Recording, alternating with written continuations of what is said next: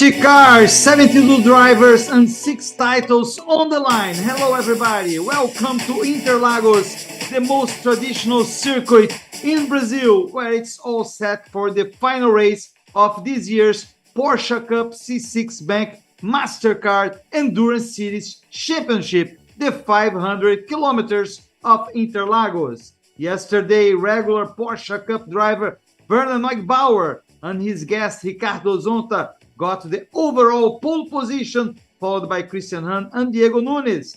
These two cars will lead the Carrera Cup field.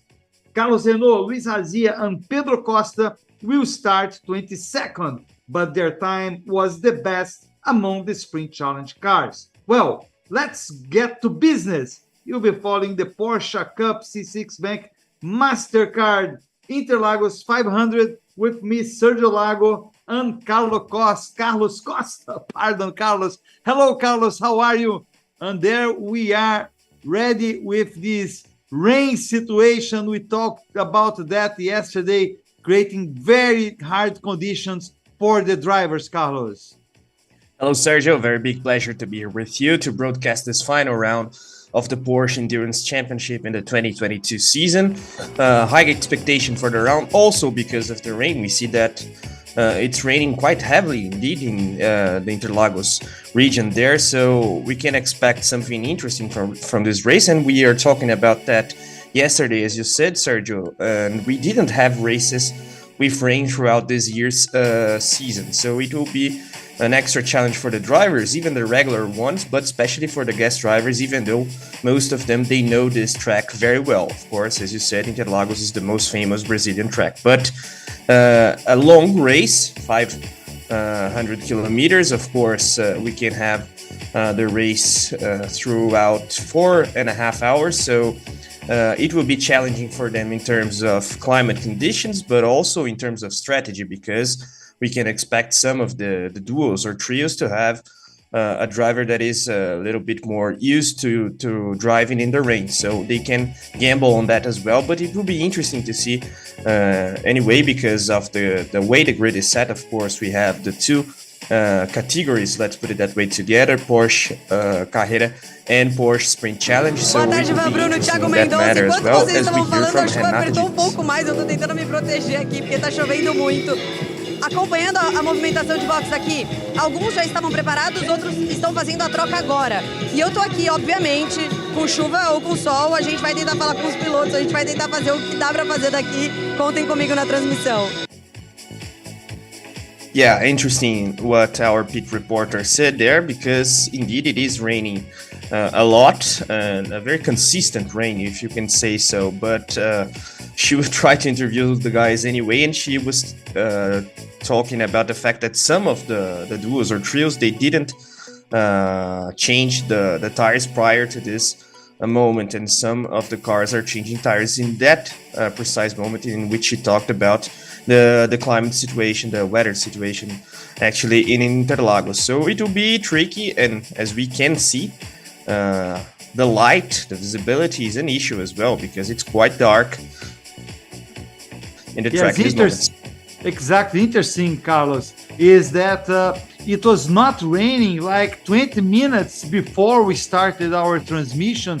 There was no rain at all. They had a very good, nice show with many Porsche Cup drivers. This race traditionally brings Porsche owners, Porsche cars owners to the Interlagos circuit. There is a big party among them, and it's a very eventful race. This race that marks the end of the Porsche Cup C6 Bank Mastercard season. And there we have another issue, Carlos, that I would like you to talk about, is because you said the rain, if this rain continues, it will be also a problem, because the race will most probably end after sunset. It would end after sunset pretty much anyways, but because of the rain, it will take longer, and we will have longer hours or longer minutes, at least 1 hour and a half after sunset.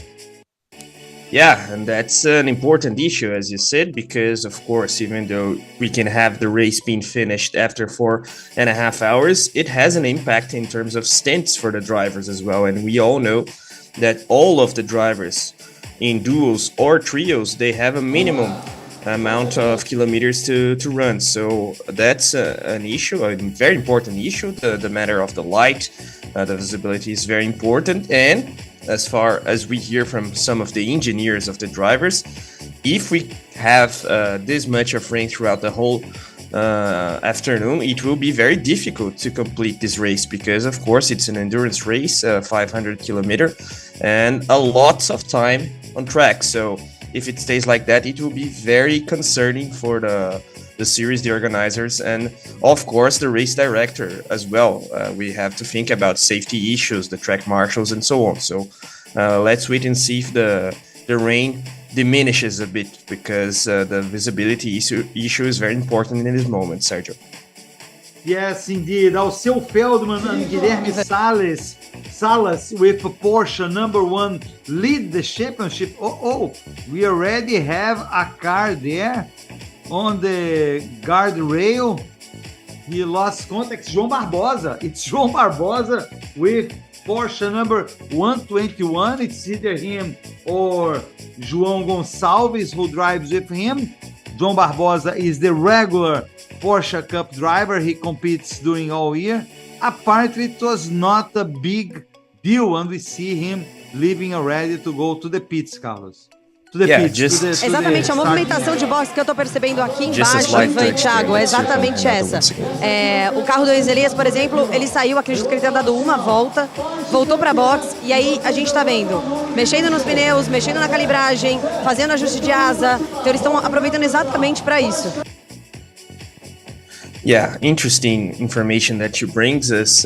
Some cars, Enzo Elias, for example, of course, they are not just changing tires, but also the tire pressure, the wing angle as well. So it will be important to fix, if we can say so, all of these things prior to such a long race in rainy conditions. And talking about João's crash there, of course, it was clearly aquaplaning, Sergio. So we can see how strong and consistent this rain is. Vai molhando o microfone, vai molhando a repórter, o piloto, tá molhando todo mundo aqui.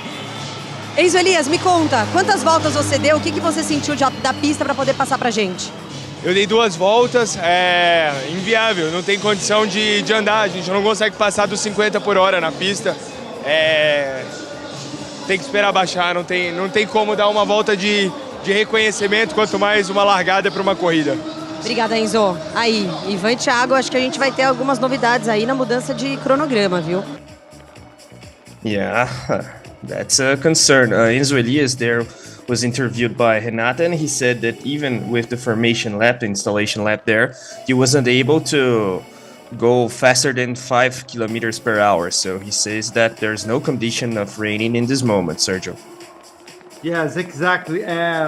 Alceu Feldman and Guilherme Salas lead the championship after 2 races. First race was in Termas de Rio Honda in Argentina. Second race was in Goiânia, in the central part of Brazil. It's a city that's very close to Brasília, Brazilian's capital. So they Quero ouvir o Gali de Osman, que acabou de voltar da pista também. A gente viu ali que deu uma derrapada. Tá inviável mesmo as condições de pista? Não, tá um caos, muita poça na pista. Sem condições nenhuma de andar agora. Esse carro é um carro muito seguro, tem controle de tração, tem ABS, mas mesmo com essas ajudas do carro a gente tá bem difícil de andar, tá bem perigoso. Então eu acho que foi bem coerente essa decisão da direção de prova de segurar um pouco, esperar a chuva baixar para a gente conseguir ter uma corrida mais segura para todo mundo. Obrigada, Ivan.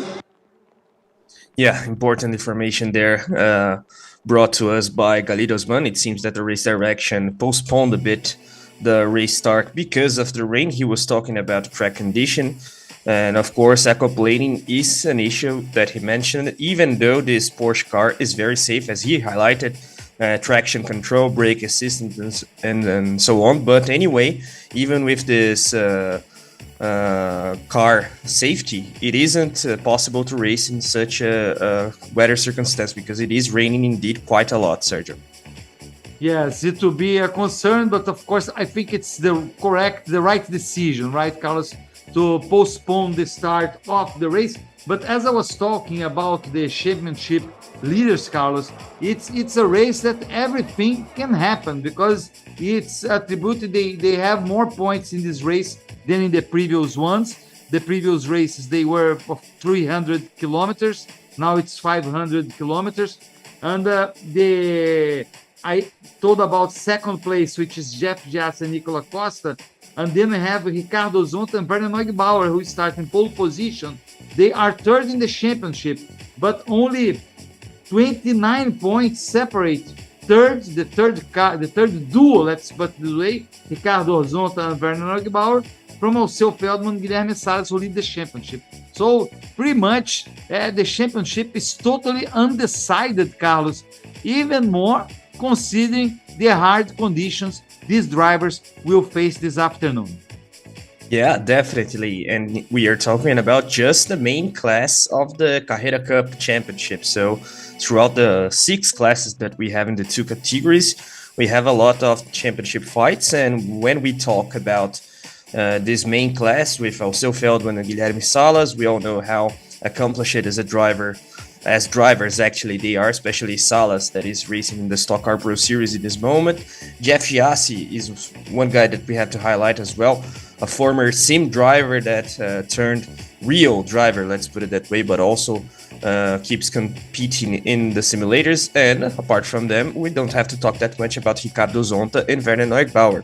One could think that Zonta is the main driver of this duo, and in fact his career is very accomplished as in terms of titles and so on, a former FIA GT World Champion, former F1 driver. But Werner Neugebauer, for example, he had a very interesting performance in the qualifying session that we had yesterday. Actually, his lap time was the most important one. So a lot of good drivers throughout the whole grid, and especially the expectation for the title fights is quite interesting, even and more so considering the fact that we have this rain, Sergio. Exactly. We saw there the Porsche from Sadak Leite. We had an interview with him yesterday. He is accomplishing a lot. He's starting with racing this year. He just started racing this year. He raced in the endurance races, and he's doing really, really well. He races with Fabio Carboni. Let's listen to Renata.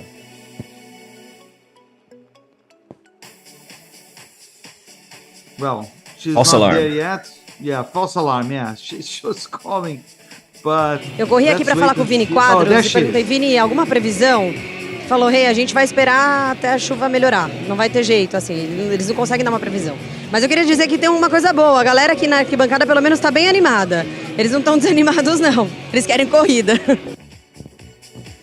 Yeah, she was talking about the schedule. We don't have a start time schedule so far. The guys there from the race direction and so on, they will wait for this rain to get a bit better. But she was highlighting, Renata, the fact that in the standings, in the stands actually,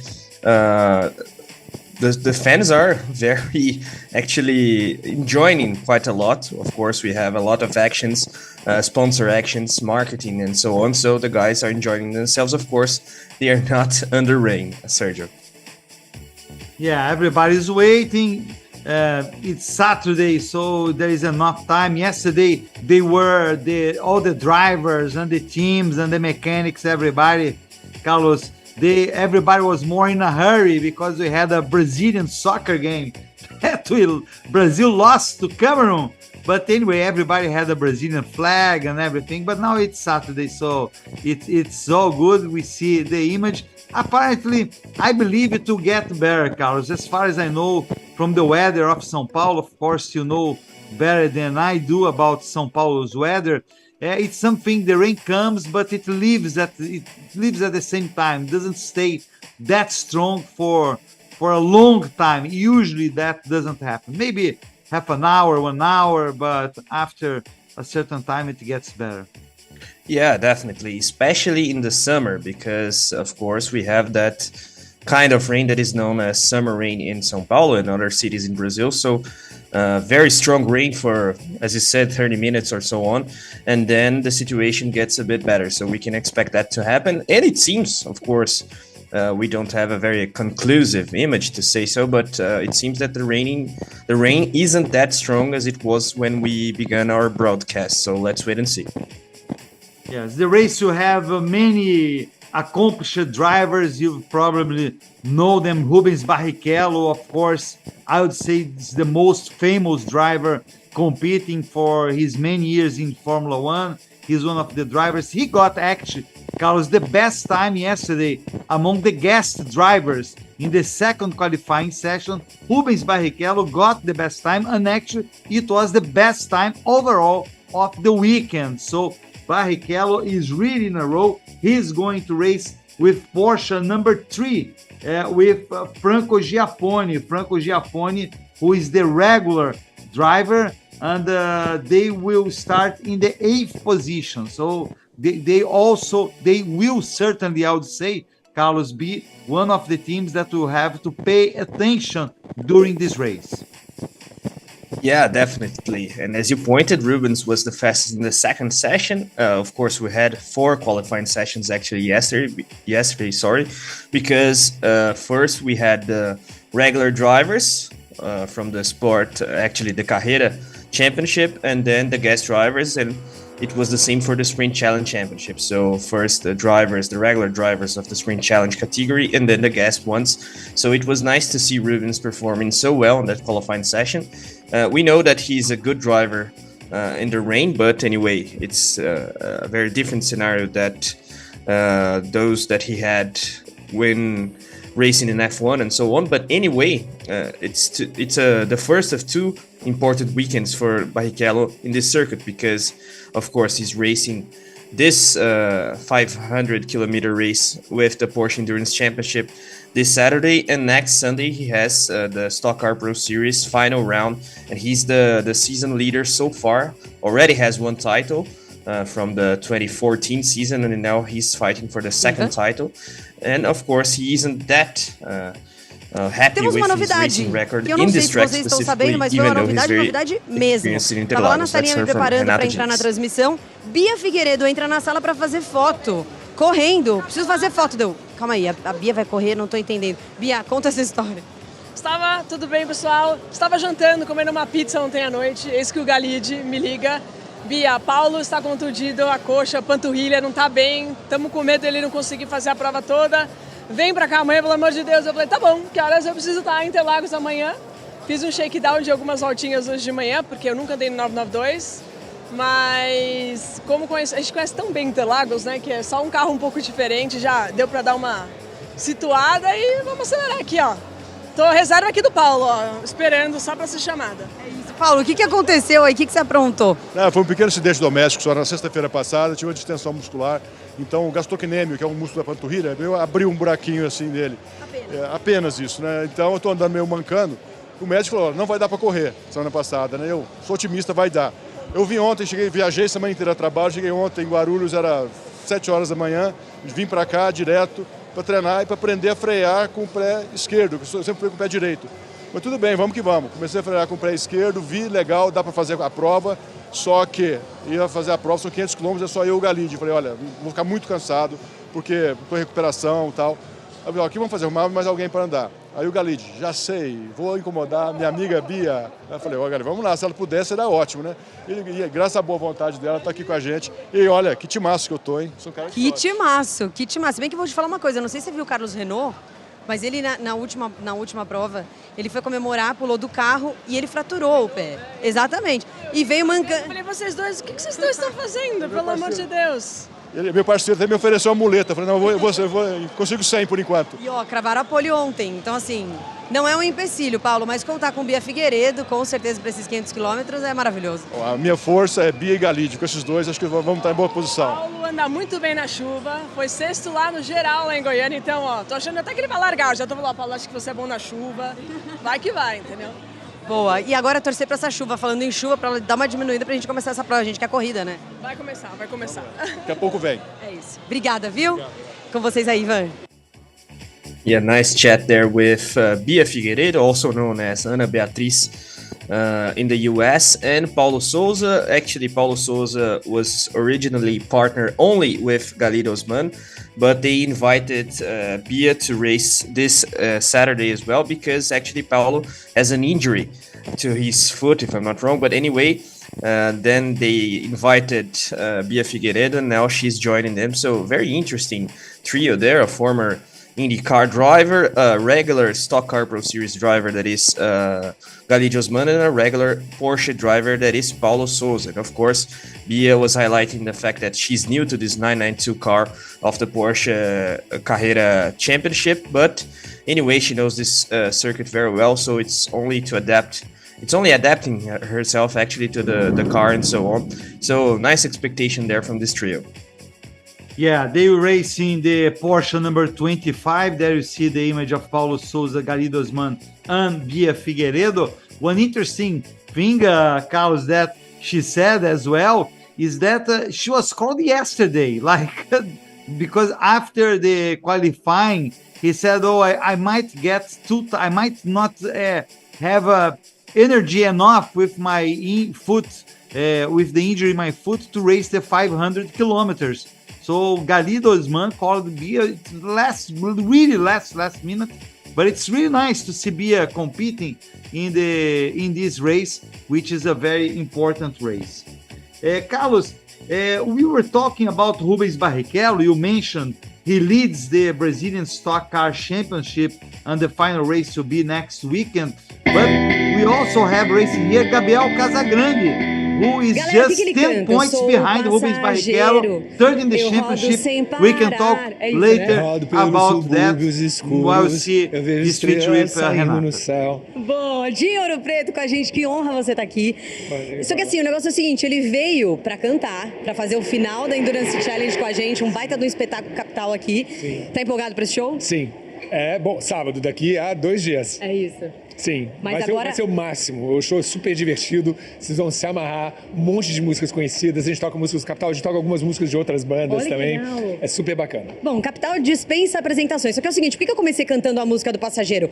Porque ele chegou um pouco antes aqui na quinta-feira, mas ele não vai ser passageiro não, meu bem. Ele vai, sentar aqui e pilotar. E aí, o que você achou do carro? O carro é a coisa mais linda do mundo. Olha isso, gente. Gostou que a gente fez especial? É inacreditável. O Capital tá fazendo a turnê 4.0, comemorando os 40 anos do Capital, e o carro foi todo personalizado, com a nossa caveirinha aqui em cima, o logotipo do Capital e o meu nome aqui. Já é piloto, já. Pois é, maior responsabilidade, já tá me dando frio na barriga já. E ainda vendo os carros passando no fundo, assim.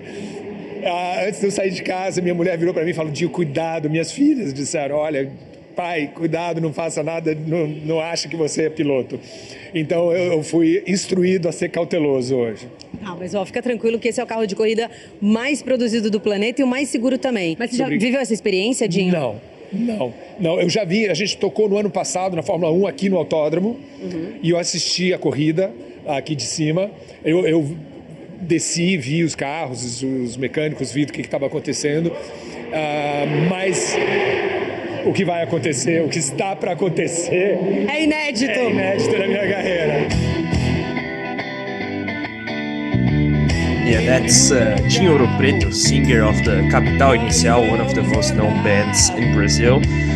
He will be playing with the band today after the race, and he had Thursday the opportunity to drive alongside Max Wilson, that is one of the coaches of the Porsche Championship in Brazil. So he was highlighting the opportunity, and of course the car customized with Capital Inicial's logo and so on. 40 years of the band, and he's celebrating driving with Porsche. Pena, assim, dá vontade de falar, peraí, mas vamos continuar. Porque as manhas de onde frear, onde você pode acelerar, o traçado da pista, no começo você não sabe exatamente quando. O Max foi o tempo todo me guiando. Freia, tal marcha, acelera, sabe? Então, a experiência... Eu senti uma diferença muito grande da primeira para a última volta. Isso que eu ia falar, o tempo de pista é muito importante. A cada volta você vai pegando mais um macete da pista. Sim, e do carro. que o carro é capaz de fazer, sabe? E eu, como não sou piloto, eu tendo, por exemplo, às vezes, quando eu ia acelerar, eu tirava o pé para trocar de marcha. De frear nas curvas também é uma coisa que você está meio desacostumado a fazer. Então tem várias coisas que são contraintuitivas, sabe? E que você precisa esquecer de um carro de passeio. Total, carro de rua esquece, é outro mundo. É outro animal, é outro bicho, sabe? E até você se acostumar, até você entender o que está acontecendo, precisa de mais do que 5 voltas. Você quer mais umas 20 voltas agora? Precisava de mais um dia. Yeah, nice chat there with Gio. And he was highlighting the difference also in terms of lap time between the first lap and the last lap. The fact that he gets to know the braking spots of the track and so on. And apart from that, the car itself, because of course he's adapting to a racing car that is very different from road cars, as we see now Thiago Camilo, César Ramos, some of the drivers that are in the paddock this weekend, Sergio. Yes, and that was us talking before, Carlos, that Gabriel Casagrande is also another driver who is going to race today. He's going to be in the car number 80 with regular Porsche Cup driver Roman Zinkiewicz and Renan Pizzi, who is also a regular Porsche Cup driver. So they will be in the car number 80, and that is another great stock car driver, stock car Pro Series driver who will be racing this afternoon, Carlos. Yeah, definitely. Actually, the reigning champion of the Stock Car Pro Series, and he's fighting for the title against Rubens next weekend. Apart from them, also Daniel Serra, 3-time champion of the series and also a Le Mans champion, and Matias Rossi, an Argentinian driver. And it will be very interesting to see how that title fight unfolds. But first, we have this Porsche endurance race for both Casagrande and Rubens, and we saw there Thiago Camilo, also a stock car driver that isn't racing this weekend in the Porsche endurance final round, but he's in the paddock talking to his teammate in the Stock Car Pro Series, that is César Ramos. And apart from them, we saw also Eric Granado, former Moto2 driver, Brazilian, of course, runner-up in the Moto E Championship this season, if I'm not wrong, and he will be racing in the World Superbike Championship next year as well, Sergio. Yeah, so lots of drivers there. We see the clouds, it's getting better, it seems like it. So we hope we soon will have the cars again hitting the track, so the race organizer might decide that we are ready to start. It looks actually it's either not raining a lot or not raining, Carlos. So the weather is getting better, which poses a challenge to the organization to decide if the cars will start with wet tires, with slick tires, or it's really a hard decision. We saw a car there on the track looking the conditions. While we see parts of Interlagos, they have dark clouds around. The other parts, they don't have any cloud. So it's really an interesting situation there. It's actually raining still a little bit, but not much. It was not that rain we had before.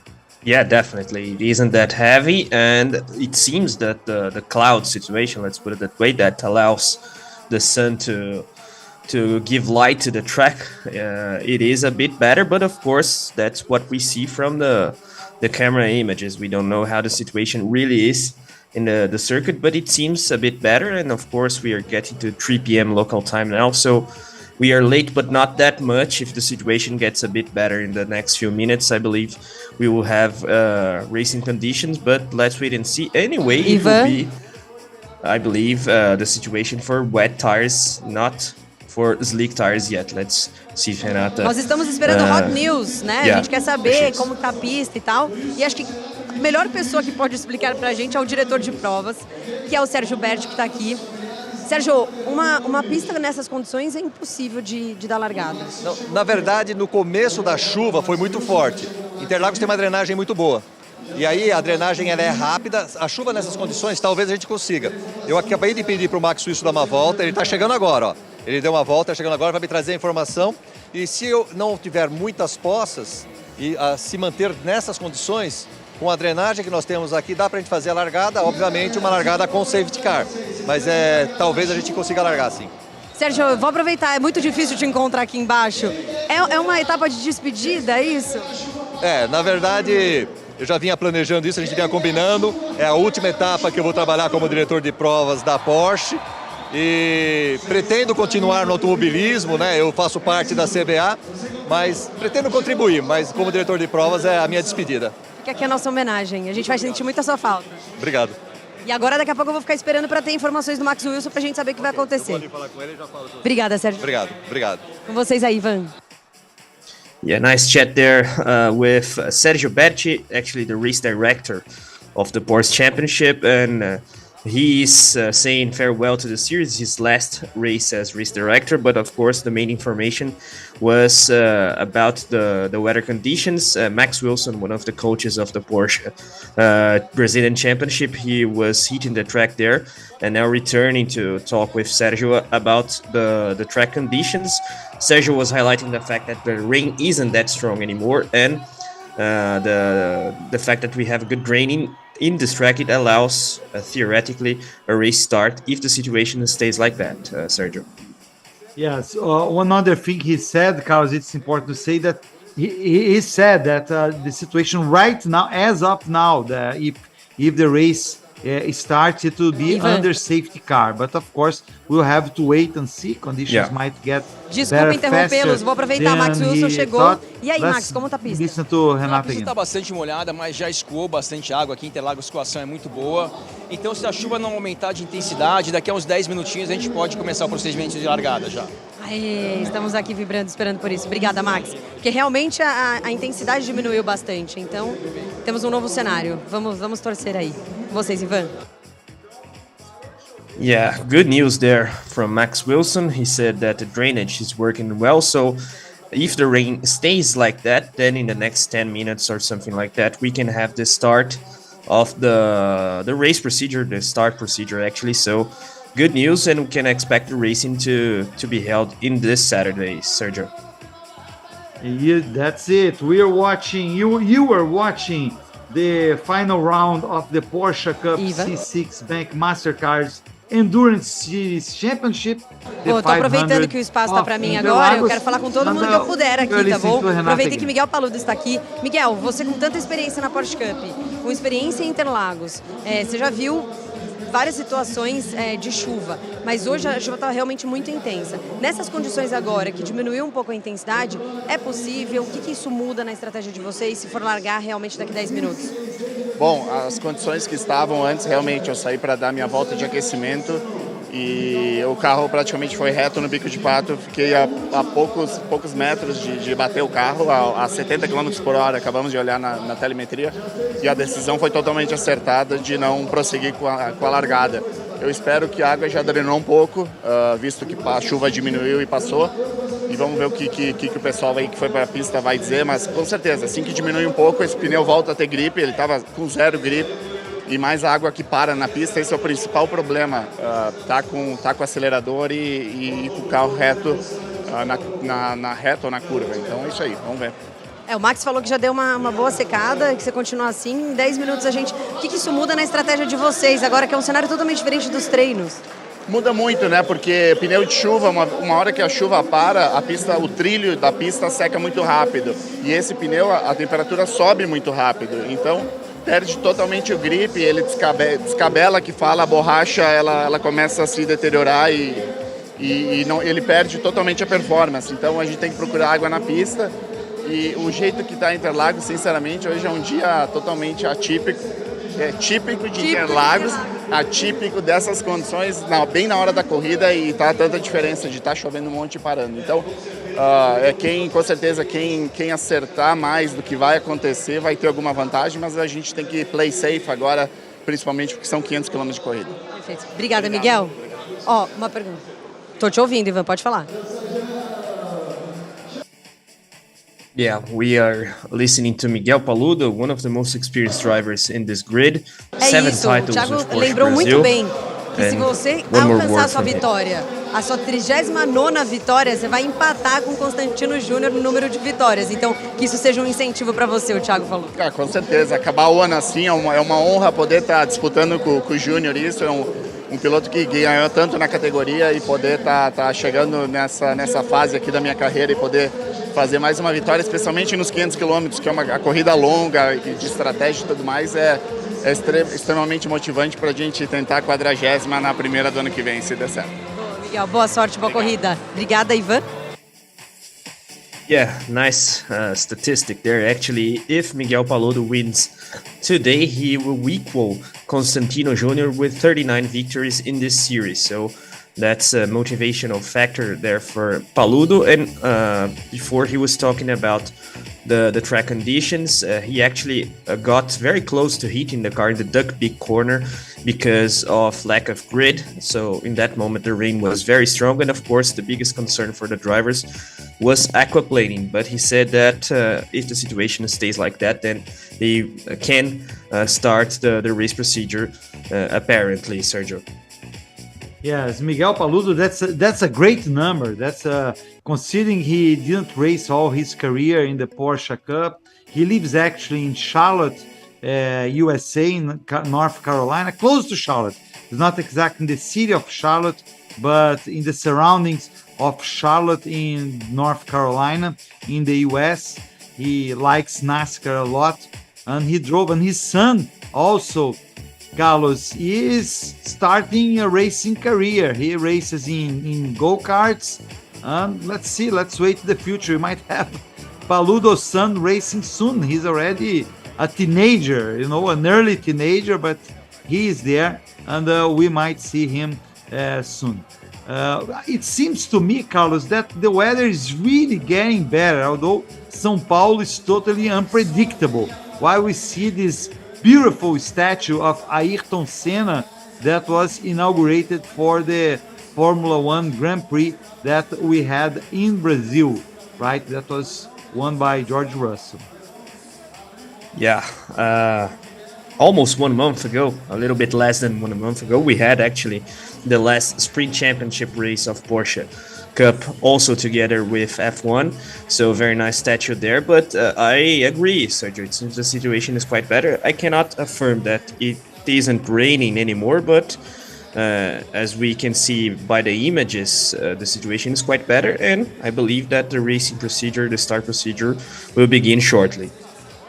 Yeah, one interesting also thing that Paludo said is about that this racetrack in Interlagos is the track where the cars go, the main line, it gets dry really, really fast. So if they start with the wet tires, that it seems that will be the case, if it stops raining, it will create very hard conditions for the drivers. Every car has to do 5 mandatory pit stops. They can stop more times, of course, but they will have to work on that, Carlos, because for sure their tactics involves the time the drivers stay on the car. So, for example, if they have to stop earlier because the conditions change, let's say from rainy to dry weather, they will have to maybe rearrange the statics or think about it. So it will be necessary lots of adjustments for the teams. Yeah, no doubt about it. It has a very big impact in the stint strategy, let's put it that way, because of course we have some cars with 2, but also other cars with 3 drivers. So the impact is quite big, and of course they will have to think and rethink about the stints and how the car is split between drivers throughout the whole race, actually, because of course when we have an endurance race like today, the strategy is a main factor, especially considering the level of the guest drivers that we have today, such as, for example, Christian Fittipaldi, a former F1 driver, a IMSA winner with a lot of wins actually in Daytona and so on. So the level of the grid is quite interesting, and of course the organizers of this race, they will have to be very over, let's put it that way, the regulations, because we may have some conditions and some situations actually that the drivers or the duos or trios, they will be making some mistake in terms of strategy because of the rain. But it seems that the situation is quite better now because apparently the rain has stopped, but we have to confirm that information yet as we see the replay of Werner Neugebauer's lap time that gave him and Zonta the pole position for today's race. Yeah, this is the pole position. There's Werner Neugebauer commemorating. He was the first to hit the track. He was the fastest among the regular Porsche Cup drivers. He gets lots of pole positions. He doesn't get as many wins in the Porsche Cup, but he gets lots of pole position. He's a very, very fast driver, Werner Neugebauer. Olha, falando na dupla, again. eu cheguei aqui, eles já vieram se posicionar para dar entrevista. Eu falei, meu papo não é com vocês agora não. Meu papo aqui é com o Vequinha. Tudo bem, Vequinha? Sim. Então tá bom, deixa eu te falar uma coisa. Esse cara que é muito especial, que é o Denner Pires, ele tem um presente para você. Você quer? Sim. E aí, Denner, o que você preparou? Eu quero saber do Vequinha o que ele pediu para mim lá na corrida de Goiânia. Um álbum da Porsche. Um álbum do quê? De figurinha? É. Igual da Copa? Igual da Copa, só que da Porsche. Agora, você já viu o álbum de figurinha de carro de corrida alguma vez? Nunca, só que nunca. Nunca viu? Eu também nunca vi. Mas aqui na Porsche Cup acontece tanta coisa que a gente nunca viu, não é verdade? Será que tem? Ah, eu não duvidaria, porque olha, Denner Pires faz de tudo, viu? Ó, tchan, tchan, tchan, tchan. Não é uma striptease. Olha o que eu tenho aqui. Meu Deus. E aí, se é isso que você queria? Sim. Pega aqui. Abre ele. Deixa eu ver. Vamos ver. Meu Deus. Abre aí. Que legal. Olha aí, ó. Olha. Nice interview there. I believe that's with Werner Neugebauer's son. And of course, he asked Denner Pires, that is the CEO of Porsche Cup in Brazil, a Porsche Cup album such as we have in the World Cup, FIFA World Cup of football, of course. Of course, it isn't something that is regularly produced, but since Werner's son asked him, Denner Pires provided a Porsche Cup album for the kid. Very nice to see, Sergio. O álbum tá aqui. O que tá faltando agora? Para você poder completar. As figurinhas. And now he showed the album. He's giving him the cards to complete the album. Oh, come on, Carlos. I want one of that for me. Muito legal. That's not fair, Carlos. Você fala I pro want Denner, hein? Obrigada. Ó, eu é que tenho que te agradecer, sabe por quê? Very nice, very Você, nice. não foi, tio Denner? Entendeu? Então, obrigado. Tá bom? I want one of that as well, Sergio, especially because I don't have a World Cup of football, an album of the FIFA World Cup, so Só que agora, ó, if we agora can vai ter have uma one of fila Porsche de Cup, crianças it que will vai be querer esse better. álbum. Mas tem bastante aí, Very, tem pra very todo nice. mundo. I love that. Obrigada, I love Denner. that. Nossa, que especial, hein? Ele tá emocionado, eu fiquei também. E o Vequinha mais ainda, hein, Thiago? And it was made just for him, Carlos. It was yeah, made just for him. Wow, that's really cool. he Anyway. cannot complain of the way he's treated there in the paddock, Sergio. Yeah, the good news is that all the drivers, it seems, Carlos, are getting ready to hit the track again. So let's hope the rain doesn't show up again, or at least not that heavy rain we saw before. Of course, we can have rain, it's no big deal, but it can't be really one of those heavy rains in São Paulo for those who are watching us outside of Brazil.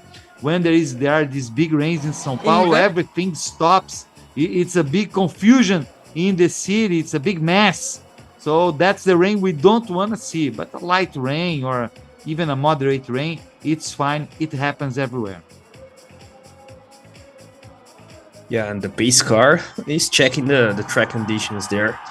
The safety car, actually. So it seems that conditions are set, Sergio. Let's Eu wait tô and see. sentindo uma movimentação de boxe aqui, inclusive o Renato Werner já talks tá no also. carro, os pilotos estão entrando, vai abrir. Yeah, that's it. The pit will be open, so we will have the starting procedure beginning. So it's getting close to the start time. and I believe it will be under safety car, Sergio. Yeah, very, very good information. So hopefully soon we'll have racing in Interlagos. Many drivers are already in their cars. They're waiting for the race director to give the authorization for them to hit the track. And then we will prepare for the start of this race. It will be 500 kilometers or 4 hours and a half, whichever comes first. There will be 5 mandatory pit stops. This is the longest race of the season.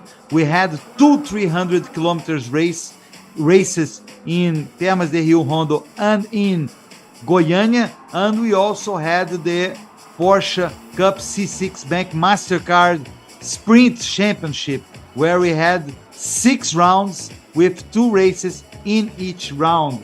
And Enzo Elias was the overall champion for the Carrera Cup.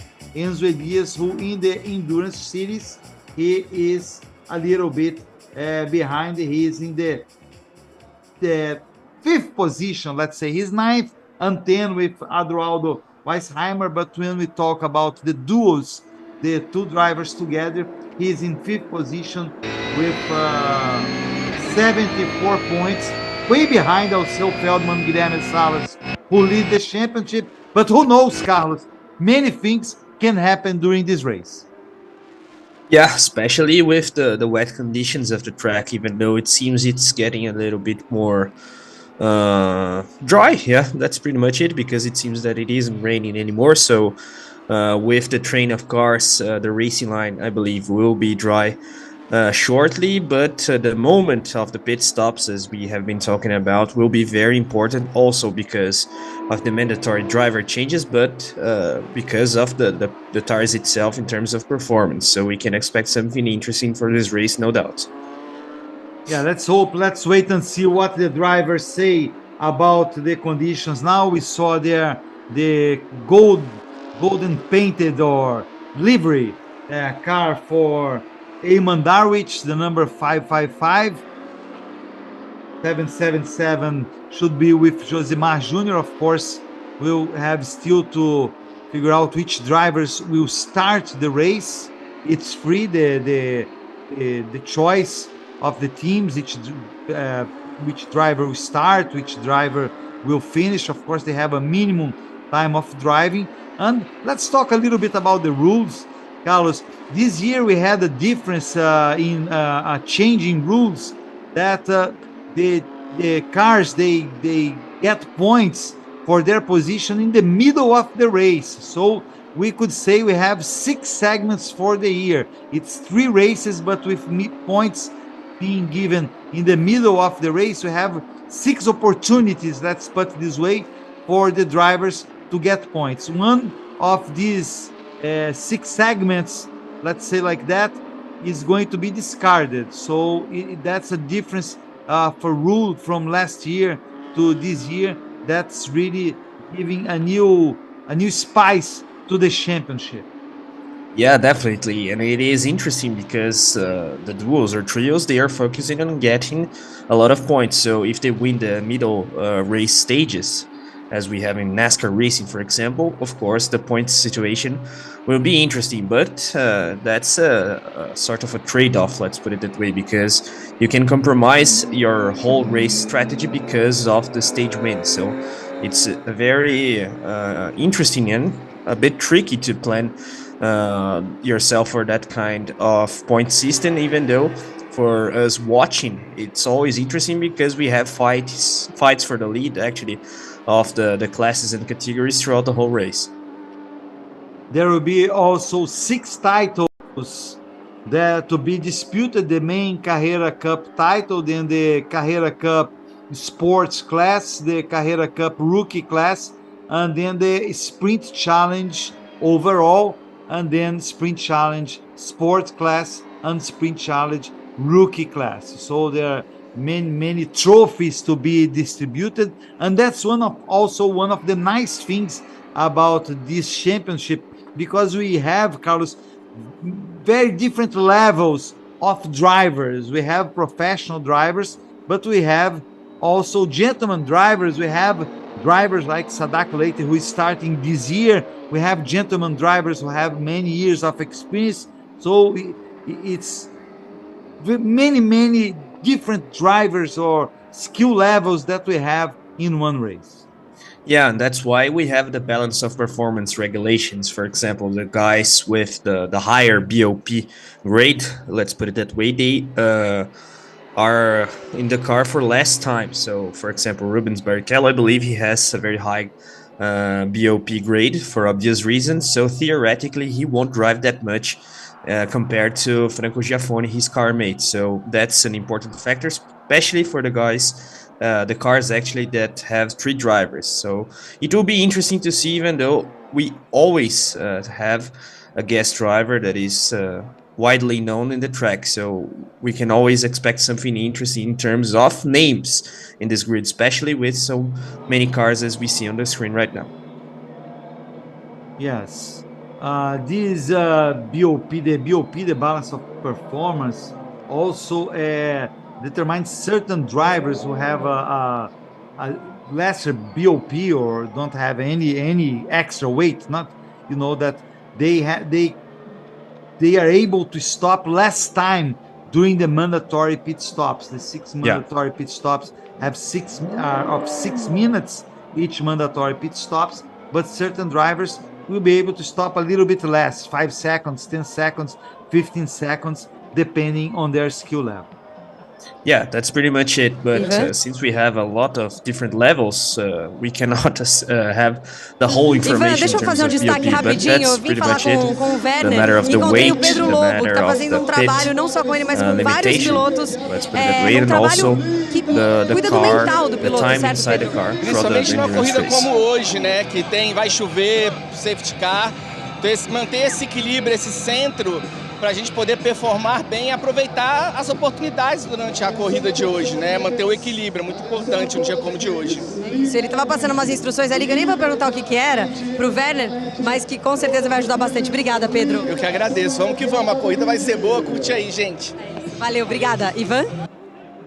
Yeah, we heard there from Pedro, one of the guys of the Werner Neugbauer and Ricardo Zonta crew there, of course, giving instructions to Werner Neugbauer that will start the race for the duel. And of course, he cannot reveal some of the information he passed to Werner. Well, let's wait and see what's their performance. We are talking about the balance of performance, Carlos. In the Carrera Cup, 5 drivers will have, or 5 cars, because we have different drivers, will have 47.5 extra kilos. This will be Alceu Feldman, Guilherme Salas, Miguel Paludo, André Zirani, Werner Neugbauer and Ricardo Zonta, Christian Hamann, Diego Nunes, and Jeff Giassi and Nicolas Costa. All these cars will have 47.5, which is the maximum balance of performance that any car will have. But for example, the team of the car number 44, Gustavo Farah and Sebastián Moreno, they have less 15 kilos. So it will be a little difference there, Carlos. Yeah, and it makes difference because Interlagos is a circuit with hills and so on. So the extra weight has an impact, even though, of course, the guys that have more weight to the cars, theoretically, they have a higher level of driving performance. So that's all made in order to guarantee that we have a balanced grid. And I believe that's the right solution, especially for a championship that has long races such as Porsche Endurance Championship. So it's an interesting information, the extra weight given the fact that we have BOP regulations, the pit stop time. So it punishes, in a way, if we can say so, the drivers with higher BOP grades. And of course, the time inside the car actually that is allowed to the guys with the higher BOP grades, such as Rubens Barrichello, for example. Yes, we are waiting for images for Interlagos. Right now, we're waiting. This race is also going to be broadcasting in one of the main Brazilian TVs, which is Band or BAND. And we are waiting there because they start transmitting. So right now we have this slide there, but soon we'll have again images from Interlagos. You're watching here the English transmission for the Porsche Cup Interlagos 500.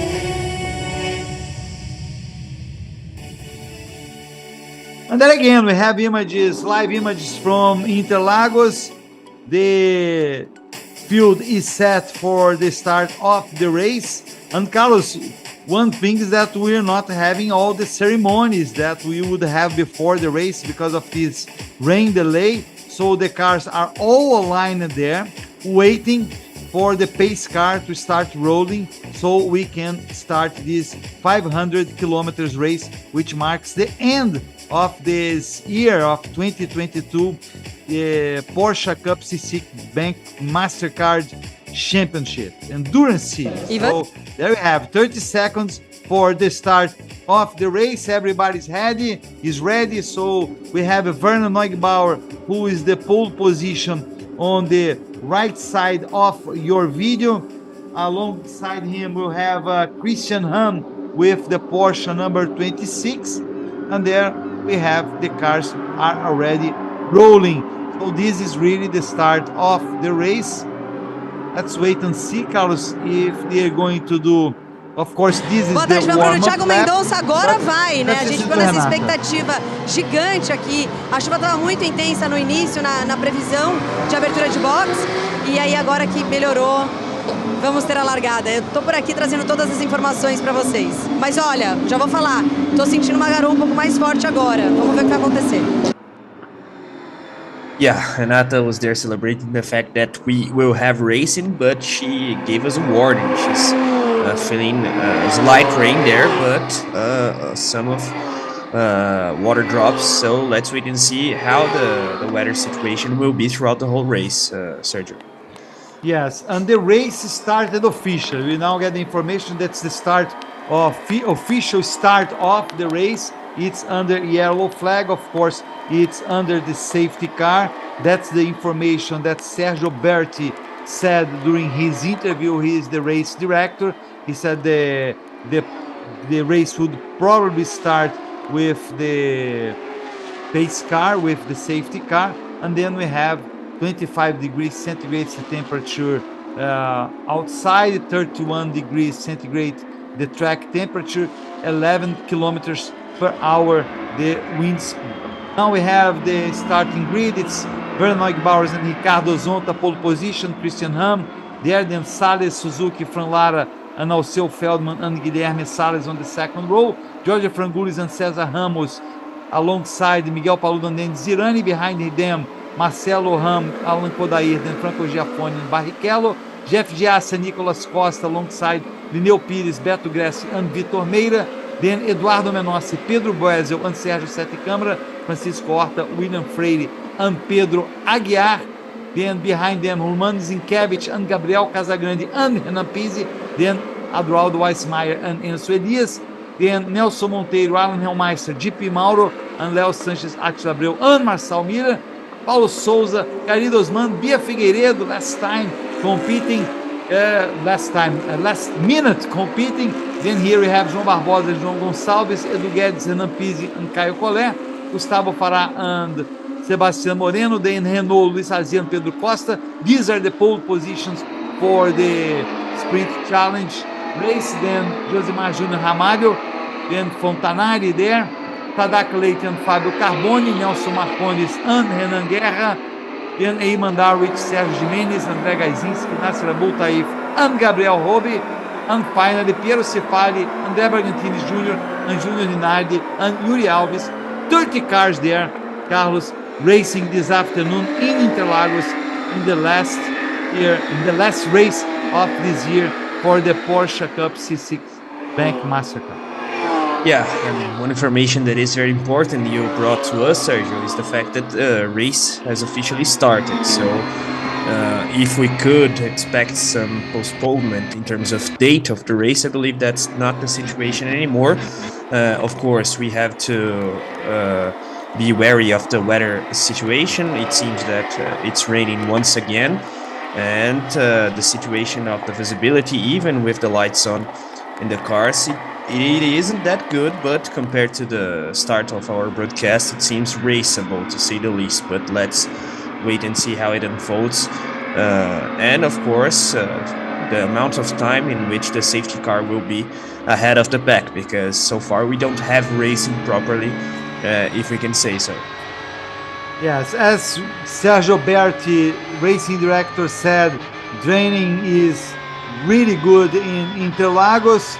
So let's hope for this. And we also have the situation, Carlos, that rain it comes and goes, you know. So we might it's really raining a little bit more right now than a few minutes ago, but it can also go away as it's very common in São Paulo. So we will have to wait and see. I'm hopeful that soon we will have a green flag in Interlagos, because this is a very important race. We are lap one of 117 laps, which will make for 500 kilometers or 4 hours and a half, whatever comes first. At this point, we're hopeful that we'll have the 500 kilometers, but it depends on how long the safety car will stay on the track. Also, if there will be incidents during the race, because Carlos, also with this rain, we are more likely to have cars running off track. It will be only natural for that to happen.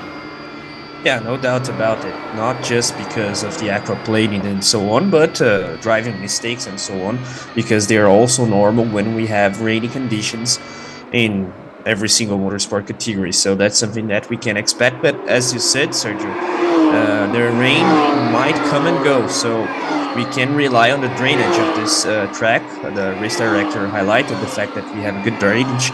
So if we don't have a strong rain and consistent one, I believe that we will have the race normally actually, because if it comes and goes, then the situation will be under control theoretically. But of course, we have to wait and see.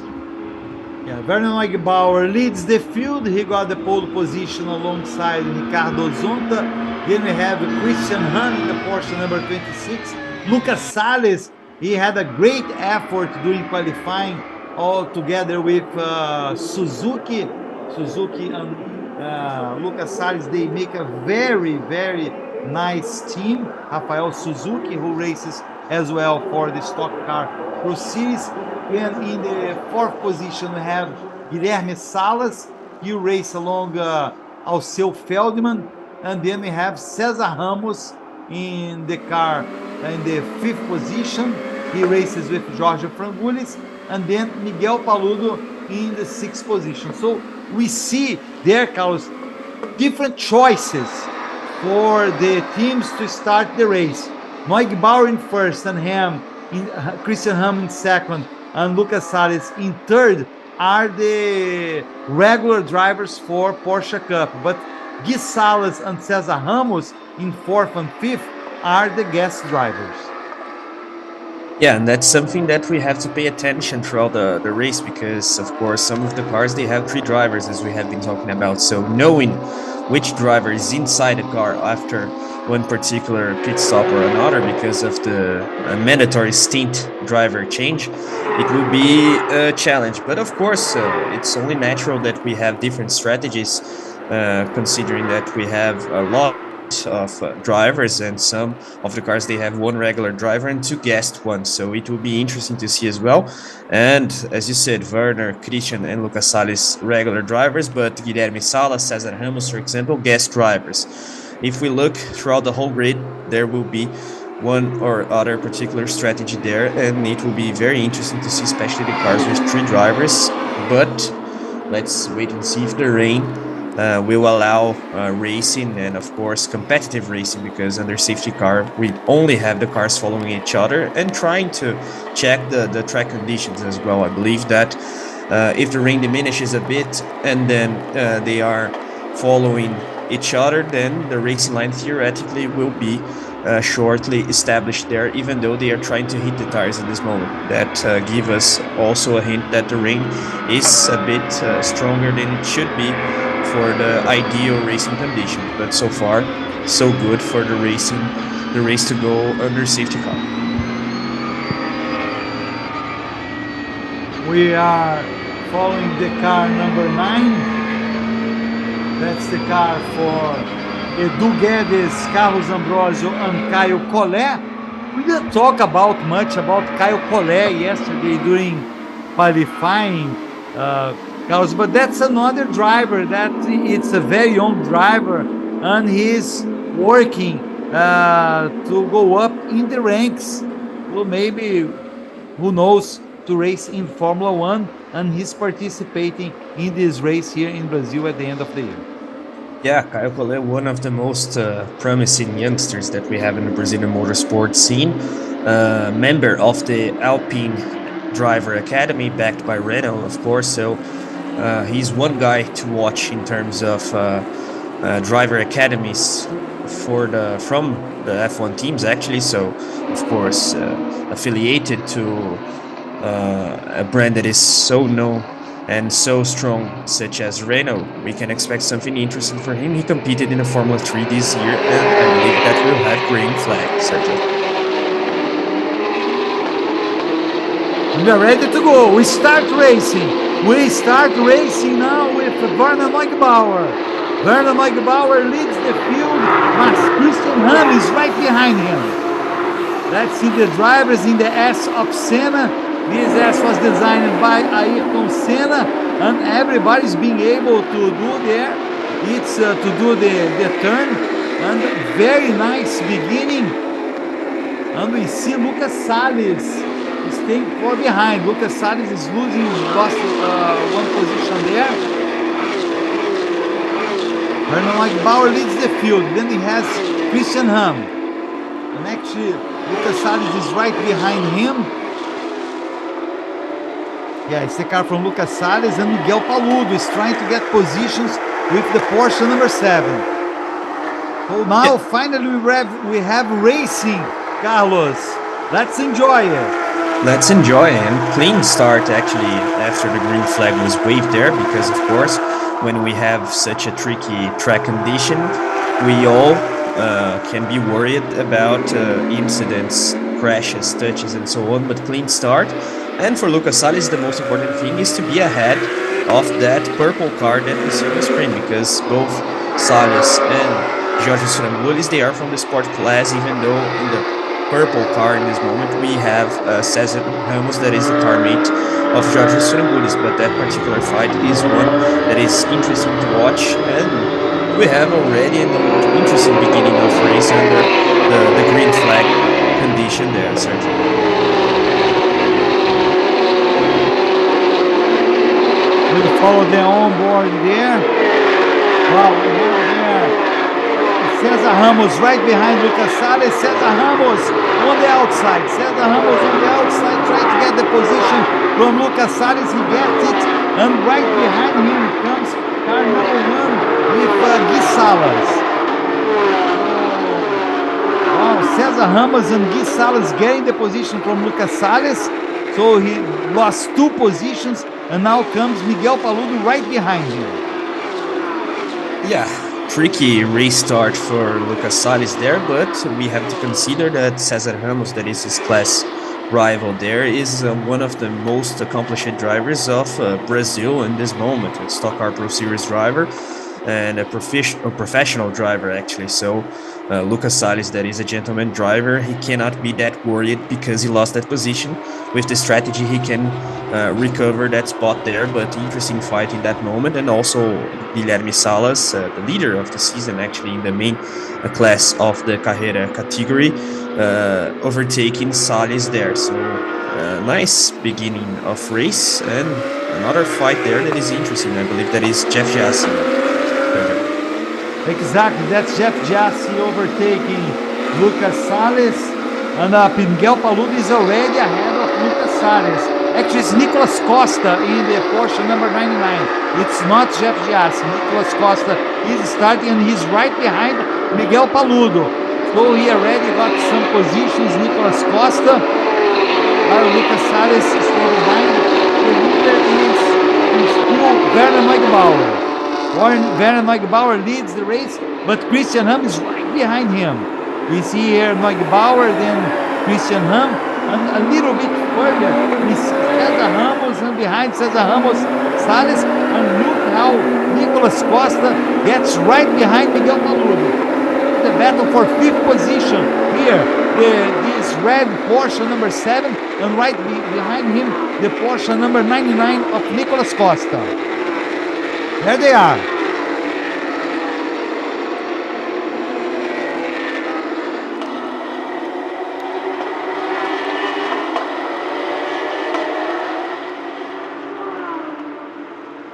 This is battle. That was battle for the 3rd position. This one's the battle for 3rd position. We have Cesar Ramos in the Porsche number 88. Right behind him, we have Gui Salas or Guilherme Salas. So Guilherme Salas 4th.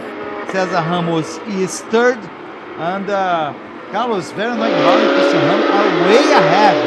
They really are ahead of the field.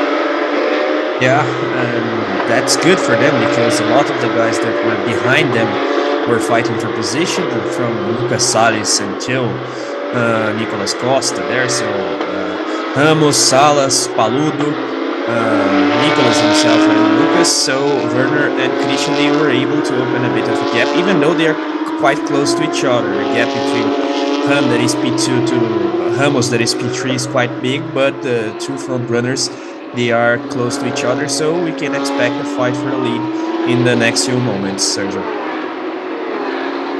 There we have Miguel Paludo. Miguel Paludo seems a little bit ahead now of Nicolas Costa. Nicolas Costa already got 4 positions since the start of the race. It's really a challenge for Miguel Paludo, but Miguel Paludo, it seems to me, Carlos, that he's getting closer to Gui Salas. We see there, that's Lucas Salles. Lucas Salles was getting behind, and he already stops.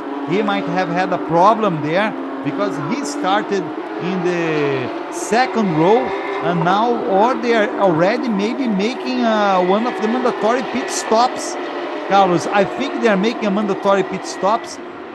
Lucas Salles is leaving the car, and we might have there the Rafael Suzuki, who is more experienced, or maybe Fran Lara, because this car has 3 drivers.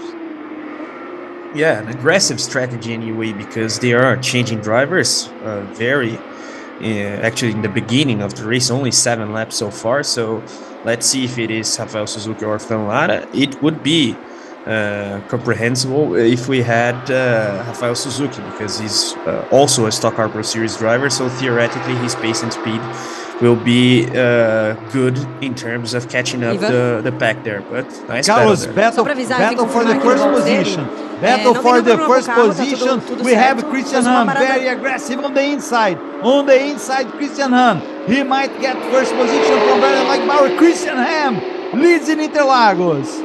In this rainy race, Christian Ham gets ahead of Werner Neugebauer and will cross as the leader for the first time. Christian Ham, Werner Neugebauer passes in 2nd. And what a maneuver there, Sergio. They were side by side for 2 or 3 corners after the duck beak corner, so it was very nice to see. And the racing line that Christian Ham adopted was very interesting. So he was able to overtake Werner Neugebauer after the last corner, if I'm not wrong, Junção. So very nice battle. Let's see if Werner has the pace to stay close to Christian, because it seems Christian is in a league of his own in this moment, Sergio. Yeah, Nicolas Costa, we saw him going to the pits. Let's see what happened here with Lucas Salles. Well, we don't have the image now, but anyway. And here we are with the Sprint Challenge leader, it seems to me. E como é Let's trio, double check. avisá-los que quem vai voltar para a pista agora, após o pit stop, é o Fran Lara.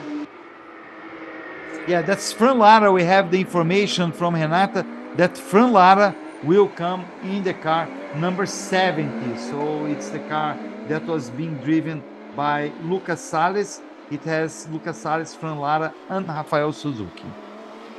And some car lost the track there. Look at that. And now Werner. Oh, that's Werner Neugebauer. Werner Neugebauer losing the track and losing many positions. He spun there. Wow, what a problem for Werner Neugebauer, Carlos. Let's see what happened.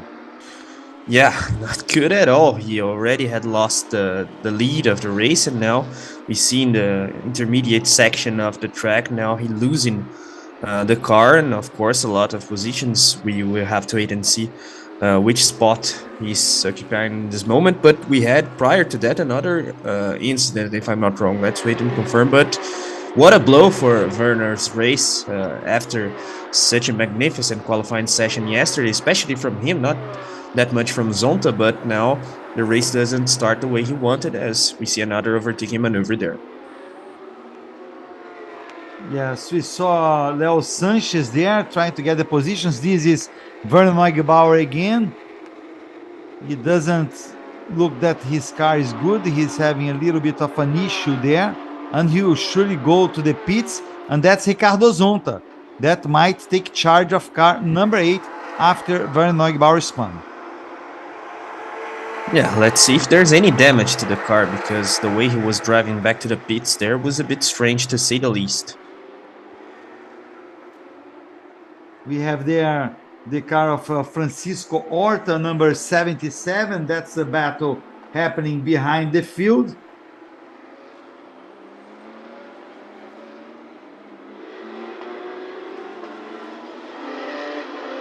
And we still have this battle there. And that's Enzo Elias. That's Enzo Elias trying to advance. Yes, Enzo Elias gets yet another position. So Enzo Elias is trying to go to the front of the field. Yes, that was a battle for 4th position. Enzo Elias against, it was actually Pedro Aguiar in the car number 77. Enzo Elias, who started way behind, but he already got 11 positions. Enzo Elias, who is the current Porsche Cup C6 Bank MasterCard Sprint Series Championship. So he's a very, very fast driver. He was incredible this year. His championship was really well deserved, Carlos. Yeah, definitely one of the highlights of the year, the main highlight, I would say, and that's why he was also selected for the global Porsche program, so he will be testing globally with the brand, which is a very nice reward for the year he had. A very young driver as well, if I'm not wrong. Enzo Elias is 21, I'm checking here, but anyway, his year, as you said, was very, very interesting, so let's wait and see what the future reserves for the driver that has won the sprint championship, as you said. He's 20 years old, actually. Yeah, and there we see Marcelo Ram. We saw Marcelo Ram in the car 116. He is overtaking the Marcel Miller in the 17. Actually, it's a battle between them. There we see Marcel Miller ahead of Marcelo Ram. Marcelo Ram, who is doing his 300th race. So it's a very, very interesting. Yeah, he has a flat tire. That's his problem for Werner Neugebauer. But Marcelo Ram has 300 races today, Carlos, which is really, really a big accomplishment. Yeah, and that just shows how experienced as a driver he is. Marcelo, that is the father of Christian Ram, actually, so it is a family business, a racing, motorsport, and so on. And so far, very interesting race for Christian, leading the race after overtaking Werner Neugebauer there. But anyway, his career so far has been very interesting overall. Also driving the Stock Car Pro Series for some races, and we have to consider that he has been having a very interesting season in Porsche as a whole, not just the Endurance Championship, but also the Sprint Championship that has been concluded in the last round that we had in Interlagos. A few cars are already going to the pits for their first mandatory pit stop. Each mandatory pit stop is 6 minutes. It has to be 6 minutes, of course, as we explained it in the beginning of this transmission. Some drivers, because of their BOP, they might be able to stop less than 6 minutes, but just 5-10 seconds. And there we see the onboard image of the car of Rubens Barrichello, who is in the car number 8. Actually, car number 3, and that's Franco, just to correct, it was Franco Giaffoni there. It was not Rubens Barrichello. It's in the car number 3. Number 8 is the car for the Werner Neugebauer. They have the same sponsor, cars number 3 and car number 8. And I believe one more driver change. It seems Cesar Ramos and Georgios Frangoulis. So I believe, yeah, Frangoulis will be inside the car shortly. E o Gil Frangoulis já está se preparando para entrar. Yeah, they were actually there in the 3rd position, but they were in second. They were in second after the problem with Werner Neugebauer, but they were one of the duos, the drivers who opted to change drivers at this point in the very beginning of the race. And clean racing so far, apart from that issue with Werner, the tire puncture with Franco Giaffoni. So far, so good, even though we have the wet conditions, Sergio. That's something good, thinking about the race as a whole. And I believe that we will have the whole schedule being completed today. Yes, as we see, Miguel Paludo putting pressure on Guilherme Salas. This is battle for second position. And look who is behind them, Carlos. It's Enzo Elias. Enzo Elias is having an incredible race. He's already in the 4th position, and he's a little bit behind, but he's setting up very, very good times, and he might get close to this driver. Enzo Elias, who started, let me see here, P15. He said 14th. He was 14th. He was 14th position. So he's doing a really great job. Yeah, definitely gaining a lot of positions there. Clean racing, but also an aggressive driving in order to overtake his competitors. And as we have been talking about, his year so far is spectacular. So that's something that we could expect from him. And Androaldo Weisheimer, his car mate, is also a good driver. So let's wait and see what this duo can do today, as we see that Rubens Barrichello is getting inside a car there, partner of Franco Giaffoni. We all recognize Rubens because of the helmet. We have there Miguel Paludo right behind Guilherme Salas. This is battle for second position. Miguel Paludo on the inside. You have the inside position. Let's see Miguel Paludo side by side on the F of Senna. But no, Miguel Paludo gets second position ahead of Guilherme Salas. Now Miguel Paludo have to get to Christian Hunt. Christian Hunt is almost 10 seconds, around 10 seconds ahead of Miguel Paludo, who is second now. Nice overtake by Miguel Paludo, Carlos. Yeah, he had the inside line there, of course. It's not an easy overtake there, because if Guilherme Salas was able to be side by side Miguel Paludo, then he would have the inside line for the second leg of the S. But anyway, Miguel Paludo was able to overtake there, and as you said, the gap between himself and Christian Hunt is quite big, so they have to be very strategic there, both of the duos actually, Paludo and Girani, and Hunt and Nunes, because of course it's not a gap that one actually can take out in 2 or 3 laps. We are talking about a race that has 117 laps, so it will be tricky. But anyway, we can expect something interesting from Miguel, and then Girani also, because Girani is one of the driver coaches of Porsche Brazil. Miguel Paludo has 7 titles in this Porsche championship, so we don't have to talk that much about him, even though Christian Hunt has been performing very well, and of course Diego Nunes is a former GP2 driver, so very fast indeed, as Rubens waits for the time to get back to the track there. And we have there Lineu Pires right behind Marcelo Ram. This is battle for the 8th position, and now we have another battle. This is Christian Ham, but this is not actually a battle for position. We have Christian Ham, and right behind him is number 8, right?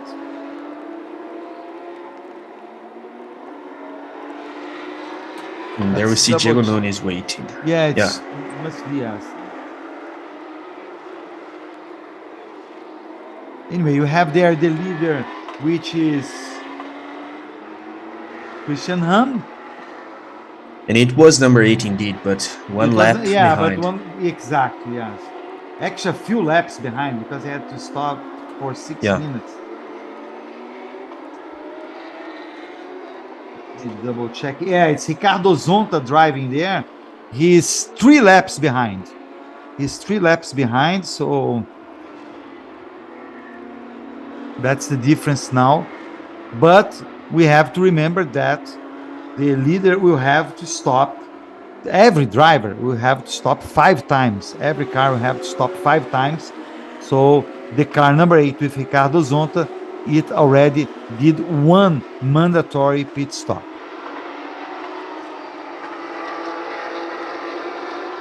There we have Marçal Miller in the 17. Ahead of him, we have Pedro Aguiar. Marçal Miller, and then behind Marçal Miller, Alan Hellmeister. Alan Hellmeister doing a very, very nice race so far. He's running 7th position. Yeah, always nice to see Alan Hellmeister racing, because some years ago, I believe in 2018 or 2019, he had a very strong accident. He hurt his legs, and of course he had to stay far from racing for a while in order to recover himself, but now already fully reestablished and nice performance, as you said. And the matter of laps behind the race leader is something that we will have to take into account throughout the whole broadcast, because of course they have to wait, as Sergio said, 6 minutes or so between the entry of the pit and the exit when they change drivers. So of course that is something that will be reshuffled throughout the whole race because of the driver changes. But in Werner and Zonta's case, anyway, I believe they will be a lap behind when Christian Hahn stops to give the car to Diego Nunes, because of the spun that we saw with Werner Neugebauer, as we saw once again there Rubens Barrichello inside the cockpit. We have so far 14 laps. We have around the 30. We crossed the 30 minutes mark of this race. The race is of 500 kilometers, but if they don't finish in this time, in the 4 hours and a half, the race will finish after 4 hours and a half. We still follow this battle between Pedro Aguiar, Marçal Miller, and Alan Hellmeister. That's a very, very good battle for the 5th position. Muito fechado. Eu sinto uma garoa bem fininha, bem fininha. Espero que as nuvens continuem ali no céu, que essa água não venha para baixo não. Yeah, Renato was talking about a weather condition there, and she feels actually a slight rain there, so that's a good sign. And so far so good in terms of racing conditions. As we can see, we have the green flag for a while already. I believe it was lap 7 or something like that in which we had the green flag. So the situation seems under control, to say the least, Sergio. Yes, look, the beautiful image there. Beautiful image of the city of São Paulo. Again, we have Pedro Aguiar, Marçal Miller, and Alan Hellmeister.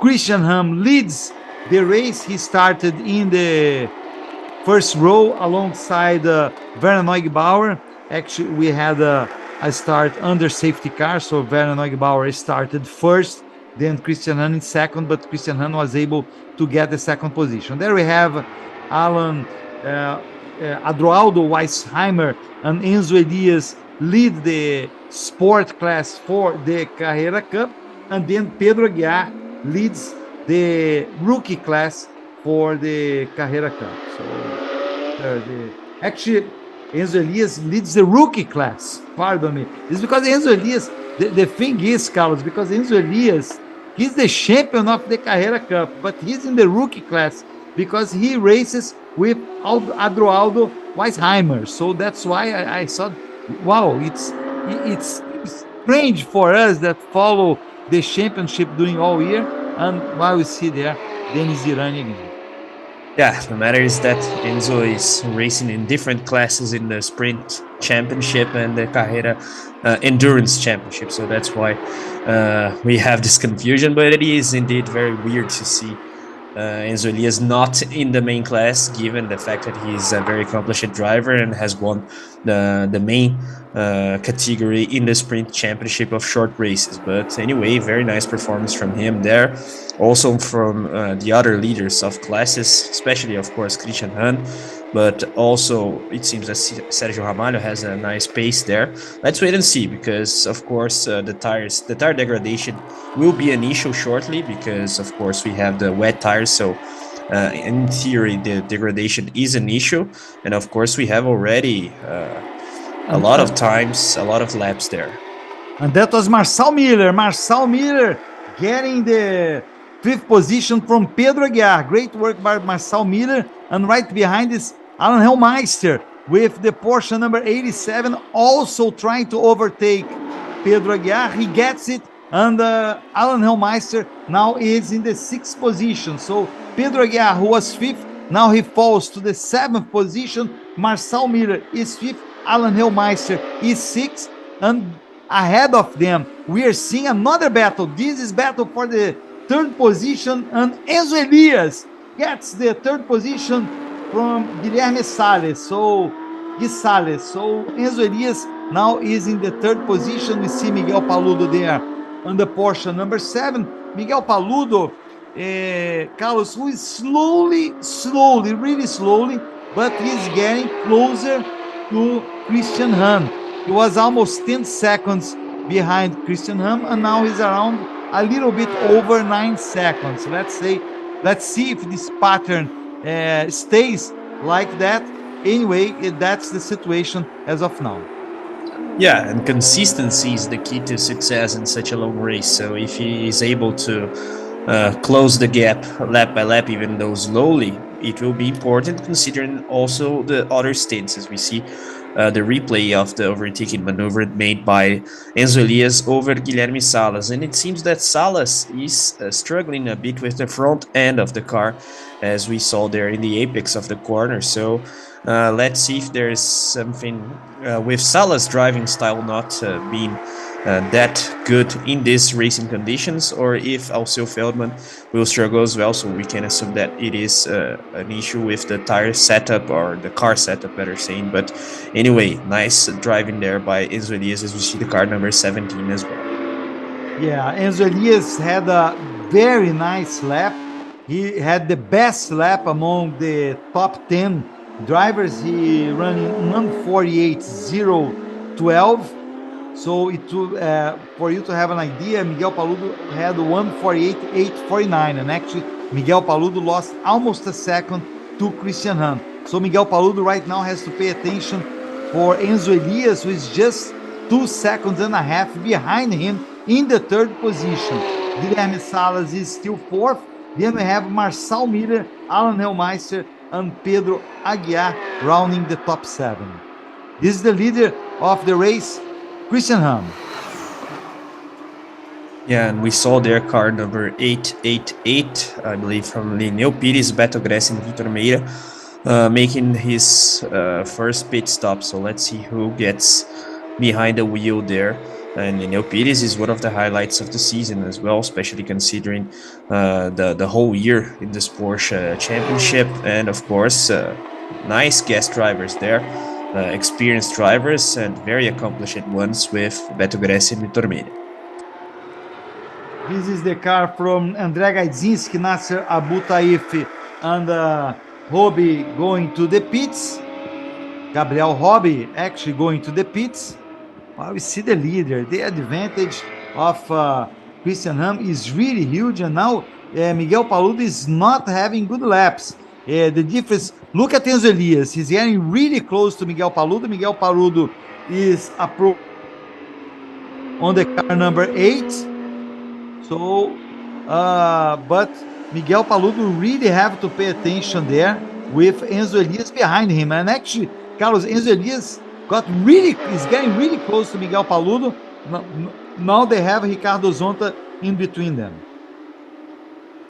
Yeah, interesting this situation, because Enzo Elias is trying to close the gap there to Miguel Paludo. He's actually being able to do so, whereas Miguel Paludo is trying to close the gap to Christian Hahn.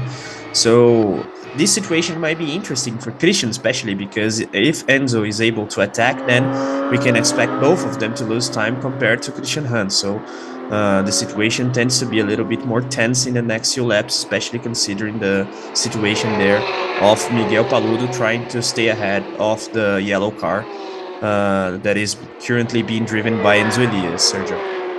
And one thing we noticed there, Carlos, is how slow car number 8 is compared to the beginning of the race.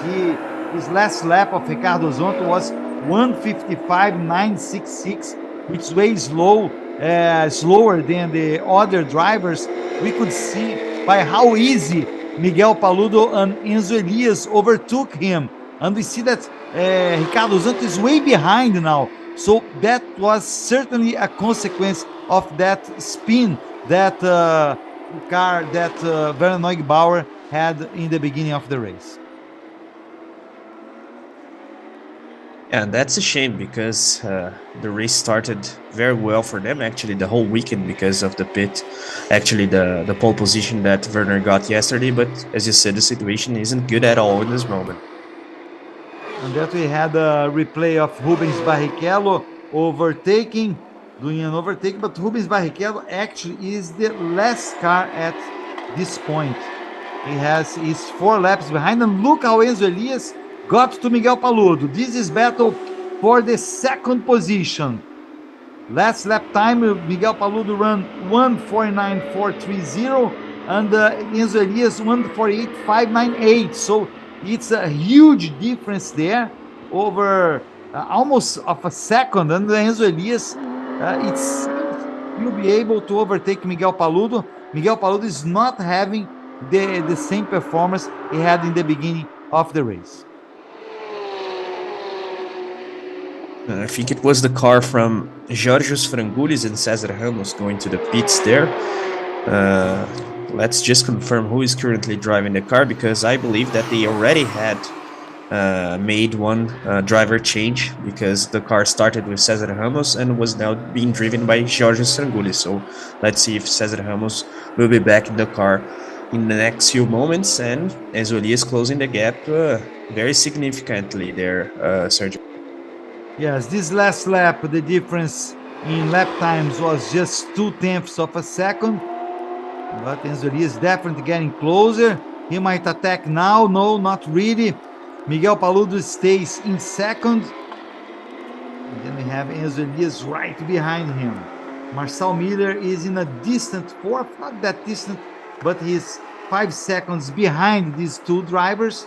And then behind Marcel Miller, we have Alan Hellmeister and Pedro Aguiar. Exatamente. Eu acabei de ver o César Ramos saiu do box correndo e foi para a área de apoio. Tô tentando entender o que está acontecendo, falando aqui com o pessoal no box, mas ninguém soube me informar ainda. Yeah, Renata was saying that she saw Cesar Ramos running out of the box area there in order to talk with the guys from the support area. So maybe an issue, technical issue with the car, but she's trying to confirm yet. Yeah, it's the car number 88 that we saw, the car that was being driven by Giorgio Frangoulis. Let's hope they are able to fix this issue. Miguel Paludo keeps battling there. He stays at the second position. Right behind him is Enzo Elias. It seems to me that Miguel Paludo opened a little bit of a gap now, Carlos. Not much, but I think Enzo Elias has been closer before. Yeah, it is possible that Miguel Paludo is managing the gap there, even though now in the approach to the Senna S's, Enzo Elias seems to be quite close once again. But anyway, other possibilities that the tire degradation might be impacting Enzo Elias a little bit more, because he had to climb the whole pack in this first stint. So it may be the case that he's suffering a little bit more with the tire degradation. We have to consider that we have a lot of laps now with this wet tire, and of course I believe that if the situation stays like that in terms of weather, the next stint will be also with the wet tires. This is battle for second position, and here we have the battle for fourth position. Marcel Miller ahead of Alan Hellmeister. I see Miguel Paludo and Enzo Elias right behind him. They are over 13 seconds behind Christian Ham, who leads the race. Christian Ham races with Diego Nunes, who is also a very fast driver, a very good driver, Diego Nunes. So they are starting very well this race in Interlagos. Still lots to go. We have still 95 laps to go. So it's really a lot. We have 22 laps up to this point. This is the final race of the Porsche Cup C6 Bank MasterCard Endurance Series that happens in Brazil. First race was in Argentina, in Termas de Rio Hondo. Then we had the second race in Goiânia, in the central part of Brazil. And now we have this final race. The first two races had 300 kilometers. Now this race is 500 kilometers, which is quite a challenge. Carlos, we're just in the beginning. We had lots of action so far, but we are just in the beginning. Yeah, definitely. And if the two first races are something to go by, we can expect emotion until the very end of this last round in Interlagos. As we see, actually, the fight for that second spot there is quite intense. Enzo Elias even went a bit wide there in the previous corner, but the situation seems under control from the Miguel Paludo perspective. But anyway, we cannot forget that Enzo Elias, as we have been talking about, is the sprint champion of the 2022 Porsche season, even competing with Miguel himself in the other championships. So that's a particular rivalry there, as we see that, whoa, one more car spun. It seems André Gaidzinski, Sergio. Yes, it's the car number 14. Let's see who was driving. It's André Gaidzinski, right? Yeah, André Gaidzinski, they are losing the track. Miguel Paludo is still ahead of Enzo Elias. As you said, Carlos, they're rivals in this championship. Doesn't mean they are enemies. They are just rivals in the championship. Track rivals. Yes, track rivals, exactly. Renata.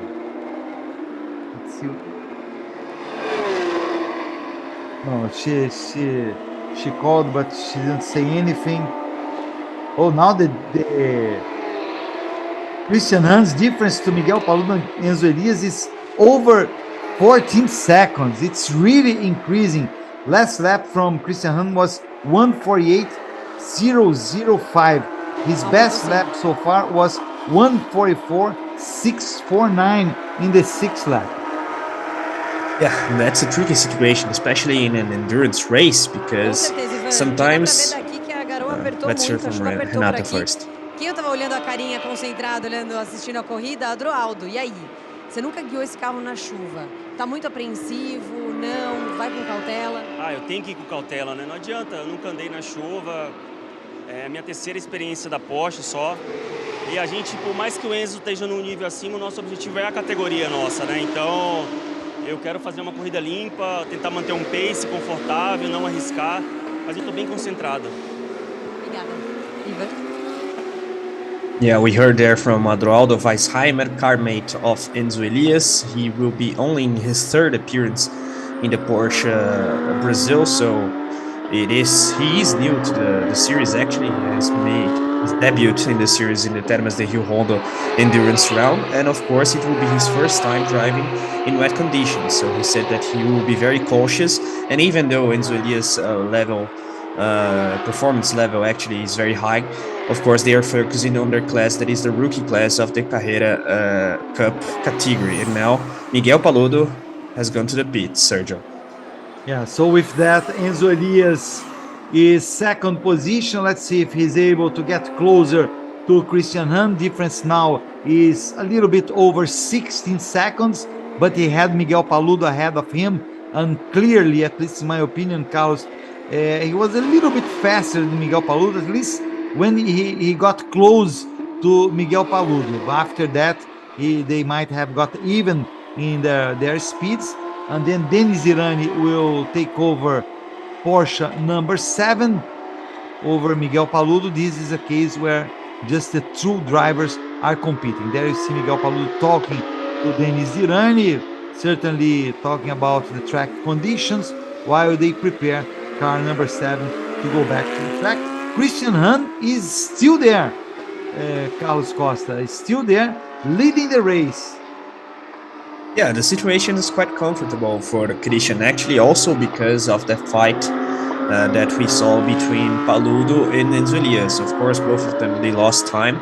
Now, Denis Girani is going in for his first stint, actually. Of course, some of you may question why they are chatting. They are losing time in the pit window. They're actually not. They have to pay, let's put it that way, this 6-minute time span between the driver changes. So of course, let's wait and see how Denis Girani will perform. We can expect something interesting for him. If I'm not wrong, in the last endurance round, Sergio and Goiânia, they both had a consistent pace.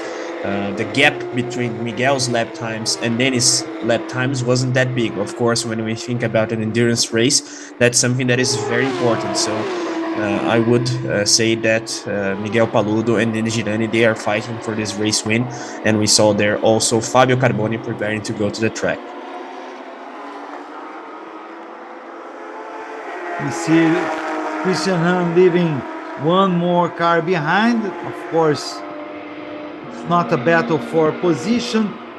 Enzo Elias is now 18 seconds behind Christian Hahn. We have Marcel Miller in third and Alan Hellmeister in the fourth position. But we still have Miguel Paludo in fifth. That's because many cars already stopped, most of the cars, I would say, had already their first mandatory pit stop. So that will create a difference there. Mandatory pit stop is 6 minutes. Both Christian Hahn and Miguel Paludo have 47.5 kilos of BOP. And look at that.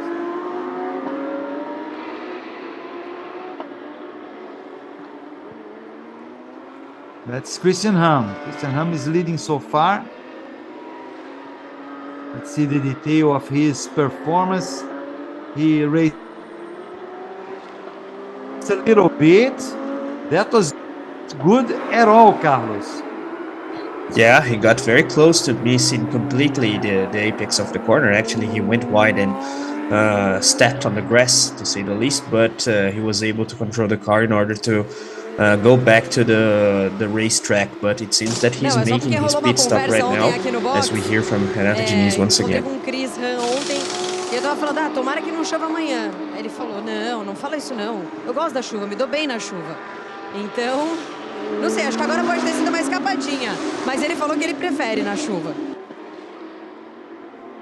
Yeah, funny participation there from Renata, because she said she was talking to Christian Hahn yesterday and he said that he liked the raining conditions. So he hoped that the race was under rain today, but of course he missed the spot, the breaking point, to say the least, there in that last corner. But anyway, very good first stint for him, and of course for Diego Nunes as well.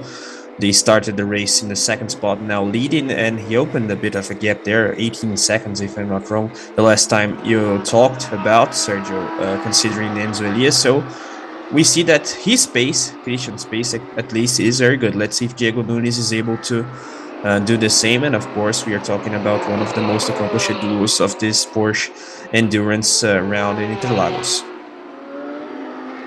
We see car number 99 there, it's Jeff Giassi.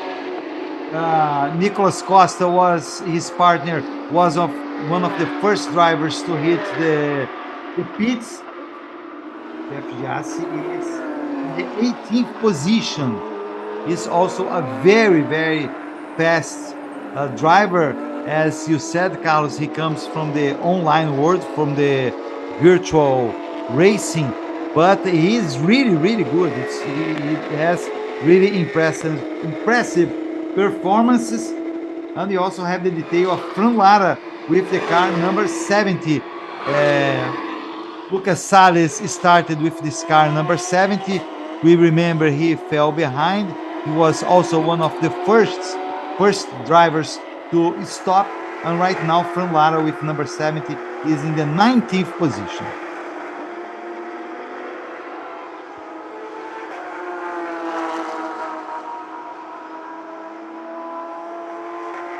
Miguel Paludo is actually, Denis Zirani is preparing to get back to the track. Or is it Miguel Paludo? No, it's Denis Zirani. They changed drivers. Yeah, that's Zirani. That's Denis Zirani. Just confirm. Yeah, we saw him. We saw Miguel Paludo leaving the car. He has to be very careful, Carlos, in this exit of the pit. Is a very, very tricky area in Interlagos in rainy conditions. Yeah, and it is actually a quite fast pit exit. So with raining and possibly aquaplaning, that's a dangerous spot there of the track. But Denis Girani was able to return to the track normally. And let's try to compare his lap times and his consistency to Paludo's, because theoretically it is one of the most strong pairings that we have in this race. Of course, Diego Nunes is preparing to get in the side 26 car as well, but anyway, we focus on the guys that we have on track in this moment. Then Adroaldo Weissheimer will be one guy to watch as well, because even though he's from the rookie class, he had a very interesting performance last time out in Goiânia. So a lot of guys to watch, and the expectation is quite good for this middle stage of the race, if we can say so, even though we still don't have 30 laps completed. But anyway, we have to remember that we have that those points actually being awarded for the race stages, so that's something interesting to see as well. We see there the car of Adroaldo Weissheimer in the number 73 after a very good performance of Enzo Elias in this car. As you said, Carlos had a very nice performance in Goiânia, so let's pay attention to what happens to him in this car number 73. Right now, he is the leader. He appears leading the race.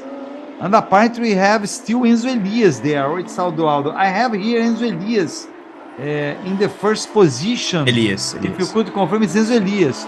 So they actually didn't change drivers, Carlos. Enzo Elias stayed for a second stint.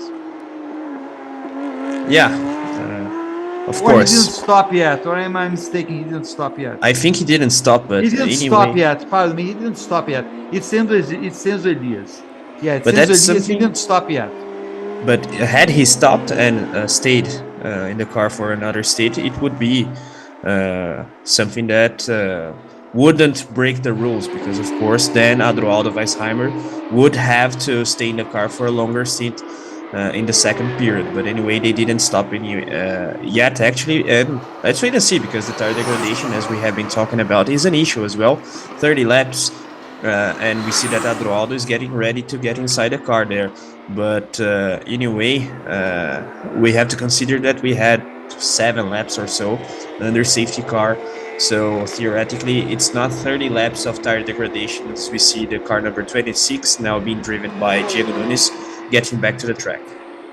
Yes, last time for Enzo Elias was 1:48.207, which is a lap. He's improving his lap times. I think the track conditions are getting better in that sense. There is a little bit less rain on the track. And soon Enzo Elias should stop soon. We have almost 1 hour of racing. We have 3 more minutes to 1 hour to complete 1 hour of racing in Interlagos, and we have still 87 laps to go. That's Denis Zirani with Porsche number 7. We have to wait for everybody to stop. Some drivers didn't stop their first mandatory pit stop. One thing we know for sure, Carlos, Christian Ham stays ahead of Denis Zirani. Actually, among the cars that stopped, Christian Ham is first, and then Denis Zirani is second. Denis Zirani is in the 10th position overall, and Christian Ham in the 7th position. all the other cars in between them and the cars ahead of them didn't stop yet. Yeah, actually, it is the same situation considering the top two that we had before the pit stops. So the car number 26 ahead, and then the car number 7 of Girani and Paludo in the second spot. Let's see if Enzo Elias will extend his stint, and of course we will have to check how Adroaldo Weisheimer pace when he gets in the car, because even though he had a very interesting performance last time out in Goiânia, the situation is quite different now with the rainy conditions and the wet track, and Enzo Elias going wide once more. Yeah, I would guess, Carlos, that when after Enzo Elias stops, when he comes back, he goes back to the track, he will be ahead of car number 7 of Denis Irani. That's my guess. But as you said, if they change drivers with Adroaldo, then Adroaldo might eventually lose the position to Denis Irani, because in theory, Denis Irani is a better driver. But of course, this is racing. That's not totally predictable. While we see Enzo Elias again on the grass, he is doing everything. What he's doing actually, Carlos, he's doing to try to do the best laps possible, exact for that to happen, for him to, when he comes back, he goes back to the track after the first mandatory pit stop, he wants to be ahead of Denis Irani. Yeah, actually he's trying the overcut there, as we say in Formula 1, for example, but of course Adroaldo Weisheimer performance will be very important as well, and that's not just a matter of being a better driver or worse driver, especially considering that actually Adroaldo is specialized in off-road racing. In that matter, he's very competitive, but of course Denis Girani, apart from being a more experienced driver in this series, is one of the series coaches as well, so theoretically we could expect, if not a faster lap time in 1 or 2 attempts, but a lot more of consistency from Denis Girani, which is something that is very important, especially in an endurance race.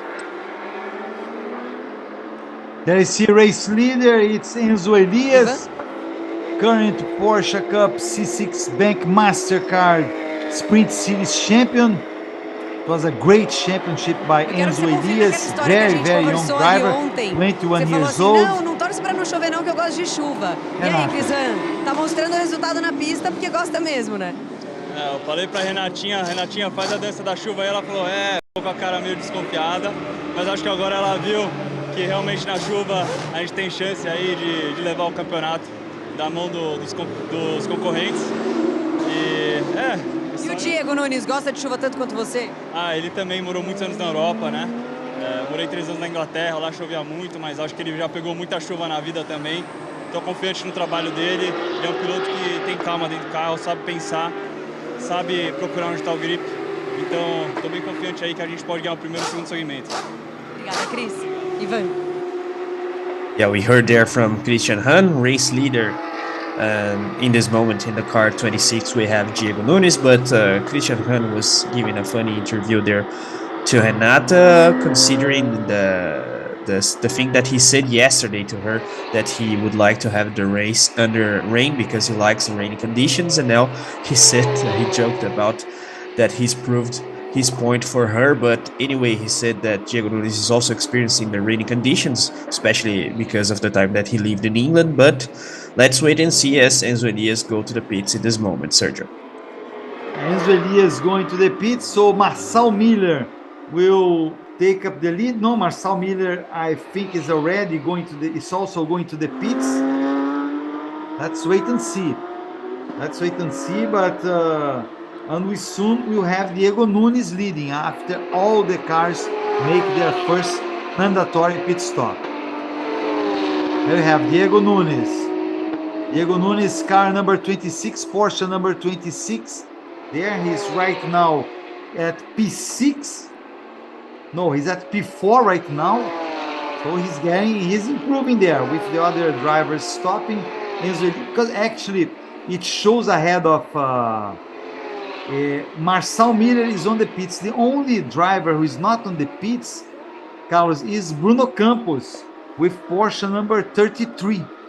So he races with Juliano Lossaco and Ricardo Maurício is the last driver. He will be the last driver to hit the pits, but he's still 1 lap behind Enzo Elias because he was already 1 lap behind. So, but soon we'll have Diego Nunes again leading the race. Yeah, Bruno Campos hasn't pitted yet, but what a driving trio there. He is a gentleman driver, but being partnered by very accomplished drivers. Ricardo Mauricio, for example, 3-time champion of the series, so we don't have to talk that much about him. Juliano Lossaco, also a Stock Car Pro Series champion, even though he's semi-retired now, but let's hear from Renata. Yeah, only a quick participation there. We see Diego Nunes advancing. His last lap was 1:47.718. So it was a really, really fast lap. The conditions of the track are improving. His lap before that was over 1:48. So these drivers, the best lap so far is the lap for Werner Neugebauer. That unfortunately he's 8 laps behind. He races with Ricardo Zonta. It was 1:44.341, the lap number 5. So it was right after the green flag, 1 or 2 laps after the green flag, that Werner Neugebauer got his best lap.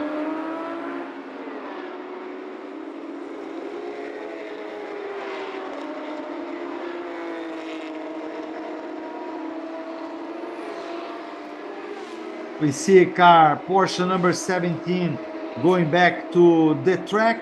It's being driven by Léo Sanches, Attila Abreu, and Marcel Miller. Marcel Miller was there, so we'll see either Léo Sanches or Attila Abreu. We'll soon be confirming that of the Porsche number 17.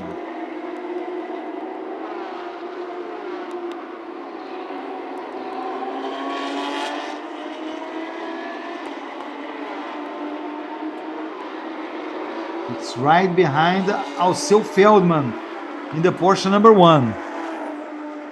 This battle is actually, Carlos, for the 4th position between Alceu Feldman and the car behind him.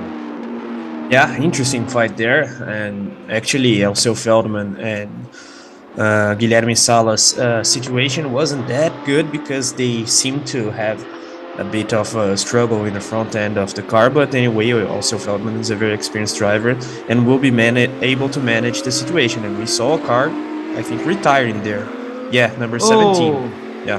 Problems for number 17. Just got back to the track with the car for Léo Sanches, Attila Abreu, and Marcel Miller.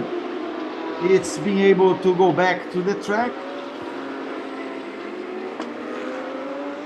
Strange, actually, because it seemed in the first moment that the driver, I don't know which one is driving in this moment, I'll check here, but it seemed that intentionally he went into the left side there, getting out of the racetrack. It seems that is Marcel Miller driving, but theoretically, or apparently better seen, the car has the condition to resume racing, so let's wait and see. Yeah, I think it was Léo Sanches, because Marcel Miller drove the first stint, and this car has 3 drivers, so.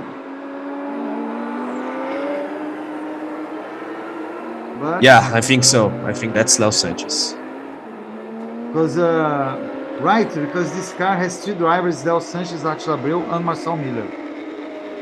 Yeah, usually it's just Sanches and Attila Abreu, but for this 500-kilometer racing race, actually, they have also Marcel Miller, who is a regular of the Carrera Cup and had a very great championship as well. Marcel Miller, he fought for the championship with Enzo Elias. Diego Nunes should be. Look, now it's an important moment.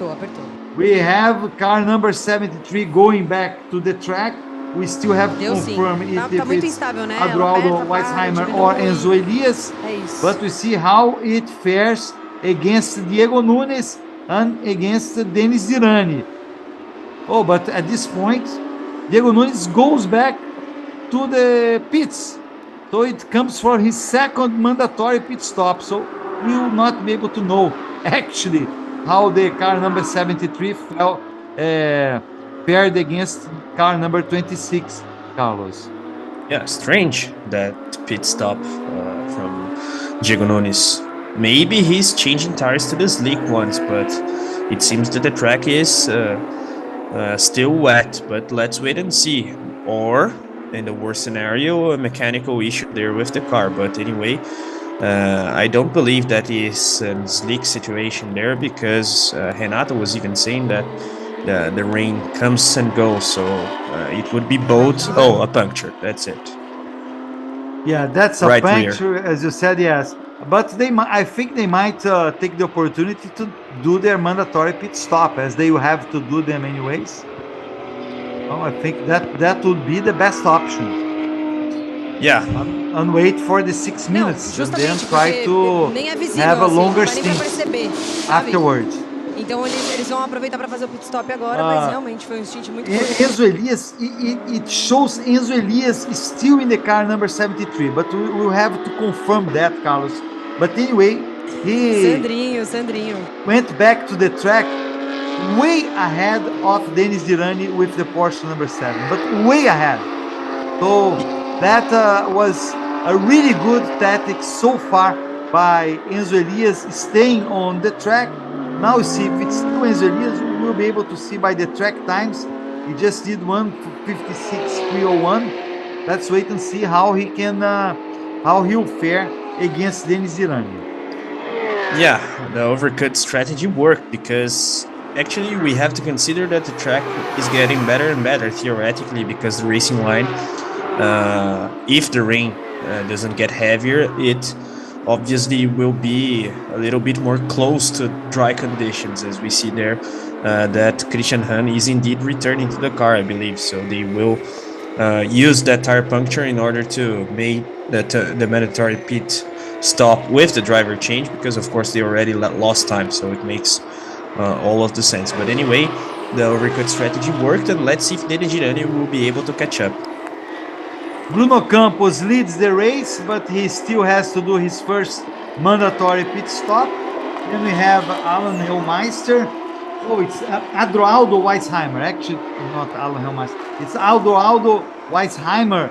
He is in the car number 73. It's confirmed, Carlos. So let's see, he's way ahead. He's 11 seconds ahead of Denis Zirani. That was a huge difference that Enzo Elias was able to put between him and car number 7. We have to remember, he was behind Miguel Paludo, and Miguel Paludo stopped. Then Enzo Elias stayed on the track. Denis Zirani took charge of car number 7 for Miguel Paludo, came back to the track, and then Enzo Elias stopped many laps afterwards. And now with the car with Adroaldo, he loses the track. Talking about him, the leader, not the leader, he's second place, but he's the virtual leader, Adroaldo Weisheimer, losing the track, and that might give the opportunity for Denis Zirani to get closer to him. Yeah, and a very similar incident to the one that happened with Christian Hahn, but Adroaldo Weisheimer lost even more time there because he went a bit more wide actually in the grass. But anyway, that's the main point. Let's see if Adroaldo will be able to match the pace that Enzo Elias showed so far, as we see the replay of the incident, losing the control of the car. But anyway, one thing that we can say with safety so far is that the tire degradation wasn't an issue at all for Enzo Elias. So it seems that the situation, the track condition actually is perfect for the wet tires, and let's wait and see if it stays like that, because it seems that we still have rain in Interlagos in this moment, Sergio. It seems to me that pretty much all of the race will be under rain, but let's wait. It will be interesting, Carlos, if it gets dry during the... That's Ricardinho Maurício, no? Ricardinho Maurício waiting there to get to the car. He's going to take charge of car number 33. That leads the race with Bruno Campos but Bruno Campos was already one lap behind the leaders before all the leaders stopped. So it's not, let's put it this way, is not going to lead the race. The virtual leader is this number 73 with Adroaldo Weisheimer. Yeah, even though, of course, he lost time there with that mistake. So in the long term, in the long run, we can expect Enes Girani to catch up, also because he's more experienced. And Renata is calling, but let's wait for her participation. Anyway, nice scenario there, especially considering that we will have to wait and see what happens with car number 26 after that puncture. Let's hear from Ricardo Maurício. Fazer tudo de uma vez. Bom, na verdade, o Bruno, adicionado com ele, a gente ia fazer em média umas 28, 30 voltas com ele. Ele decidiu fazer as 39 já, que é o mínimo que ele tem que fazer em pista. Está um pouco escuro, ele não gosta de guiar muito de noite, porque a visibilidade piora muito, então ele quis realmente fazer tudo que ele tinha de voltas necessárias agora. E como eles também não estão muito bem no campeonato, eles não estão muito preocupados nos três pilotos andarem, fazerem seus stints até terminar o primeiro segmento. Então a gente está focado mais no resultado final da prova do que realmente no campeonato, que eles não têm chance. Obrigada, Ricardinho. Explicadíssimo, tá, Ivan? Yeah, we heard there from Ricardo Maurício. He talked about the trio strategy. He's being partnered by Bruno Campos, that is currently driving in this moment, and of course also Julian Lossaco, but Bruno Campos is a gentleman driver, the less experienced of the trio, and he didn't want to drive in the rain and with poor visibility. Of course, we are getting close to 5 p.m. in Brazil in this moment, so it is a challenge for the drivers that are that used to this condition. So he decided that he would be driving his minimum 39 laps for this race, and then Ricardo Maurício and Juliano Lossaco will split the car afterwards. I believe that Bruno is making his last lap, and then he will go to the pits, but that's pretty much it. And of course, since Bruno isn't in such a good condition in the championship standings, they aren't focusing that much in the first stage, the points that are awarded in the stage, because their main focus is the final result. Yeah, I believe it's a good tactics by them, even considering if Bruno Campos doesn't feel comfortable racing with dark conditions, it's better for him to do all his stints. It's true. At this point, the difference between Adroaldo Weisheimer and Enes Girani is of 10 seconds. Last lap from Adroaldo Weisheimer was 151.615 against 152.428 by Enes Girani. So Adroaldo is really fast at this point. Carlos, at least he's going faster. At least his last lap was faster than Enes Girani. Of course, he might have to do something with traffic, you know. So we'll have to wait and see tendency. But this difference was at certain point of around 8 seconds. So it was 12, 15 seconds, it diminished to 8 seconds, and now it's 10 seconds. Como que foi esse ajuste de vocês? We hear there from Sérgio Ramalho. Conseguiu aí um excelente acerto no carro, toda a equipe está de parabéns. A nossa estratégia era realmente fazer um stint longo no início, garantir ali uns pontos na primeira parte da corrida. A gente está aí querendo esse título na geral e tem muita luta ainda pela frente, mas a primeira parte foi sensacional. E agora a chuva apertando, uma hora diminuindo, tudo muito instável. Como é que vocês estão administrando isso? Mentalmente está muito desgastante, porque chove numa parte da pista, outra parte está seca. E está indo e voltando essa chuva. A gente toda hora tenta mudar aí esse traçado, mas está sob controle. Obrigada. Com vocês aí, Ivan.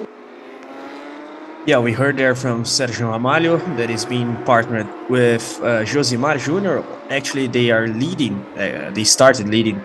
We're seeing the sport class of the Sprint Challenge, but Ramalho had a very interesting performance in his stint. So he was celebrating the fact that the setup of the car was quite good, and also highlighting the mental challenge, let's put it that way, because of the rain and the visibility, of course. It's something difficult to deal with, but anyway, he was celebrating his stint so far. It seems to me, Carlos, the rain increased. It definitely increased the rain last laps were around 150, 151. So the cars are going slower than they were. They were even at 147. And we can see by the images that the rain is getting heavier and heavier. So hopefully it doesn't get that much heavier than that, because then we might have to stop the race for a little bit. Well, you see car number 8, who right now is last being driven by Werner Neubauer. No, let's wait for Werner Neubauer to see. Let's see what happened. He had a few issues, but he's trying hard to get back. We have to see also how many pit stops he had, how many mandatory pit stops. He might get still get a good result, Carlos. Yeah, but the challenge is big because he has to climb the whole pack, actually. But anyway, we all know that Werner is an aggressive and fast driver. Let's hope that he doesn't have any mistake or mechanical issue. And the rain factor that you pointed, it is interesting indeed, Sergio, and it comes in a good timing, I would say, because of the strategy chat that Renata Diniz, our pit reporter, had with Ricardo Mauricio. With these conditions, more rain, not that good situation in terms of visibility as well, because it's getting darker, then the gentleman drivers, theoretically, they will struggle way more than the professional drivers. So once more, I believe that the strategy that was decided there by Bruno Campos alongside Ricardo Mauricio and Giuliano Lossaco, it makes a lot of sense. And right now, actually, Werner Neubauer got one position from the Porsche 555 that's being driven by Sergio Jimenez. So he is the one before the last now, so at least he advanced one position. While we see Adrold Weissmeyer, and car number 7 is stopping again. So Denis Irani will give the car to Miguel Paludo. We already see Denis Irani out of the car. Adroaldo Weissheimer, he leads the race with car number 73. Actually, still technically Bruno Campos is ahead of him, but Bruno Campos is in his first mandatory pit stop. So soon Adroaldo Weissheimer will be actually the first driver on the track.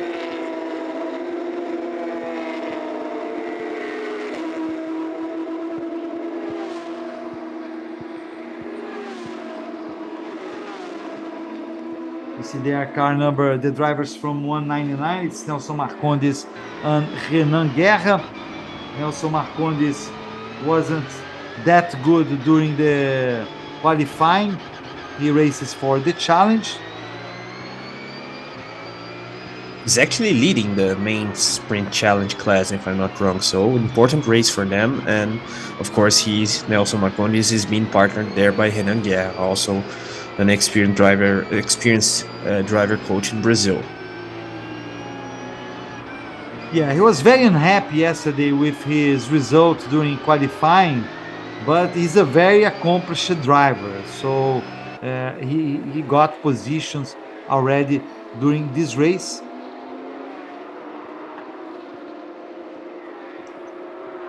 And we briefly saw there the onboard camera of Caio Collet that we were talking about, the youngster that is a member of the Alpine Driver Academy, as we see Rubens Barrichello also once more outside the car. He has just concluded his first stint there. But anyway, the situation for him and Franco Giaffoni isn't that good because of the tire puncture that they had in Franco's first stint. But anyway, the race is long and there is a lot of race to come yet, Sergio. Yeah, Caio Collet had a very good time last lap. He was 147.928. No other driver ran under 148 in the last lap. So Caio Collet is showing that he's adapting very, very well to this car. He's used it to Formula cars. So he's doing a great job so far with car number 9 that is in the 7th overall position. He got close there.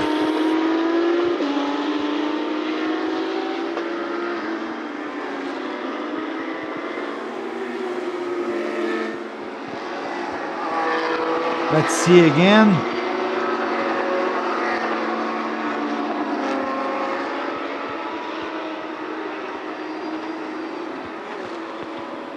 Yeah, it was Gabriel Casagrande overtaking Vitor Meira, if I'm not wrong, and it seems that Meira slightly lost the back end of the car, so that lack of control was actually the reason for that period, that moment actually, in which they were very close to each other. But nice overtaking maneuver there from Gabriel Casagrande, as we see that Ricardo Mauricio is hitting the track. Yeah, that was battle for fourth position between Gabriel Casagrande and Vitor Meira, and Caio Collet is going to that battle as well. There you see that's the car being driven by Ricardinho Mauricio or Ricardo Mauricio. He knows this circuit very, very well. He's a veteran in the stock car Pro Series. And that's again the race leader, Adroaldo Weisheimer. In second, we have Alan Kodair. Alan Kodair, who is 8 seconds, almost 9 seconds behind Adroaldo Weisheimer.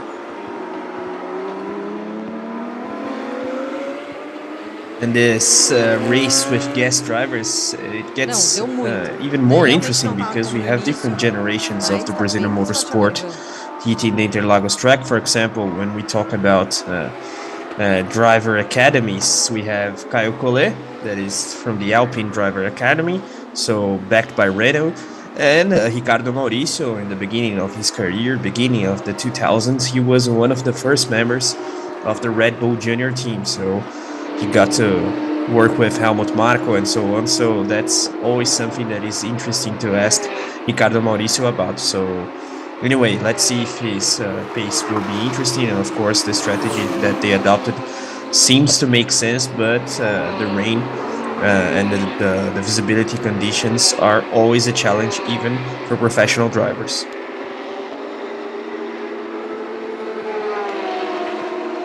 That's Adroaldo Weisheimer. Behind him is Alan Kodair. Alan Kodair is getting closer. The difference, the gap now is 6.5. And we see again car number 7 going back to the track. So car number 7 is going back to the track. It fought there. It started in 6th, fought there for second position. It was second position for a while, but it didn't get close to the first position, either with Miguel Paludo or Denis Zirani. We are at lap 42 of 117 laps.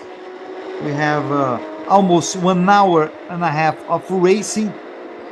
The limit is 4 hours and a half. At this pace, Carlos, we will finish the race in the 500 kilometers. So at this pace. So let's hope it stays like that. Something I think it's incredible, Carlos, is that we didn't have any the safety car yet. It's the race during the race. It shows how good these drivers are and how well they are performing, because it's a tricky racetrack. You know, Interlagos is not an easy racetrack. It's rainy conditions. And the only safety car we had, it was at the beginning of the race. After that, it was just green flag, overall green flag. So I think it shows how good these drivers are. Yeah, 1 or 2 minor incidents, localized yellow flags, but nothing of a big deal in that matter. So as you said, we have to highlight that, and of course the clean racing that we are having, we can assume that it's also because of the cautious approach that some of the drivers, especially the gentleman drivers, they are having, because of course the conditions, they are tricky indeed, as you said, and we had a touch there. Is that the leader? No. Let's see. Was it? Yeah, we are not be able to identify right now. No, but I don't think it was the leader. There we have again Werner Neugebauer. He started in pole position. Currently, he's in the 29th position. So he's just 1 ahead of the last. We still have to see the many stops the drivers are doing. I believe it was this car that went off track, car number 555. I believe it was him, Carlos. Yeah, it makes sense because they're showing the 555 car after the touch there. Of course, the car that is being driven by Ayman Darvic and Sergio Jimenez. That is actually the last car in the timesheets, the live timing that we have here. Uh, Apparently being driven by Sergio Jimenez, so it makes sense. Let's see if we have a confirmation with another angle of replay. A nice battle there, eh? Diego Nunes and Gabriel Casagrande, I believe. Yeah, it's between cars number 80 and 26. Casagrande is in the car number 80, but the 26 is some laps behind. It's a nice battle, but it's not a battle for position. Gabriel Casagrande is in the 4th position, and car number 26, Carlos, remember it stopped once again when they had that puncture. So they are behind on the track. They are in the 20th position. They are battling on the track, but it's not an actual battle for position. This is between Christian Ham and Gabriel Casagrande. It's Christian Ham on the 26. Yeah, it's a shame for the car number 26 because they were leading the race, and of course with the puncture, even though they were able to pay in a way one of the mandatory pit stops, the driver change, of course it compromises the whole strategy. So Christian Ham is back to the car, as you said, and of course they will have to adapt their race plan because of what happened. But let's see if they are able to get closer to the leaders, because in this moment we don't have a fight for the main class win. Of course we are talking about the main Carrera class, even though we have 3 classes in the Carrera category and 3 classes in the Sprint Challenge category. But anyway, as we see the replay once more there of that touch, but because of the water spray I cannot recognize, but it seems that is an old car. Yeah, that's 991-2 of the Sprint Challenge championship, and that is indeed car number 555 that is being repaired now, driven by Sergio Jimenez and Ayman Darvic. Sergio. Yes, that was Sergio Jimenez driving this car 555. He didn't have a good performance. He didn't have a good performance during the qualifying. Now we saw the number 88, which is being driven overall by Jorge Frangulis and Cesar Ramos. Let me double check here. Who is driving? Cesar Ramos. It's in the 23rd position right now. Car number 77 on the pits. It's the second stop for this car. Remember, we have 5 mandatory pit stops. I don't think anybody did 3 already. Yeah, they did 1, 2. No, they did 2 pit stops so far, mandatory pit stops. Did you see any doing 3, Carlos? I didn't see, at least not one of the leaders. So far, I haven't seen. From the leaders, 2 for the car number 26, because it started with Han, then Nunes got inside the car, then they had the puncture, and Han is back to the car. So from the front runners, I believe just 2 with the car number 26, Sergio. Yes, one car that might have stopped 3 times is car number 8. That's why I believe it might get closer to the front of the pack when we get at the end of the race. I believe they had to stop. They did stop 3 times. Car number 8. So that's a car we'll have to see. It might be able to get ahead, although it had some problems as well. After that spin, Werner Bauer had a very slow lap and everything. So we don't expect the car to be battling for the lead or for the victory, but it might maybe get a top 10 or something like that. Yeah, now it's getting darker and darker. We see that the lights are very visible in the main straight, especially that Porsche brand there and the main straight. So we are getting actually 5 p.m. now, and in the last few weeks we are getting to nighttime around 6 p.m. but today with the rain even earlier, so it will be interesting to see as well, Sergio. Yes. Car number 9 there is being driven at this moment by Caio Collet. Caio Collet is doing a great job. His last lap, he's still running fast laps. Carlos, look at that. His lap was 1:48.712. Alan Kodair, who is leading the race, is at 1:50.080. Then Adroaldo Weisheimer is 1:52.275. So it's really a huge difference there between Caio Collet and these other drivers. He's really rock and rolling on the track, Caio Collet.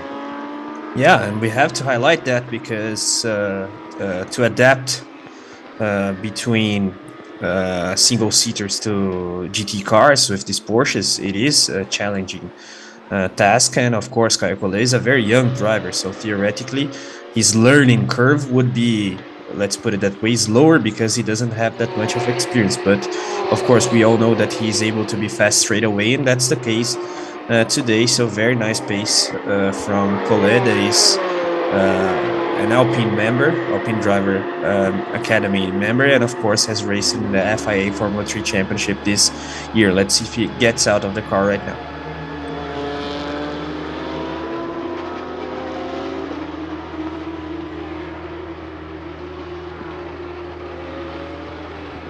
That's the car for Caio Collet. He's hitting the pits. So to be the second stop for this car.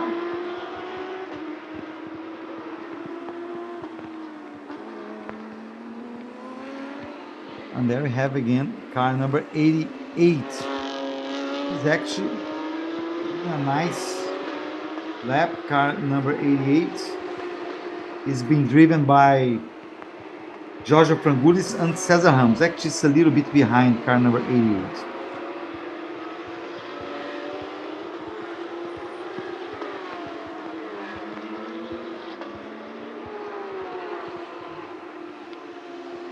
We see some images there with number 70. That was from Lucas Salles. Lucas Salles didn't have a good beginning of the race, a good start of the race. He fell behind, but he's still there. He's in the 9th position. Right now it's Fran Lara driving there. And there we have the car 145. These are some images of what happened so far. We have 1 hour and 35 minutes of racing.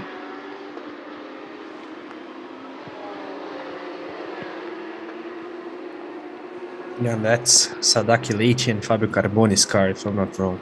Nice slow motion view there, and it seems that it was a piece of the rubber there flying a bit.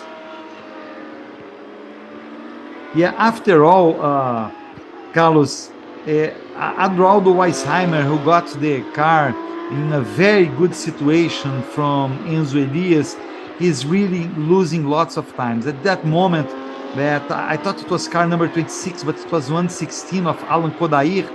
Alan Kodair is already 6 seconds ahead of Adroaldo Weisheimer. Kodair that races with Marcelo Hahn, but they stopped only one time. Adroaldo Weisheimer stopped only one time, and at this point, the expectation is that they come behind the cars from Christian Ham, who is driving the 26, and number 7 from Miguel Paludo. So right now, I would say after everybody would stop, that Christian Ham would be first with Miguel Paludo second. But of course, they are stopping at different moments and situations. So we really know, that's the beauty of the endurance races, that we will only know where it will fall the race at the very end of the race, at the last laps. That's when we'll know which tactics really worked well. Yeah, and with rain, visibility that isn't that good, and of course punctures, spins, and so on. Of course, we will have a very big variety of strategies, so we can expect the last stints to begin very close to the race end. So it will be very nice to see, because we actually will be trying to guess these strategies. And of course, the pace of the drivers have a very important impact, of course, as we see with Adroaldo Weisheimer. He isn't that experienced in road racing, and now with rain, it's an extra challenge for him. So the pace from Adroaldo compared to Enzo Elias, it's quite different.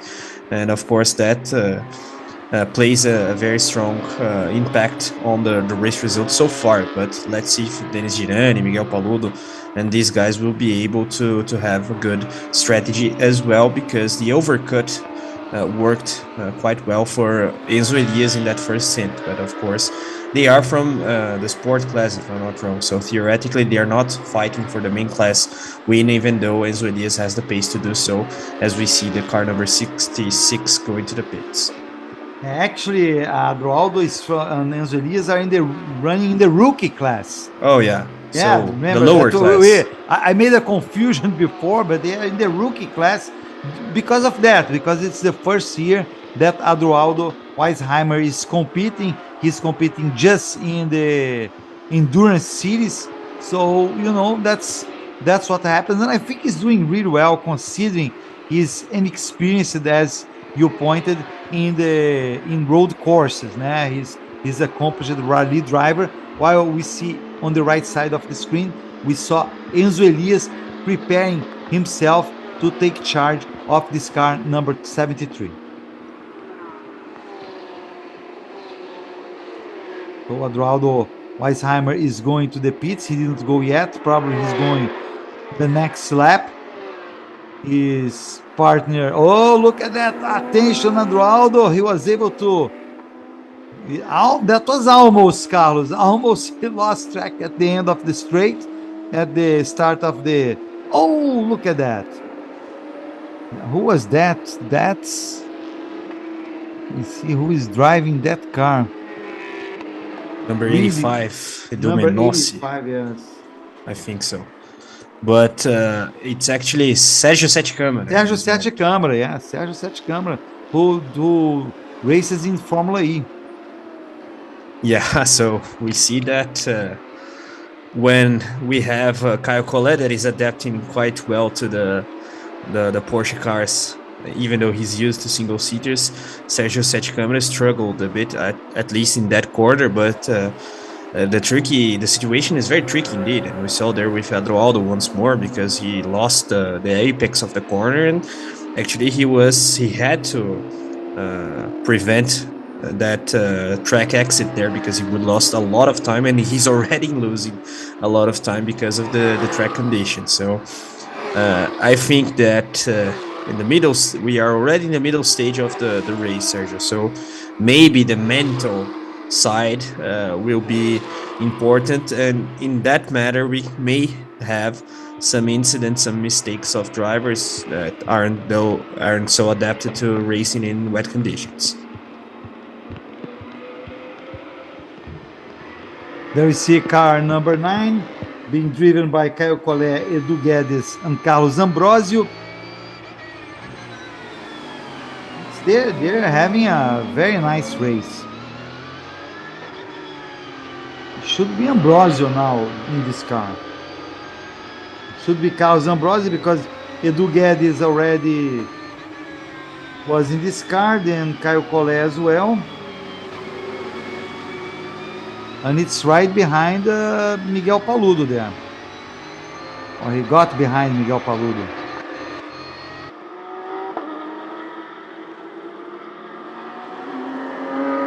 That's Miguel Paludo. He's doing his second stint in the race.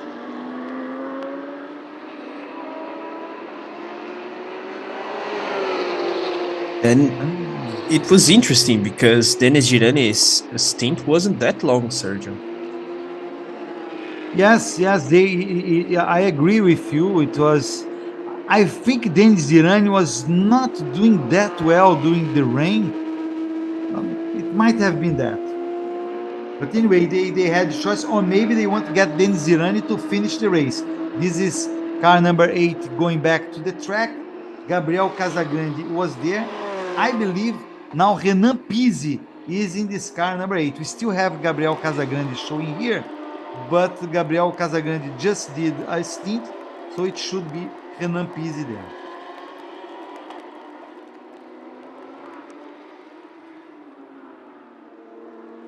Mas Alan Kodair leads the race with number 116. Then we have Adroaldo Weissheimer, and then we have JP Mauro in the car number 87. That's the car from Nelson Monteiro and Alan Hellmeister. Alan Hellmeister had a great start of the race. Carlos did really a great job racing this car number 87. I believe that's what put Nelson Monteiro in such a good position. And actually, Adroaldo Weissheimer and Enzo Elias, they're battling with Nelson Monteiro and Alan Hallmeister for the title of the rookie class of the Porsche Carrera Cup Endurance Championship. Nelson Monteiro and Hallmeister, they have 124 points. So they are, let me check here, only a bit ahead of Adroaldo and Enzo. They both have 119 points, so a gap of 5 points.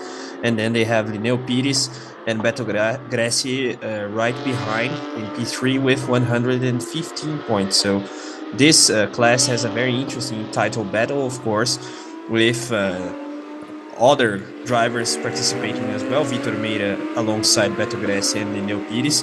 And of course, with Monteiro, we have JP Mauro, as you said.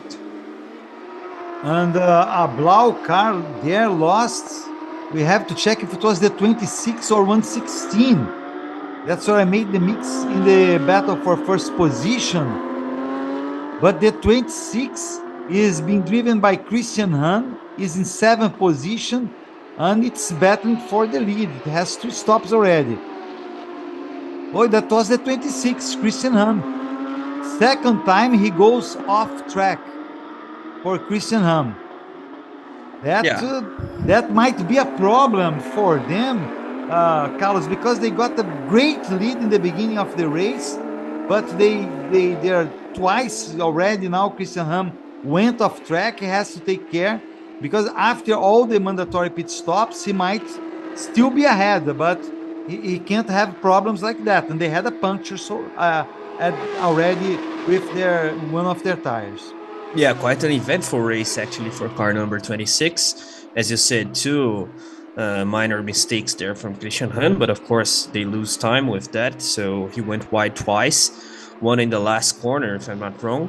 And now it seems that he tried to go through the outside in order to get grip, but of course he didn't get any grip there, and was, of course, the reason why he went to the grass. But with that mistake added to the previous one, and especially the tire puncture, of course, their strategy isn't in the ideal situation, to say the least. But anyway, it's a lot of time lost, and of course there's still a lot of racing to come. So if Christian Hahn, especially, that is a younger driver than Diego Nunes, he gets nervous or overdrives a bit, then the situation tends to be even worse. But anyway, they still are in a good situation, but I believe that Miguel Paludo and the Ginani situation is a bit better. And of course, Adroaldo Weissheimer and Enzo Elias, they're actually fighting for the rookie class. So that's a very particular situation for both of them, as we see Christian Hahn overtaking once more.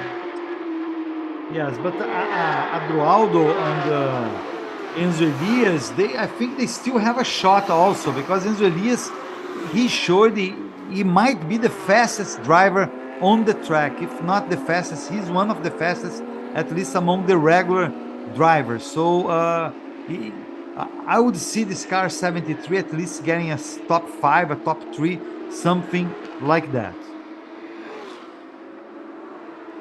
Yeah, we saw there, I think, Marcelo Ram. And now one more pit stop for car number 88 of Georgios Frangoulis and Cesar Ramos. I think they still have a shot, Adroaldo and Enzo Elias, as we see one car going wide there. I think it's the car from Luis Razia, Carlos Renault. And that's it. Carlos Renault is driving. According to the drive time, Carlos Renault is driving. So he was the one who had the problem. He had a great effort yesterday. He was actually the fastest. They got the pole position, right, for the sprint challenge category.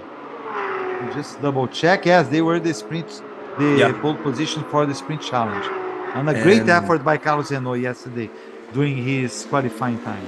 Especially because he has a foot injury, so we have to highlight that. But anyway, we saw car number 74 there going to the pits, currently being driven by Piero Cifali, and he's been partnered with André Bragantini Jr., also one of the most experienced drivers in Brazilian motorsport scene.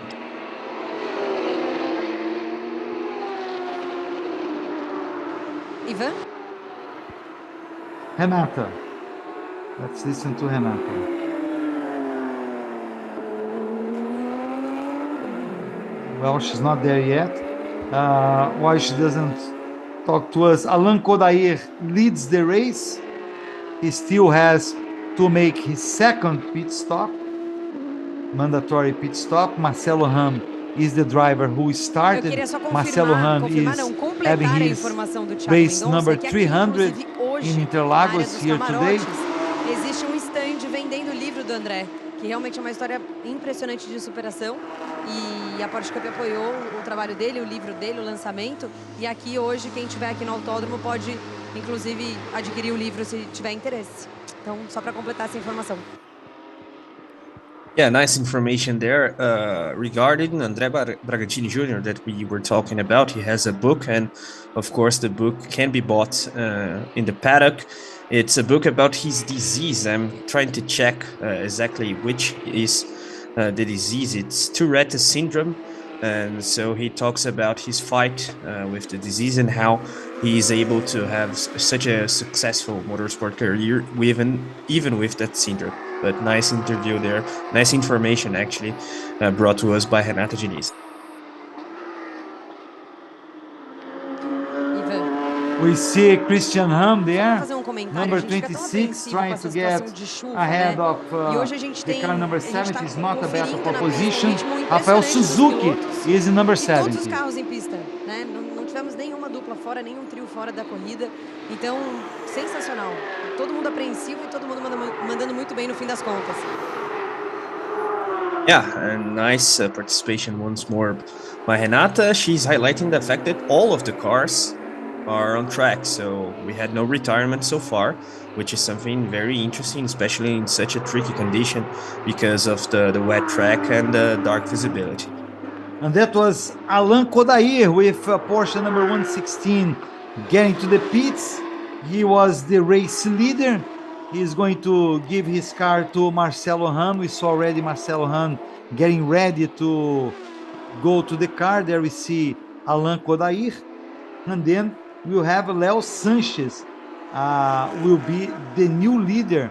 Of course, we have to wait for one lap because Leo Sanchez is one lap behind Alan Kodair. Then we have JP Mauro, Matheus Iorio, and Christian Ham with the number 26. So the car number 26, Carlos, at this point, he's the virtual leader of the race. Among the leaders, he is the car who is ahead of everybody up to this moment. So that's an interesting situation. And then we have Gui Salas behind him. Christian Ham is in 5th. Gui Salas is in 6th. And then Enzo Elias back on the track is in the 7th position. So this is the virtual battle for position while we see the car from Miguel Paludo and Denis Zirani there. And this scenario just shows how good is Christian Hand's pace so far, because even with the 2 minor mistakes, his race pace is good enough to put the car number 26 ahead. And we have to remember the fact that they had a puncture in the stint that had Diego Nunes back actually behind the wheel. So even with problems, they are in a very good pace, especially Christian Hand. And of course, we have to highlight Diego Nunes barely has been able to race because of that puncture. So good scenario for that duo, the car number 26, sponsored by Blau Motorsport, as we see Denis Girani out of the car there. Yeah, I believe he's preparing to get into the car, but I might be mistaken, Carlos. I believe this is the third pit stop for them, the third mandatory pit stop.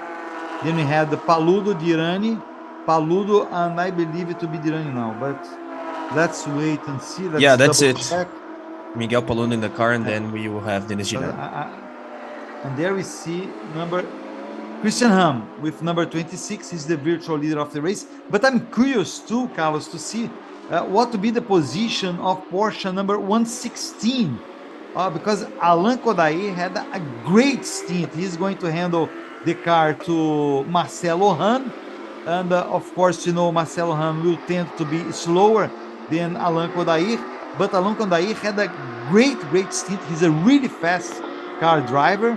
And I'm curious because they were racing on the top 10 at the very beginning of the race with Marcelo Han. He was around 10th position. But they might have improved after this stint by Alain Kodair. Yeah, that's an interesting display from the duo, especially Alain Kodair, but Marcelo Han theoretically isn't such a skilled driver, but as you said, their first stint was interesting. Now with Alain Kodair, a very nice pace as well, but I wouldn't bet on them to win the race in the general result because they are from the sport class, so theoretically they're fighting for the class win. But anyway, once more, car number 7 pitting, of course, the car that's being split by it is Miguel Paludo and Denis Girani, sorry. And interestingly, they are not focusing on the points that are being awarded in the first segment. So maybe they have some issue with the tire or something like that, because even with the problems that Christian Han and Diego Nunes had, the car number 7 isn't that close as we could expect it to be. We saw their car number 17, Porsche number 17. Leo Sanchez was driving it. He was the leader of the race, but Christian Ham currently is 4th overall, but the 3 cars ahead of him are on their mandatory pit stop. So Christian Ham should take the lead. Then we should have Guilherme Salas and Enzo Elias. So this should be the top 3 at this point. But Enzo Elias last lap was 1:47.903. He was 3 seconds faster than Guilherme Salas, who was 1:50.092, and the difference between them is 11 seconds, 0.2. So we should see a battle there between Enzo Elias and Guilherme Salas soon.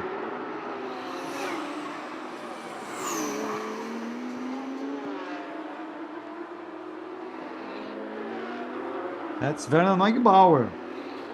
Kid once more. Yeah. What an eventful race for them. Yeah, but they are already in 21st, so say they improved. Remember they were last for a while. Like I said, I still believe they will be able to get there on the top 10. Let's hope. Because that would be a deserving place, Carlos, because they started in pole position. They had such a great effort during qualifying that I would say they would deserve at least to finish in the top 10. And we see Marcelo Ham going back to the track. That's an important situation. Let's see where he will go back in regards to Christian Ham, Guilherme Salas, and Enzo Elias. That's Marcelo Ham. This is Christian Ham. That's his son, actually.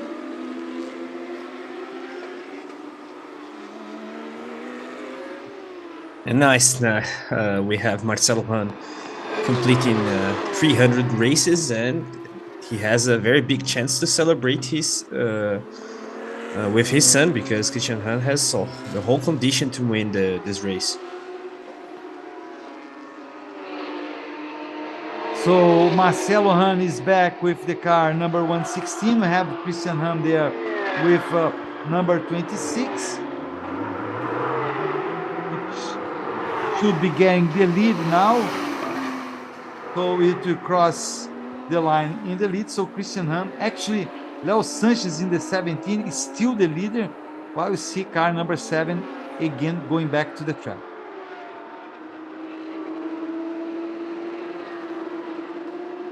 That's Christian Hahn. He leads the race.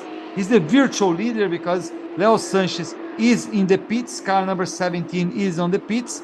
So eventually, Christian Hahn will be the leader, followed by, look, Alan Kodair apparently got back behind in third place. Let's double check. Let's wait the cars to cross again the start finishing line. But not Alan Kodair, Marcelo Hahn actually, because the lifetime shows still shows Alan Kodair, mas Marcelo Hahn should get back in the top 5, maybe, Carlos. Let's wait and see, but I'm very curious to see where Marcelo Hahn will be back. I'm sure he'll be back among the top 10, but we have to check where exactly. Yeah, I think so as well. But the main concern there is the pace that Marcelo Hahn will be able to have, because in order to maintain that top position, of course, the two drivers, they have to be very consistent, and we all know that Alan Kodair is able to do so. Marcelo Hahn had a very interesting first stint, and now going for the second. But of course, there's the rain factor, even though it seems that the situation is quite stable, to say the least. But now the visibility issue as well, apart from traffic and so on. And we also have to consider the fact that we have a lot of cars with varied strategies. So it will be difficult to know for real their position, even though we are getting in the middle stage of the race in this moment. And that's where drivers are awarded points. So Christian Hahn will cross the middle of the race in the first position. He'll be followed by Guilherme Salas in the car number 1, and then Marcelo Hahn is ahead of Enzo Elias. It shows to me at least Marcelo Hahn ahead of Enzo Elias. So that would be very, very interesting. That's the leader, number 26. Christian Hahn is having a great race so far. Ahead of him, it's not a battle for position. Hahn is ahead of Enzo Elias, but it's Enzo Elias in the car at this moment, if I'm not wrong. So we can expect, we can expect Enzo to overtake, because theoretically he's faster than Marcelo Hahn. Of course, he's the sprint champion of 2022 Porsche Brazil season. But anyway, nice performance so far from both Marcelo and Alan Kodair. Christian Hahn and Diego Nunes, they are in a league of their own, even though Diego Nunes wasn't able so far to have a decent stint because of the tire puncture.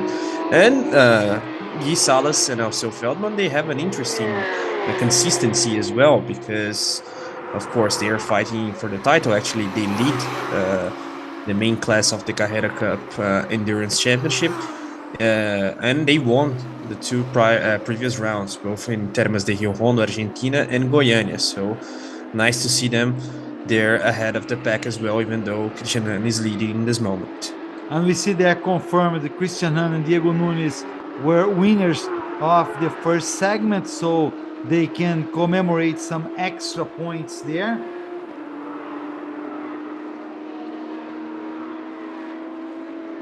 In the championship, they are in the 6th position as a team. They have 70 points. But Alceu Feldman and Guilherme Salas lead the championship. They started the race leading the championship. So we have to really wait the end of the race to see who is going to be the champion. But certainly Marcelo Hahn and Diego Nunes are improving their situation. Salas and Alceu Feldman are currently in the 2nd position. They are in a really good position to get the championship. They were 2nd in the segment as well. And Enzo Elias is already ahead of Marcelo Hahn, who is falling behind Marcelo Hahn. Actually, Marcelo Hahn is going 6th at this point.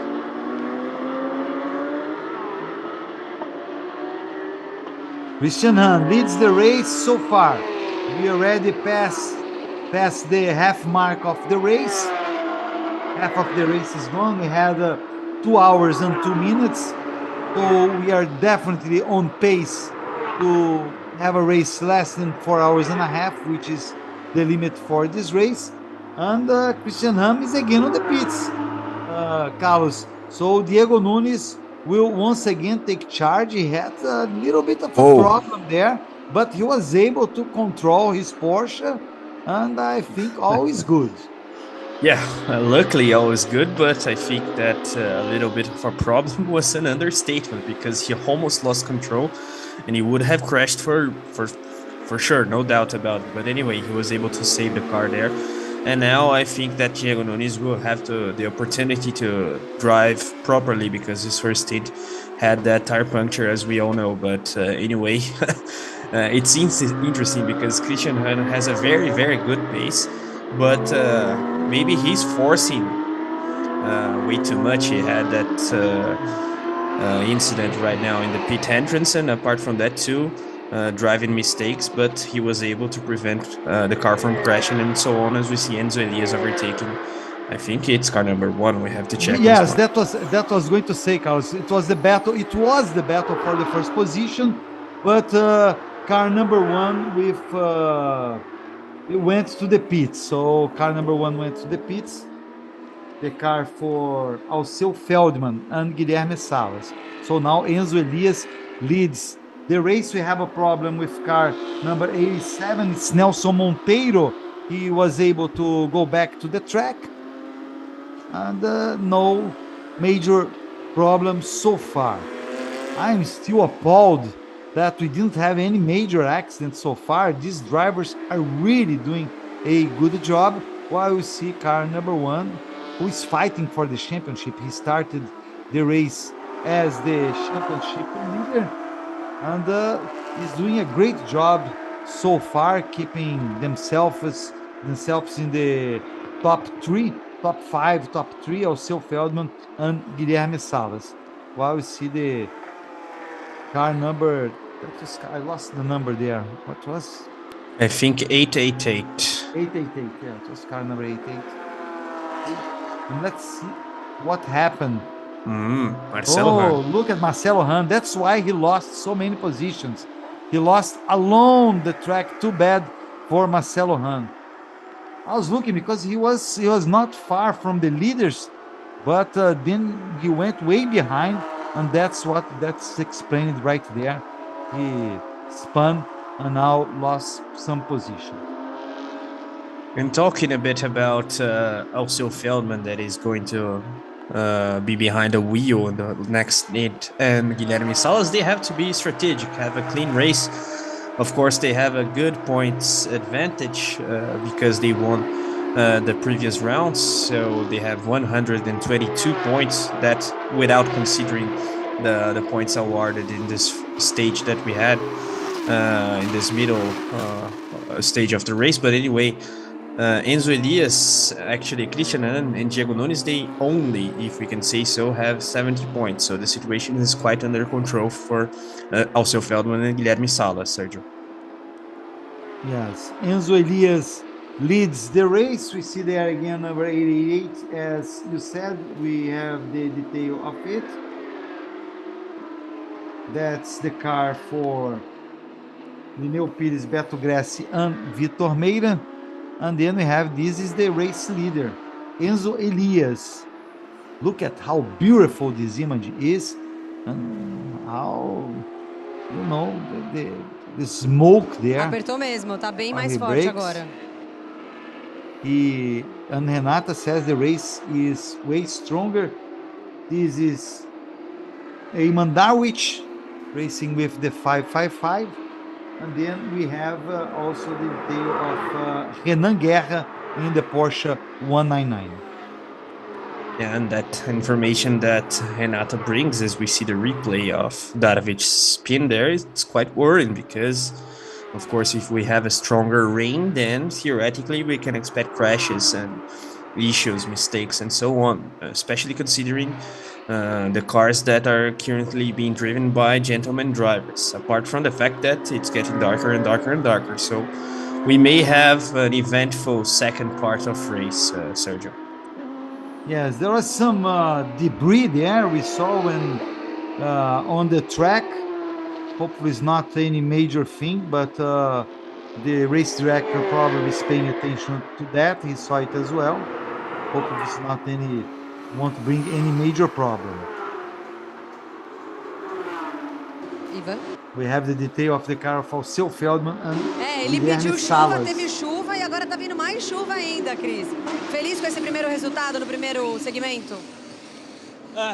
Na verdade eu nem sabia, o primeiro segmento já tinha acabado, acho que já, né? Não sei, acho que a gente ganhou.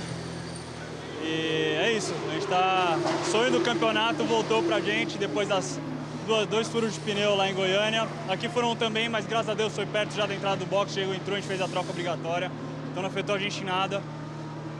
Agora é só carregar até o final, acho que a gente tá com uma vantagem bem grande aí. E o Diego vai pra pista já. Oi? E o Diego vai pra pista agora. A gente tá terminando o pit stop agora, eu entrei já faz uns 3 minutos e pouco. Não, na verdade já tá saindo. É isso aí, já dei as dicas pra ele, ele fez um ótimo stint. E agora é isso, carregar até o final. Obrigada, Cris. Ivan? Yeah, nice chat there with Christian Hahn. He was celebrating the fact that they won the first stage, so a lot of points awarded to them, and of course their title pretensions. They are still alive because of that as well, but actually he wasn't aware that the first stage was getting close to an end. But anyway, he got those points from the first stage win, and now Diego Nunes hits the track. Let's see what he can do as we see that the visibility is getting worse and worse, Sergio. Yes, the conditions are really hard. We see again the detail of the car of Rubens Barrichello and Franco Giaffoni. On number 26 now we have Diego Nunes, which, as we saw, Christian Hahn is taking some rest. He probably will race in the car again. So it was the third pit stop for them, right? Yeah, it was the third pit stop. I see car number 1 going back to the track. So they are in a different strategy than Enzo Elias. Enzo Elias, the car number 73 of Enzo Elias and Adroaldo, is in a strategy of stopping late. Probably they have to do quick pit stops at the end of the race. Not quick because the pit stops have to be 6 minutes, Carlos, but in short intervals of time. They will do a pit stop and then race 3, 4, 5, 10 laps, 15 laps, and then do another pit stop, because we are already on lap 63, so we passed already half of the race. Some drivers did already their third pit stop, so in theory they should be doing their third pit stop. If they're really splitting the race in segments for the pit stops, it's correct, they should be doing their third pit stops, but some drivers didn't even do their third pit stop, and they will have to do, if they did only 2 pit stops, they have to do 2 more, which is the case of Enzo Elias, who leads the race. So he actually has to do 3 more. They did only 2 pit stops, so he has now 50 some laps to do 3 mandatory pit stops. Yeah, they're all with different strategies there, Adroaldo and Enzo, because of Adroaldo's lack of experience in road racing, especially in the wet conditions. Also, Feldman and Guilherme Salas, they had struggled with front end, with the front end of the car in the beginning of the race, but honestly don't know how their situation is in this moment in terms of pace. We'll have to wait and see, especially because also Feldman has got inside the car right now, and obviously Christian Hahn and Diego Nunes, they had that puncture, so theoretically their strategy isn't as conventional as Alceu and Guilherme, so it's tricky to guess. But as you said, we passed half of the race, so we are getting in that decisive moment in terms of strategy, also considering what they can do from now on. And we see there the result from the first segment, the first stage that was won by Hahn, Nunes, and then Feldman and Salas were second, and of course we have also to pay attention to Feldman and Salas' position because we are talking about the championship leaders. Problems with car number one. Car That's number one who leads the championship with Alceu Feldman. And let's see who is in the car. I don't think it's Alceu Feldman. I believe it's Guilherme Salas. But let's double check here. Right at the end of the S of Senna, and that's not good for them. It shows here Alceu Feldman, but I believe it's Guilherme Salas who is driving this car. Because they already had 3 pit stops, so they started with Feldman, then they started with Feldman, right? Or they started with Salas? They started with Salas, if I'm not So wrong. it's also Feldman. Yeah. So it's Feldman then. So it's Feldman. So it's actually also Feldman driving the car. Yeah, and actually he just got out of the pits. I think it was the first or second lap, the out lap there. So maybe he wasn't still adapted to the level of grip that the track provides in this moment. And of course that's a blow because we are talking about the championship leaders. Actually, in the moment in which he made a mistake, I was talking about their position because of course with the stage win, Christian Hanna and Diego Nunes, they're still alive in terms of championship chances. Yeah, but the difference is huge. If I believe, Carlos, well, after this mistake, we never know. That's why we can't say anything for sure in motorsports. But if Alceu Feldman, Guilherme Salas stay in the positions they are having, top 5, they are in a very good situation to get this title. And that's in the sun's turn. We had a spin there off. That's the car for Eduardo Menossi, Pedro Boesel, and Sergio Sete Câmara. Sergio Sete Câmara had already a spin there. Let's see who was this time. It was Eduardo Menossi. Edu Menossi who spun there at the sun's turn.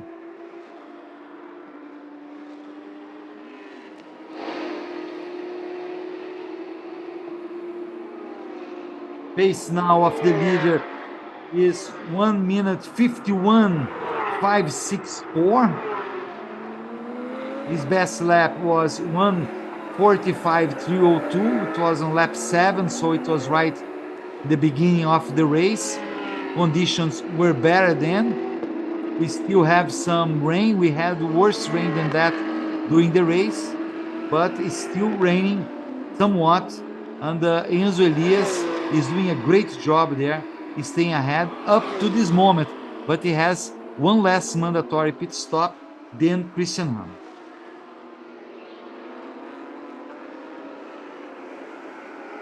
Second place right now on the track is Beto Gressi with number 888.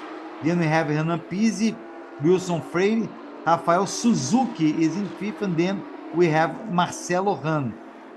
Then we have Attila Abreu. Look at Attila Abreu, Carlos, showing on the top 10 right now with car number 17. He who races with Marcel Miller and Leo Sanchez. And then we have also Bia Figueiredo, the only female driver competing in this race.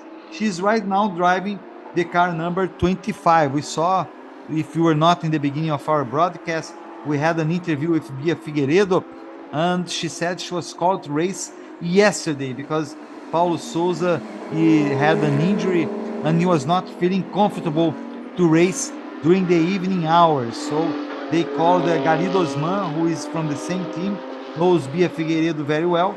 He called Bia and told her if she could get ready to be in Interlagos today on Saturday. She did that, and right now she's running in the 8th position with car number 25, Carlos. And that's nice, not just because she's a last-minute addition to this grid, but also because it's been a while that Bia Figueiredo, that is also known as Ana Beatriz in the US, it's been a while that she doesn't race, let's put it that way, consistently or frequently, because of course she was a Stock Car Pro Series driver until the end of the 2019 season, if I'm not wrong. Then she got pregnant, and she is, of course, she had pause her motorsport career a bit, and then she is starting to get back to racing also in the TCR South America. But once more an issue there with car number 1, Sergio. Problems, and this is a car who started the race leading the championship. Real problem for Alceu Feldman on car number 1. What a problem. That might give really a chance to other drivers. Second in the championship are Jeff Gias and Nicolas Costa, who are not doing such a great race. Then we have Ricardo Zonta and Werner Neugebauer, Nelson Piquet Jr. and Rodrigo Mello, who are not participating in this race. And then, Carlos, we have Adroaldo Weisheimer and Elias. Who knows? They are keeping the dream alive, and it seems that might be the end for car number 1. Really, really slow on the track. The car that leads the championship might be losing the title because of a problem after the middle of the race. I wonder if it's going to be able, he's going to be able to take the car to the pits. That's his only hope, Carlos, to go back to the pits. Alceu Feldman is really struggling, but no, that's it. That's the end for car number 1, and we might see. Eu tô aqui no box dele, ele tá se preparando. Eu vou comentando com vocês toda a movimentação. Yeah, Renata Diniz was telling us that she will try to report the problem with the car there. But anyway, it seems that Alceu Feldman won't be able to get the car back to the pits. As you said, it's quite slow, and of course now already stopped. I believe an engine problem there, because it doesn't seem to be anything with suspension or so on. And of course, that's a big shame. These guys won the 2 previous rounds, both in Termas de Rio Hondo, Argentina, and also Goiânia. So what a way of losing a title. That's always sad, and the car is in a dangerous position there. They have at least to bring the yellow flag. Let's see what the race director decides. I think it's a very dangerous position. At least that's what I thought. We saw Denis Dirani there. He is number 17th in the car number 7. You see Denis Dirani. The detail. Não, impressionante que eles. Olha a correria da equipe, ajustando asa, fazendo todos os ajustes que possivelmente estavam no carro que eles estavam usando, né? Que estava com o seu. Denis Dirani and the onboard for Alceu Feldman, who's stopped there. And Sergio, we have to remember that they can use the spare car, the reserve car. So maybe Guilherme Salas is running to the reserve car in order to proceed with the race. That's it. That's the situation. Yeah, if there is a problem, any problem that's not a consequence of an accident, because of an accident, let's say they would say, oh, look at the safety car. Yes. There is no other option. The safety car is getting to the track. Right now, the leader of the race is Enzo Elias. And that might be an opportunity to do a stop. Let's wait and see what the cars will do. But we have theoretically a free stop. Yeah. Not a free stop, but of course they will lose less time. Yeah, they're preparing there. They put the sticker already, car number 1 there. These are the reserve cars that Porsche Cup Brazil brings to the racetrack. Remember, this is a 1-team category. Yeah, everybody's going to the pits, or most everybody, lots of drivers are going to the pits. They have to take advantage of this safety car to make one of the mandatory pit stops. The time is the same, actually, Carlos, but they lose less laps, let's put it this way. Yeah, that's it, because they have that 6-minute time span between the change of drivers, of course. And just to talk about the procedure there with the spare car, of course, they have to wait the 6 minutes as well. So even if the car is set or ready to go fastly, then Guilherme Salas has to wait those 6 minutes. But it's, I think, not the situation. Of course, they weren't expecting to need the spare cars. Alceu Feldman is looking funny there. because he's waiting for a rescue car or something like that. He's actually a bit far from the pit entrance. So let's wait and see what happens. And now, of course, with the safety car, the strategy, of course, changes a bit, especially because all of the drivers, or most of them, they are making the mandatory driver change. And of course, that has an impact overall in terms of strategy. Yeah, I would say after they come back, they pretty much, unless some cars don't stop, a few cars all stop, there won't be any changes between them, right? I mean, because they all stop at the same time, but they're in different paces of stops. Some cars already stop at 3 times, some others only two, and they're doing their third stop right now. And a few cars already did 4 stops, so there will be a huge difference there. We are on lap 70. We still have 48 laps to go, so it's 47 laps to go. So it's a long time still. It's lots of racing to go still in Interlagos, in these 500 kilometers of Interlagos. I'm just curious now because we really might have a very interesting battle for the championship. Because up to this moment, Carlos, we had really Alceu Feldman with the hand on the championship together with Guilherme Salas. But now they certainly they will lose positions. They will lose lots of positions. So we might actually have a real battle for the championship now. Yeah, and as you said, they E saindo do box. don't need to change drivers, but of course, the pack will be together once again. So we Isso, may have exatamente, ele some acabou de battles sair. that theoretically we wouldn't have if Alceu Feldman's car didn't have that problem. The safety car is going out, and of course, it will be interesting to see as it seems that the raining is get intense once more.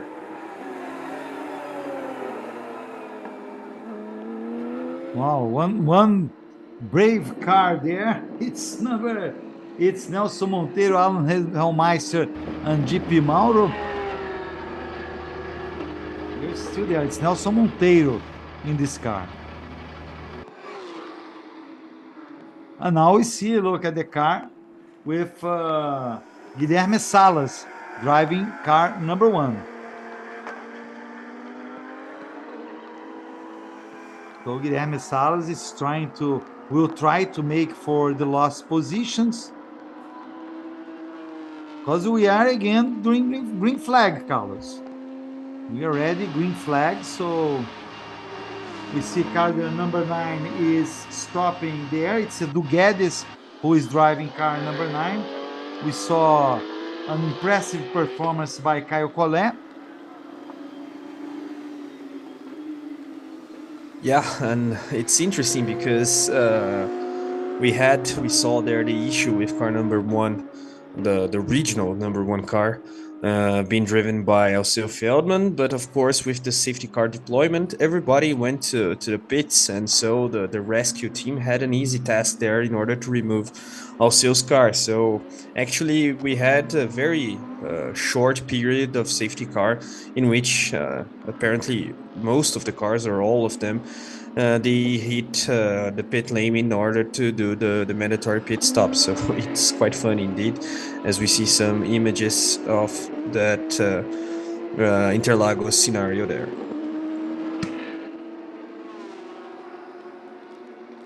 We see some images of the race so far, some moments that happened, some beauty images of this racetrack. This is the last race of the 2022 Porsche Cup C6 Bank MasterCard Championship. We had the Sprint Championship. The Carrera Cup was won by Enzo Elias, had a really great championship. Oh! Carlos Renault stopped there. Luiz Razia or Pedro Costa. We have to check who is driving the car number 145. I just hope it's not another safety car. Carlos, we talked a lot about the safety car that did not come yet. Actually, did not come for an accident. It came for a mechanical problem for Porsche number 1. Yeah, exactly. And I think it's not necessary to deploy the safety car in that case because the car there that I believe that is being driven or was being driven by Carlos Renault is quite close to the runoff area there and can be rescued very fastly by rescue car there. But let's wait and see. I believe that the safety car won't be deployed. But interesting, as you said, the fact that we had the deployment of the safety car not because of accidents, but because of reliability issues. So all the cars are going back to the track. We saw their rescue truck there going to the pits. Was in some other, there we see number 116 going back to the track. That was the race leader when we did all the stops. I believe he'll still be the leader. All problems with the car from Junior Dinardi and Yuri Alves.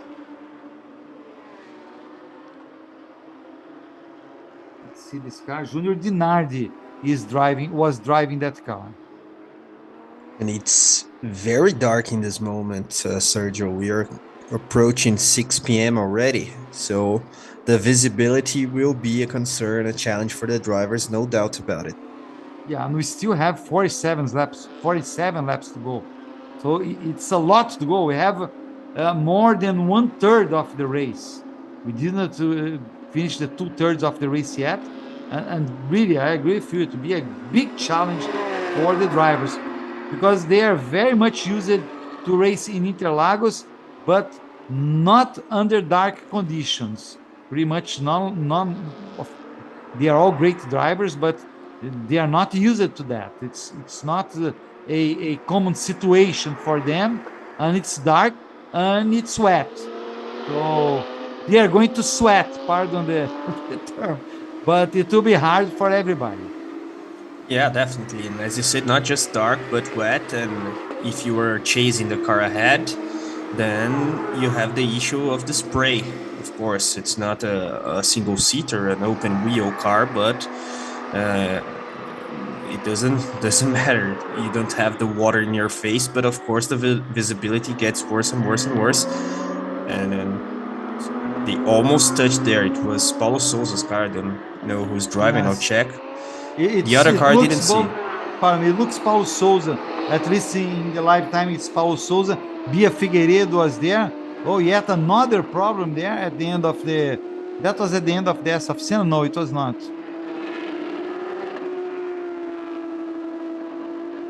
That was car number 8.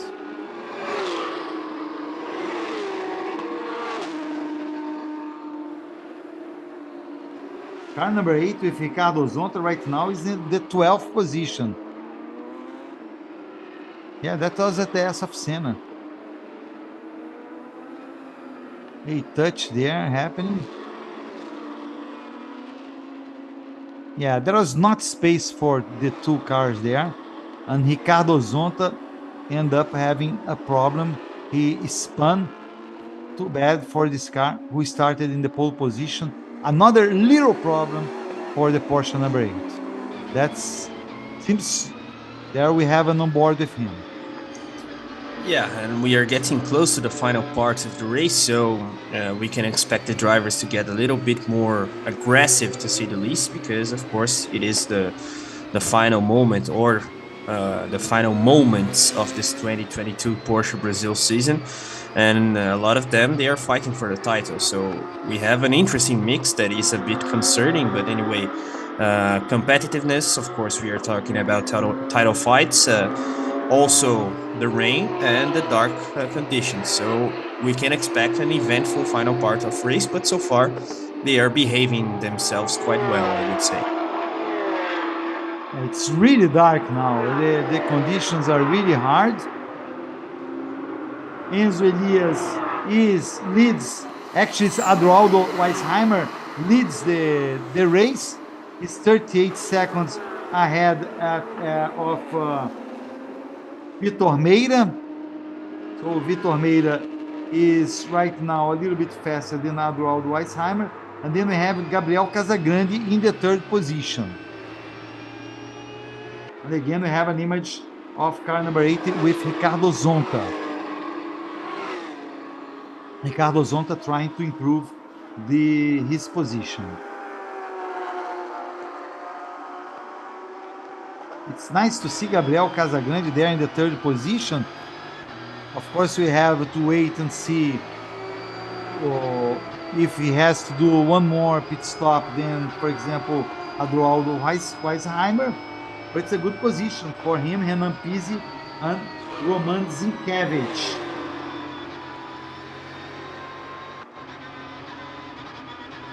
This car started the race the 13th position. And we are seeing the onboard camera there with Carlos Ambrosio. He's struggling a bit in terms of grip, always having to correct the racing line because of the wet conditions. So we see that. Ooh, oh, there he goes. Yeah, he goes. I jinxed him. yeah. Carlos. Oh, I hope he's able to go back. Okay. There he goes. So Carlos Ambrosio is back to the track. But you were talking about Gabriel Casagrande and Roman Zinkevich, especially because of Gabriel Casagrande's driving today, that he's been remarkable. And they are leading actually the sport class of the Endurance Championship. So it's nice to see.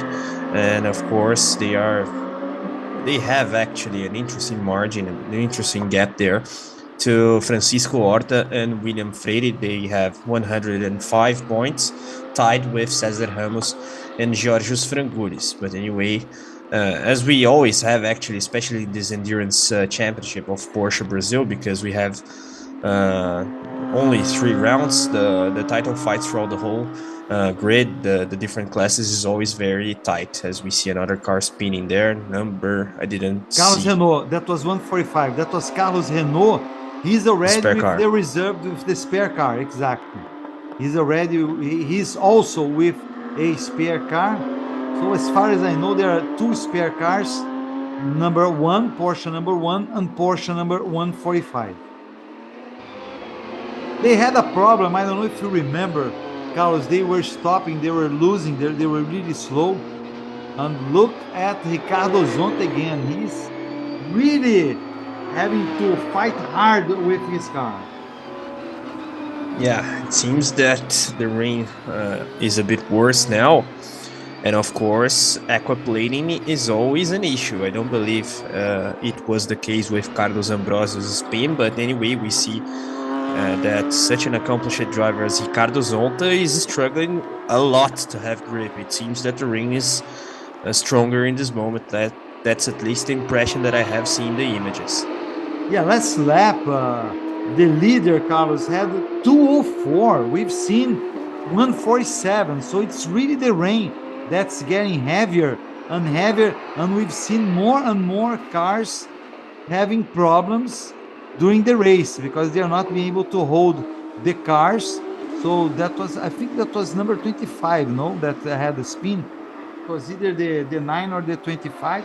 Anyway, we're seeing more and more drivers having problems with their cars, and the laps are really slower, although Gabriel Casagrande was able to do 155.368, which is still way slower than the best lap of his team, which was 146.985. So he's running almost 10 seconds slower than his best lap on the race. Which is quite a lot, so it just shows how worse the track conditions are in this moment. And the race director specifically, he has to be wary of what's happening on the track, because we had a spin there with Carlos Ambrosio, Zonta struggling, as we saw actually in the onboard camera. And of course, if the situation gets worse and worse, the safety will be a concern. So let's hope there's not any crash or accident in the next few minutes. You see there Enzo Elias, he's looking at the performance of Adroaldo Weisheimer. Adroaldo is still the leader. We see him trying to stay on the lead. he has Vitor Meira behind him. Vitor Meira is currently 25 seconds behind Adroaldo, and Gabriel Casagrande is about to take the position from Vitor Meira in the battle for the second position. So Casagrande is just half a second behind him, and yet another spin from Horta, Francisco Horta, losing a little bit of the grip there, going off track, but he was able to recoup. Oh, look at Adroaldo! Adroaldo losing even more time. He's struggling, Carlos. He is fighting to keep the lead. The difference is getting smaller and smaller. And again, the car 25 with problems. Again, that's Paulo Souza. Paulo Souza, who said he didn't to drive in the evening, but probably, I think he had all his driving, no?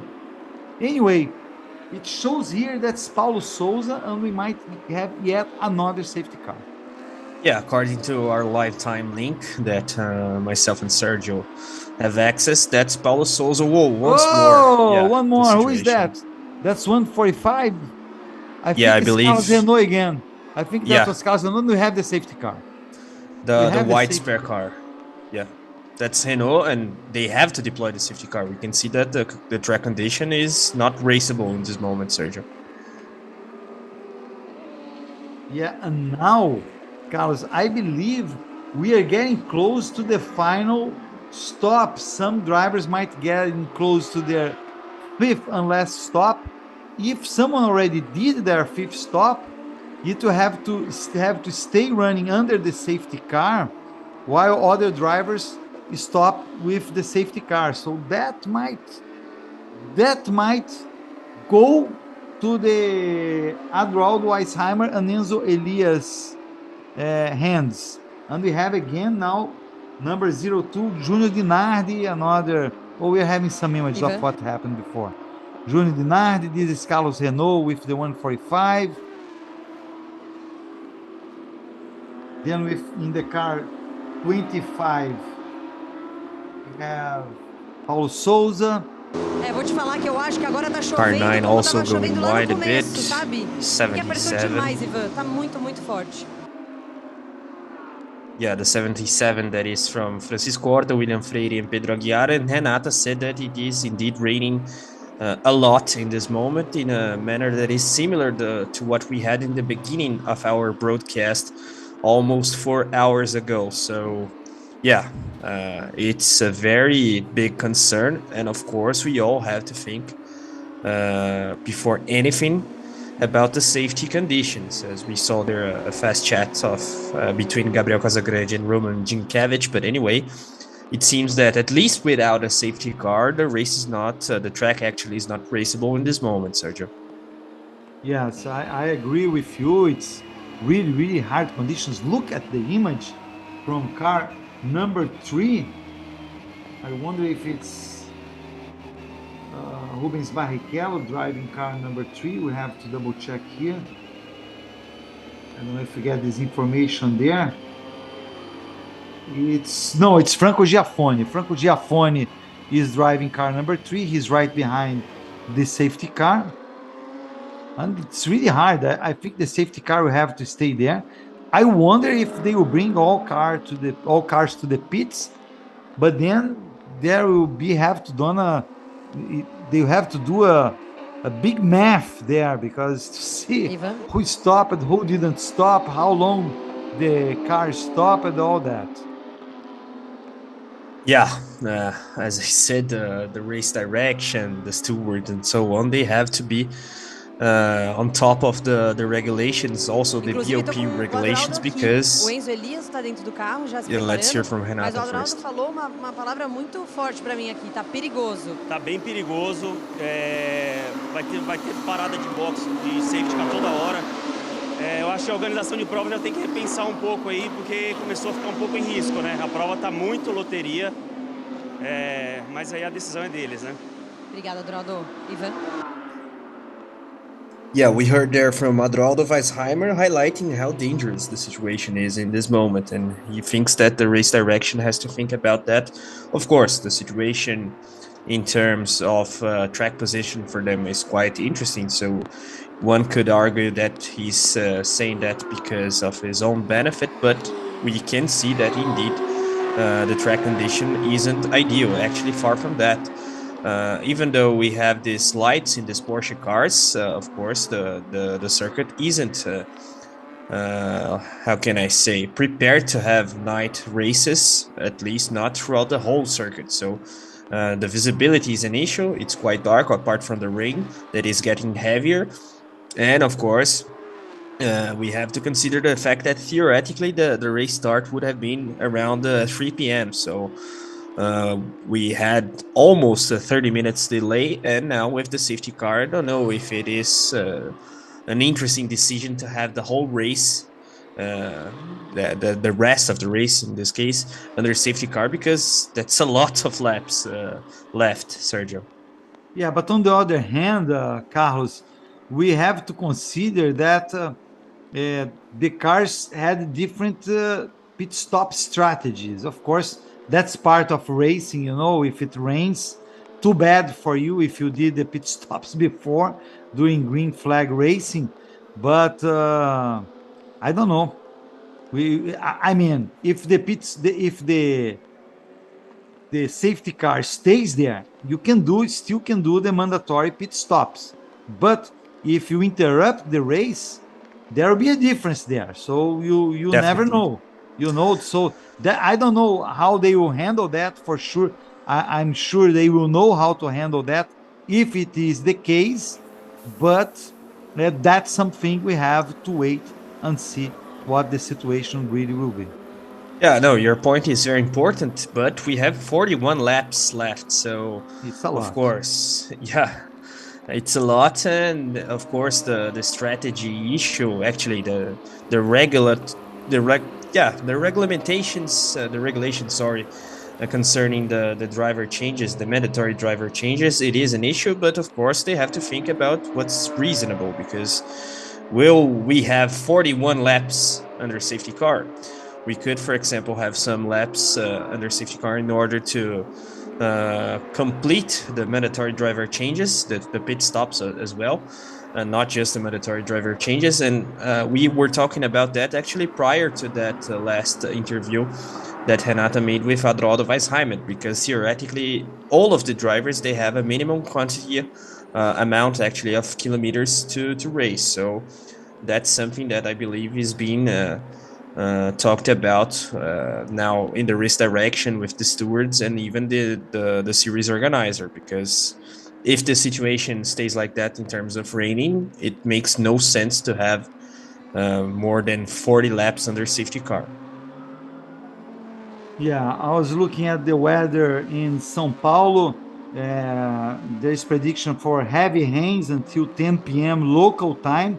Of course, it's a huge city, so it might. But look at the water there. It's a lot of water going on.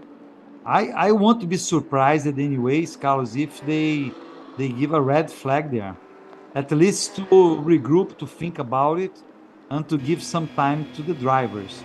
Even though under safety car, in theory, safe, but we remember when we had the start of the race delayed, that the driver said that even there was an interview, I don't recall who said that, but even at 50 kilometers per hour, it was dangerous. He couldn't go over 50 kilometers per hour. Yeah, and apart from that, Miguel Paludo, that is one of the most experienced drivers in this grid with 7 titles to his name in Porsche Brazil, he said that he got very close to hitting the car, crashing the car actually in the Duck Beak corner, the Duck Beak turn, if I'm not wrong, and he wasn't that fast. I believe that he said that he was around 60 kilometers per hour. So we see that even the most accomplished drivers, they were having a lot of difficulties in that scenario. But it seems that the rain isn't as strong as it was in that moment. But anyway, having 40 laps under safety car, it's strange. Maybe they will have this safety car deployment in order to allow the drivers or the cars that still need to make their mandatory pit stops or driver changes, and then maybe the red flag, and of course they can wait for the 4.5 hours in order to uh, say that the race is finished, because the racing condition doesn't exist actually in this moment.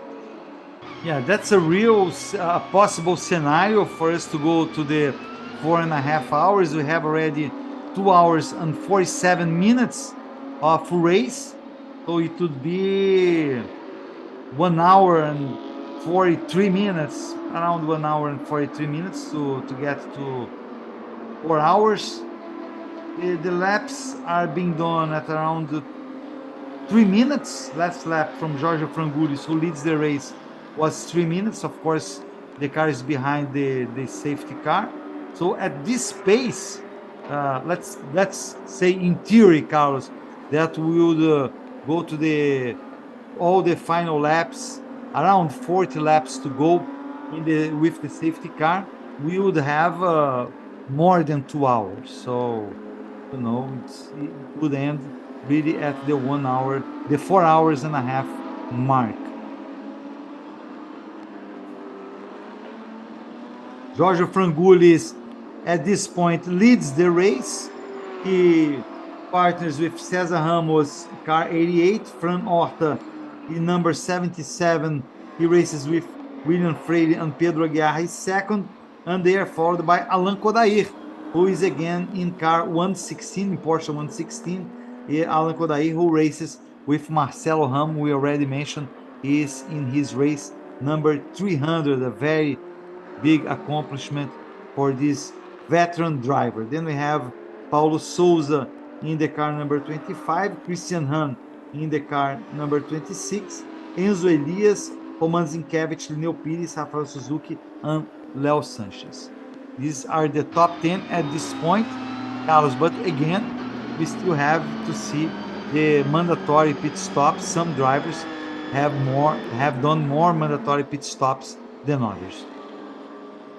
Yeah, and one thing actually that makes the race direction's job quite difficult in this moment is that whatever is the decision, of course, they will have complaints from some of the drivers' duos or trios, because, of course, theoretically, they were expecting the race to be resumed until the end, and now they might have to make actually a decision there that won't be good for some of the drivers. But anyway, we see that the mechanics are working with the cars there, and maybe, of course, the situation of the rain improves. But I wonder how much time we can wait until the rain situation gets better, because it seems that in this moment the visibility, the water spray and so on, they are indeed an issue, as we saw prior to the safety car, a lot of cars spinning.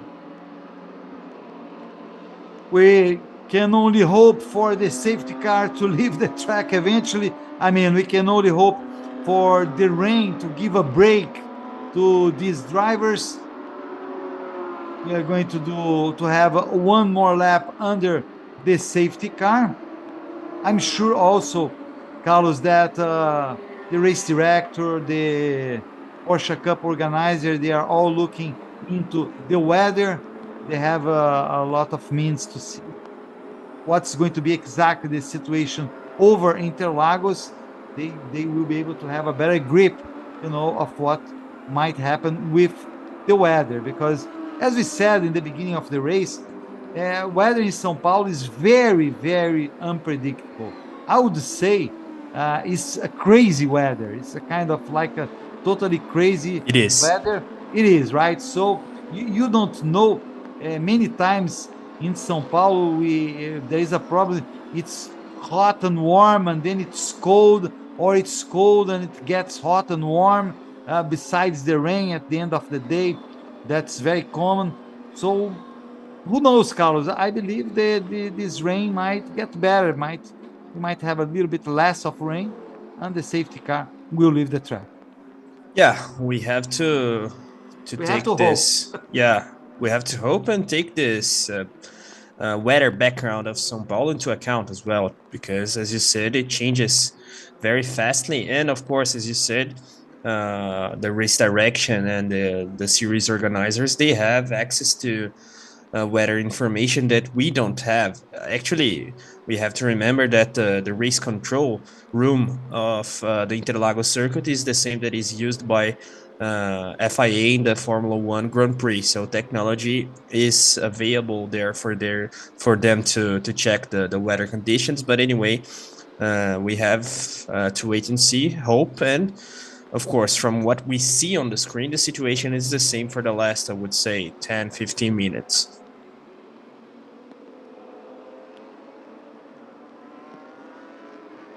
We're still under safety car. We started the race under safety car, then the rain stopped a little bit. It didn't stop, but it was a little bit less of rain.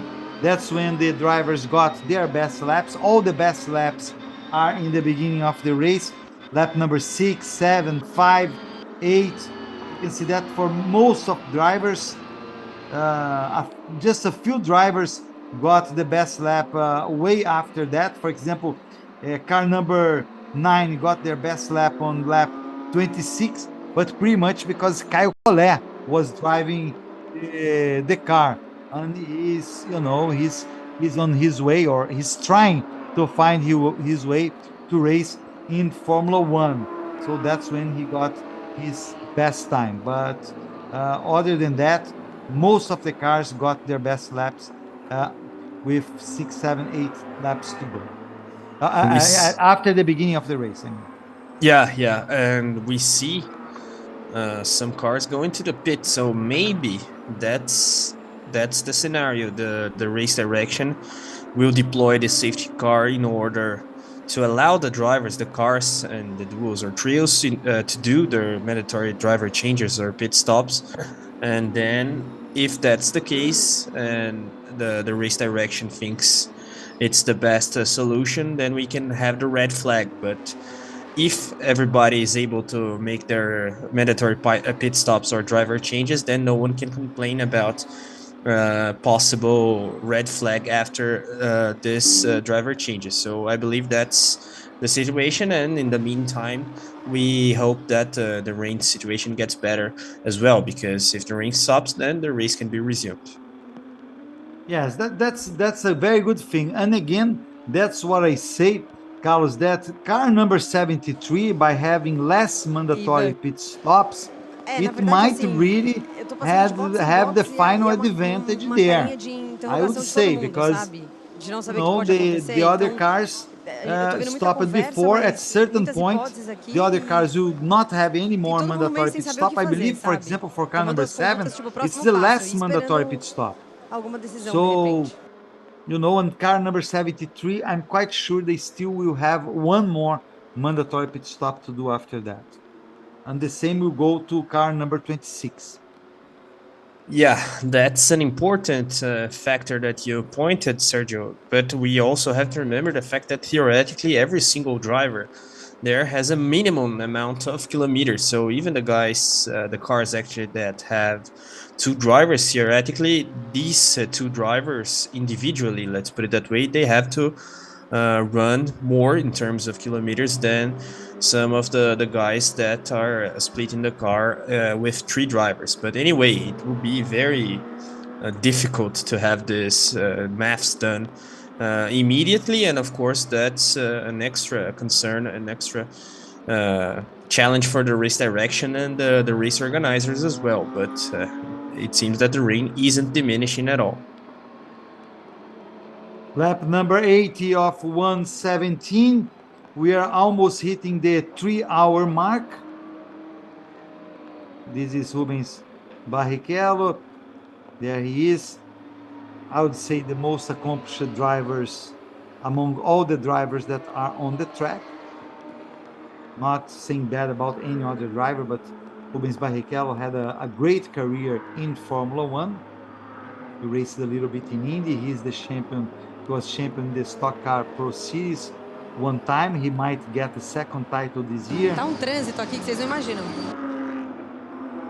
And he's already over 50 years old, Carlos? Yeah. Barrichello. Tipo isso. E com chuva ainda, entendeu? Rubens completed 50 years old this year, so he's already in his 50s and still in his prime.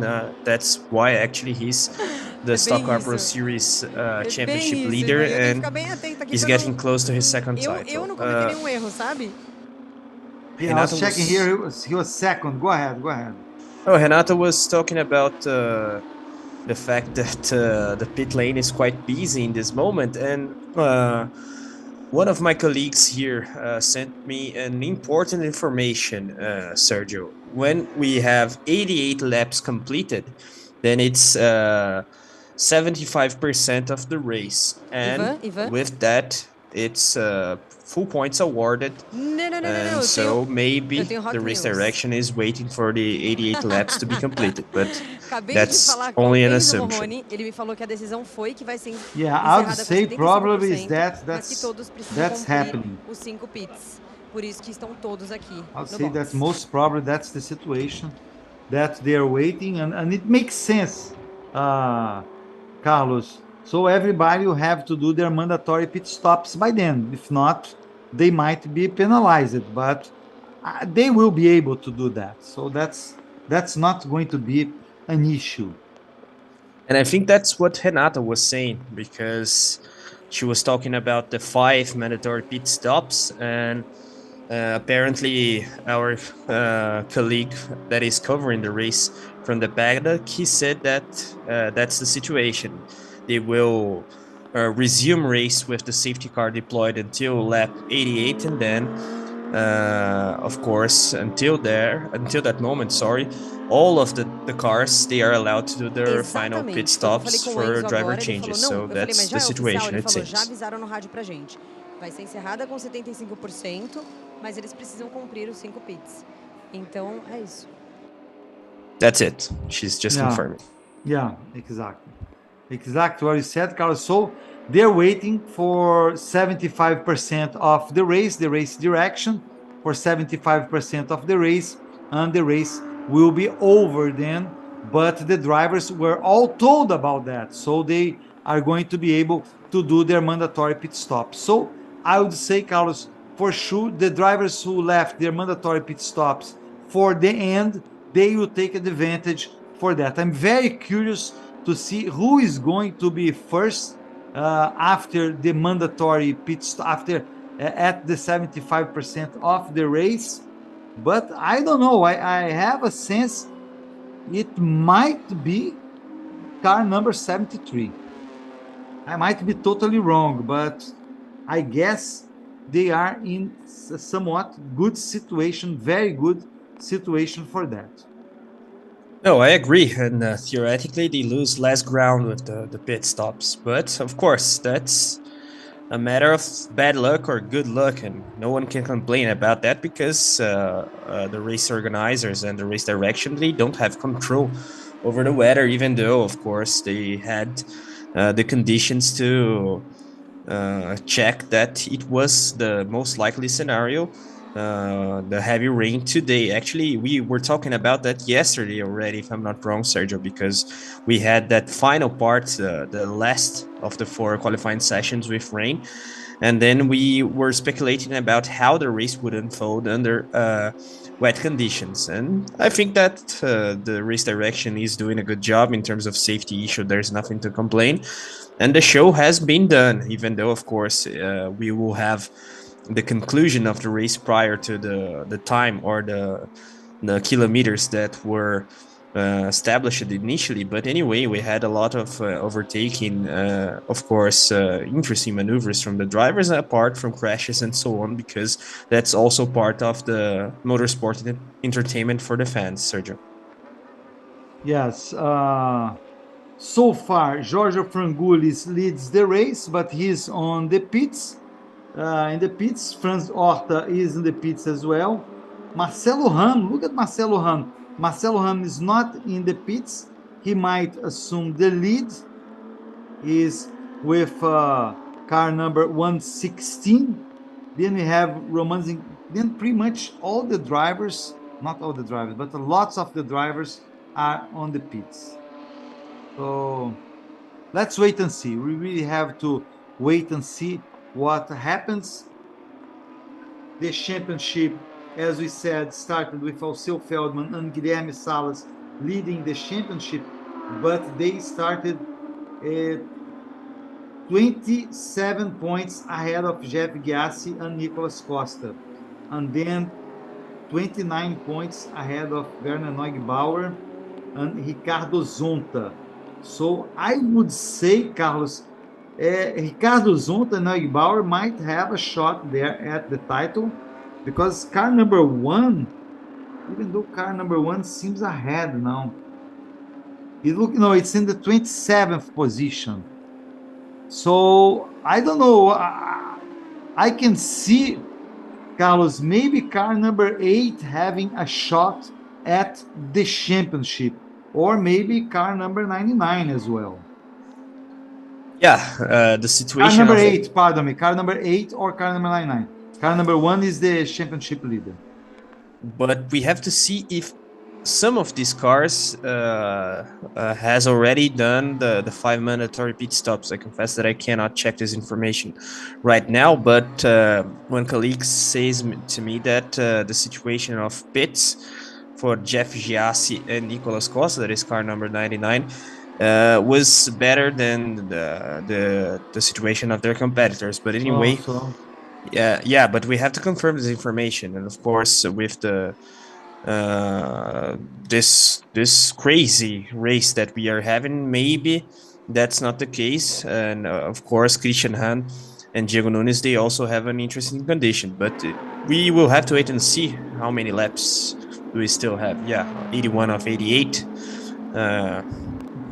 The chess game will be interesting to see until the end, Sergio. Yes, the leader again did a lap in 3 minutes, over 3 minutes. So that's the pace of the safety car. It's a pretty good pace for a safety car under the rain. It's a nice pace, but it's double the time of the fastest time in the race. So it's a lot. And as you said, lap number 81. So it's lap number 87. So we still have a little bit over 6 laps because we're still under lap 81. So we should have, Carlos, more like 20 minutes of racing. It's more than enough time for all the drivers to do their mandatory pit stop. So that's not going to be an issue. The race should end with around 3.5 hours. Championship, again, that started in Termas de Rio Honda. We had a very interesting race in Termas de Rio Honda. Then we had a race in Goiânia. So these are the 2 races we had so far. And Alceu Feldman and Guilherme Salas had a really nice situation during these races. They scored maximum points in no, not maximum points, but they won the race in Termas de Rio Hondo, and then again they won the race in Goiânia. They didn't score the maximum points in both because of this segment, but they scored 24 points in the first segment in Goiânia. Yeah, we see there Gabriel Casagrande, but the situation for Alceu Feldman and Gui Salas is a tricky one because of everything that happened. You have such a good round in the opening race of the season, as you said, in Termas de Rio Hondo, then also a race win in Goiânia, and then a mechanical issue in the final race, even though they are still in contention. But anyway, it has been I think that we are getting close to the end of the championship once we get into the lap 88, but it has been a very interesting season in terms of racing itself, not just championship standings, Sergio, because of course we had this eventful Interlagos race because of rain and so on, but Goiânia and Termas de Rio Hondo, they both produced interesting races as well, not just in terms of let's put it that way, title fights, but also overtaking and even crashes and so on, even though, of course, this is a very safe car. But I would highlight this Porsche Endurance 2022 season, and I would put as well it between one of the best seasons that we had in Porsche Brazil, also considering the sprint championships, even though, of course, they are very different between each other. Yes, the championship was a great championship. It was decided in Interlagos during the Formula One race. We didn't broadcast this race in English, but you were able to see this race in Portuguese in the YouTube channel for the Porsche Cup Brazil. That was a great race, and two races actually had two races, and then that was when the championship was decided, and Enzo Elias became the champion. It was a great work by Enzo Elias again, became the champion of this championship. 5 laps to go, Sergio, is that right? I believe that now we are getting close to see the completion of all the mandatory pit stops. Yeah, that's when soon we'll be able to see who is first, who is second. And I was going to say in the sprint championship, Enzo Elias was the champion. Then we had Marcel Miller in second, Miguel Paludo in third, Christian Hahn in fourth, and Alceu Feldman in fifth. So that was the final result for the Carrera Cup overall championship. And in the sprint challenge championship, we had Raijan Mascarello, who is not racing in this race today, was first. Then we had Nelson Marcondes in second, Marcelo Tomassoni in third, Christian Moore in fourth, and then Urubatan Jr. in fifth. There you see the area, the building where all the facilities for Interlagos are. Lots of expectation there. Everybody is doing the math for this end of. Right now we have Cesar Ramos ahead with car number 88. Still Cesar Ramos ahead. The same car, Jorge Frangulis.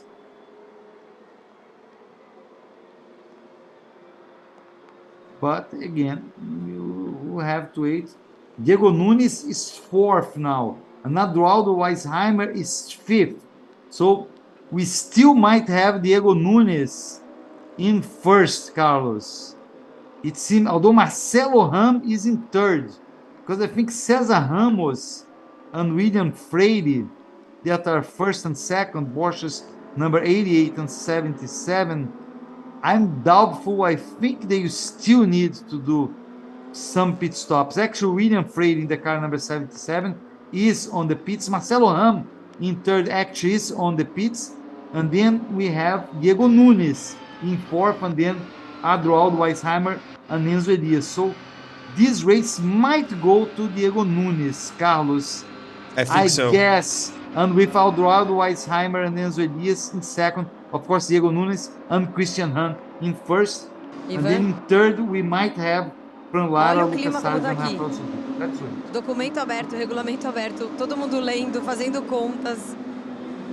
Olha lá, todo mundo nisso. Yeah, all of the guys, they are checking the regulations there. But I think you're right, Sergio. It seems that the situation is good for Diego Nunes and Christian Hahn, of course.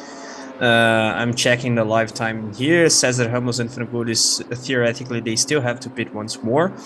William Freire, Pedro Aguiar, and Horta, I think that they will be overtook there. And so, of course, we have to still confirm this information. And so it would be a good situation there for Diego Nunes. But anyway, we are already in lap 84. I believe that in the next few minutes, 5 minutes or something like that, we will have this condition set, and then we have the confirmation of the info. But one thing that I would highlight, or I was going to highlight actually, is the fact that it is completely dark now. So we have to say that the race direction was right in, of course, completing this race with only 88 laps. So yeah, actually we are lacking 4 laps, so a little bit more than 5 minutes, Sergio. Yes, and we saw there, it was Giorgio Frangulis, that image that we saw, that team that was doing all the math and everything and reading the rules. It was the team of Giorgio Frangulis and Cesar Ramos, who at this point are first. We're just, or at least I am just assuming that they would have to do one more mandatory pit stop, but there might be a surprise there because overall, the fact is, Carlos, that at any moment they run ahead of Diego Nunes and Christian Nunn or ahead of Adroaldo Weisheimer and Enzo Elias. So that's why I'm assuming they would have to do a mandatory pit stop, but they looked hopeful there.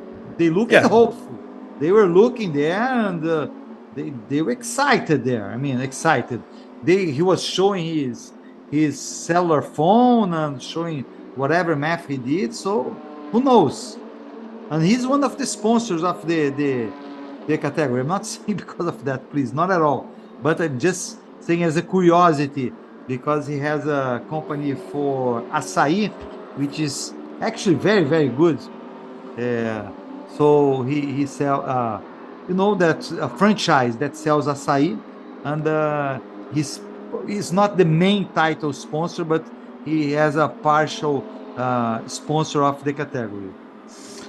Yeah, but from what we see in the live timing link, theoretically they should pit once more. But of course, if Georgios was arguing there, I believe that he has a point. But from what we see, they had 4 pit stops, and theoretically we have 5 mandatory pit stops. So let's wait and confirm.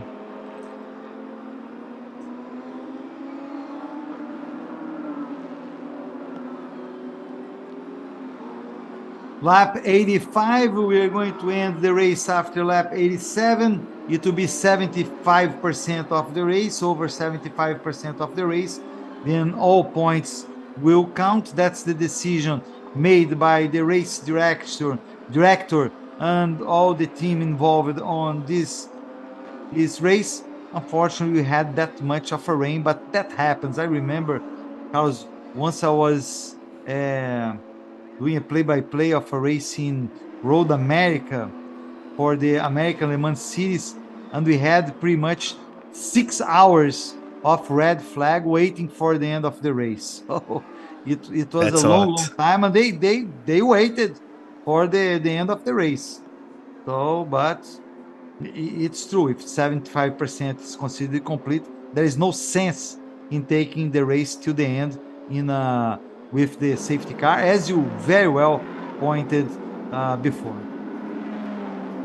Yeah, because the lap times, they are too long under safety car deployment, so it is a lot of time that it would take, and of course a lot of laps as well. It would be more than 20 laps, so it doesn't make any sense, and we are getting close to that 88 lap mark. So of course the guys are chatting about the regulations and so on, but so far at least we don't see anything close to a pit stop by Cesar Ramos and Frangulis. So let's wait what the stewards will say about that, and I believe that the race direction is already talking about the situation, because the communication that we had, it is that was actually that we would complete the 88 laps and then only the guys with 5 actually mandatory pit stops already paid, to say the least, they would be, let's put it that way, in a regular situation in terms of the steward's perspective. But of course, the interpretation is something that can change from person to person.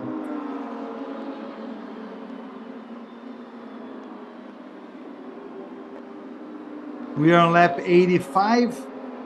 Last lap was a little bit faster. It was 2:53.066. We have now we have actually Diego Nunes is actually the second car, and it can't be because it's 2 laps behind Cesar Ramos and Giorgio Frangulis. So, Carlos, there is I would say I might be wrong, and you might be wrong because I think you agree with me, but there is no way that Cesar Ramos and Jorge Frangulis will be able to win this race unless they stop for, even if they stop 6 minutes now, I don't think they will come back ahead of Diego Nunes and Christian Hahn. No, they would lose track position. So maybe Yes, they will finish ahead of the pack and then they are disqualified. I believe that's the case.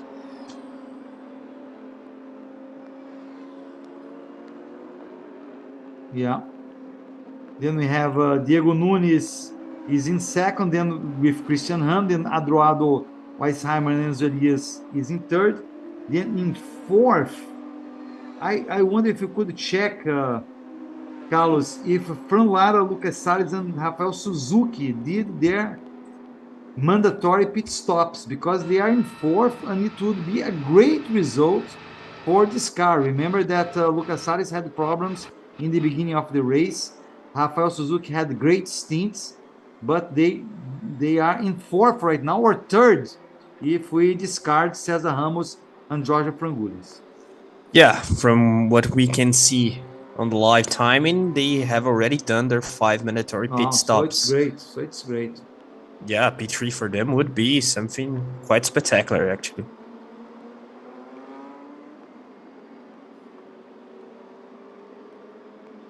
You are watching here the final race of the 2022 Porsche Cup C6 Bank MasterCard Endurance Championship. The race is going to be finished under yellow flag, under the safety car. So that was decision of the organization of the race director due to the conditions of the track. We see very, very heavy rain, but I'm happy, I'm glad, Carlos, that we were able to have lots of racing, even though it's also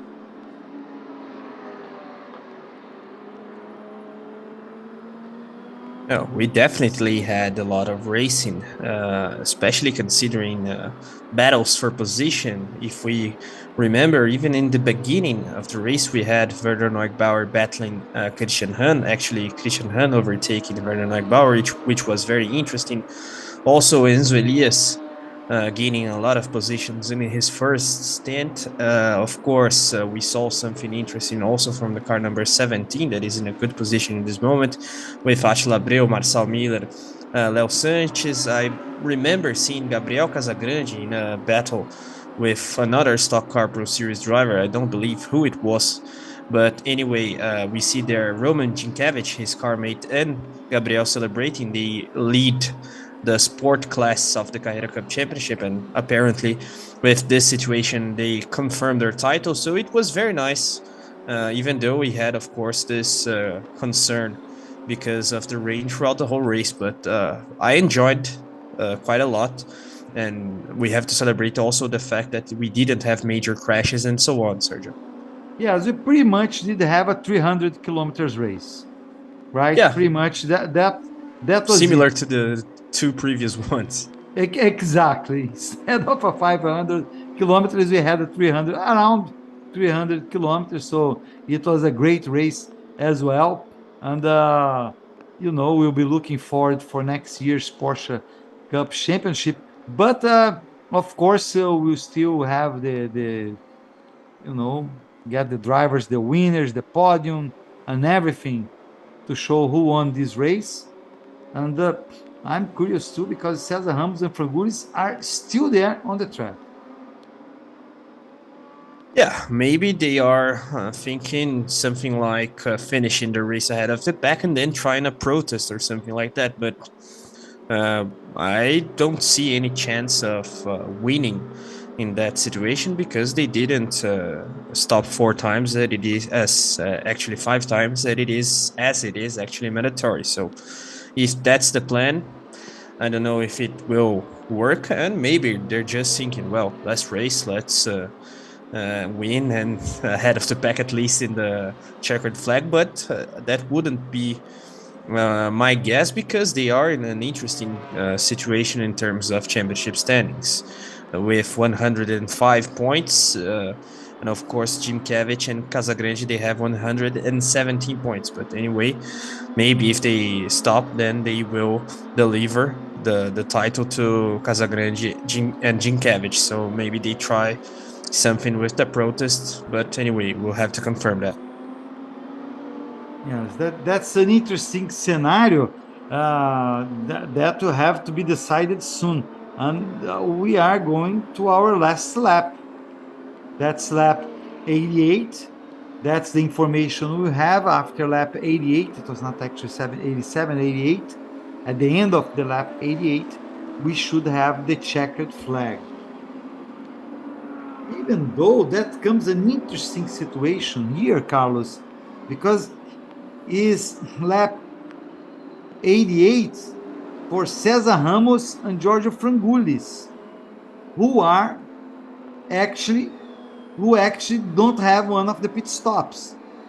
So the checkered flag, if it's given now, it will be given to two drivers who actually should have one more mandatory pit stop. So that would be lap 86 for Diego Nunes and Christian Hahn. Just a curiosity, and I wonder what's going to happen now. Yeah, and according to our colleagues from the Brazilian broadcast, the situation is pretty much that Ramos and Frangoulis will have the checkered flag ahead of the pack, and then they will be disqualified. But of course, we have to wait and see the confirmation. And if there's any protest by the duo there, of course, they're fighting for the title in the sport class. But we saw that Jimkevich and Casagrande were celebrating. Of course, they are being partnered with Renan Pizzi for this last round of the Porsche Endurance Championship. But anyway, the good thing, if we can say so, Sergio, is that we will have a lot of debate after the checkered flag because of the regulations as well. Yeah, so in that sense, car number 80 for Zinkevich, Renan Pizzi and Casagrande would finish fifth. They are 6 on the track now, but they would finish fifth, which is a very good result. They got 8 positions, and actually they would be getting 9 positions from their start position. But the best car, even though he's not going to get the win, would be Alan Weisheimer and Enzo Elias. At the end of the race, Carlos, they would be getting 13 positions from their starting position. And it's still yellow flag. Yeah, no checkered flag so far. Still yellow flag. That at least that's what my eyes tell me, Carlos. So, no, that's it. But I believe that they are opening lap number 88. So maybe when the car that is ahead of the pack, he reaches the main straight once more, maybe the checkered flag. But no, it's that's lap only 89 now. Oh, maybe no, it's lap 89 now. They're starting at lap 89. They were in lap 88. Yeah, that's what the screen tells us. Let's wait and see. Strange. Because it doesn't make sense also to wait and see if the rain diminishes, because as we can see, it isn't diminishing. It's still strong. But anyway. I wonder if they're ignoring car number 88. Because really, that's what I told you. The lap 88 was for Cesar Ramos and Giorgio Frangoulis. Yeah. They completed 2/3 of the race. 75%, not 2/3. 75% of the race. But if they are not considered the winners, the checkered flag should be given to Diego Nunes and Christian Hahn, who are now in their lap 87. It is as if, what I mean? Yeah, it is as if Ramos and Frangoulis, they are already disqualified from the race. So theoretically, P1 is actually Nunes and Hahn, and as you said, they are 2 laps behind. So it makes a lot of sense. So maybe that's the case. And then we have to wait until the end of lap 90 for considering what we see on the screen. I think that's the case. Yeah, let's see now what happens on lap 89.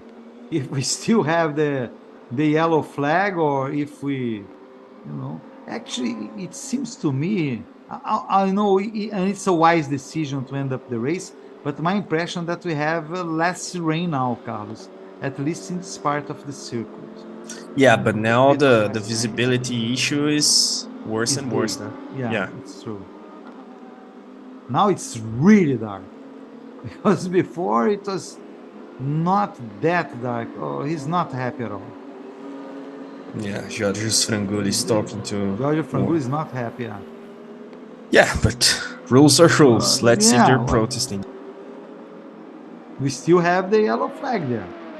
So the drivers will receive the yellow flag, and now we'll start lap number 90 for Cesar Ramos and Frangullis, but would be lap 88 for Diego Nunes and Christian Ham. So now it seems that at the end of this lap, Oliver, we'll have the checkered continuo flag. na mesma situação aqui, tentando Renata. conversar, mas da direção da Porsche Cup eu não encontrei mais ninguém por aqui. Eles são só os pilotos mesmo, na mesma discussão e esperando orientações também. Yeah, now we see the clock ticking there, not the lap. The laps being counted, and Renata told us that the situation is pretty much the same. All of the drivers, they are talking about the regulations, and they are waiting for a position from the race organizers, the series organizers, and the race direction especially. But so far, a tense moment there, a tense situation, as we see that Jorge Frangullis, for example, he's still there waiting to see what happens. So let's see if there's any change. But it was announced by our Brazilian colleagues that theoretically in lap 88, once that we had the completion of 75% of the race, then the race would be concluded. But that's not the case so far. Yeah, the information is really that in lap 88, the production sent us that information.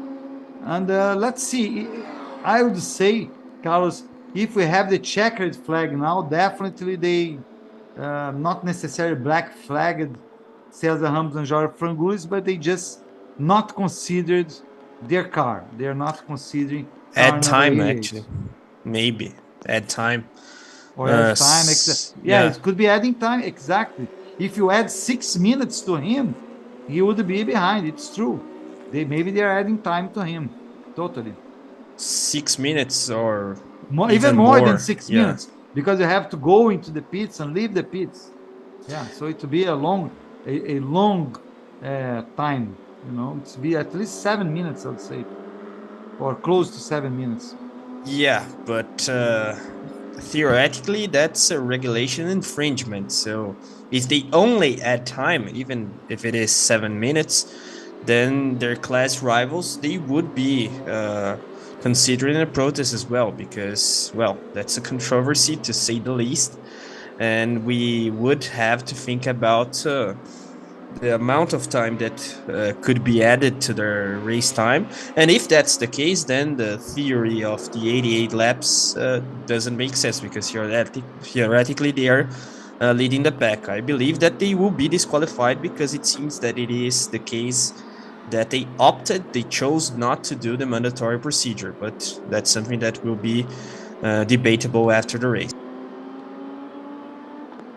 And still yellow flag. So you have again a yellow flag. So we're still going. So now my theory went into the drain. So now that's another. All of the theories so far, Sergio. No, it's really, I mean, that's the only thing I could think about. Yeah, unless they're telling him to pit stop. I don't know, but it's so strange. Because actually, he doesn't have to pit stop. I would say he's not obliged to pit stop because the race is not over. The race is still, no, although the race director said it to be 89 laps. Yeah, but we don't know. For example, we saw there Frangullis talking with someone through the headphone and mic, but we don't know if it was the race director or Cesar Ramos. It's a weird situation. We only can wait and see, but the fact is that it doesn't make sense for them not to be penalized, even if it is with the time added to their race time. But anyway, we see that Enzo Elias is also talking to someone there, André Bragantini Jr. as well.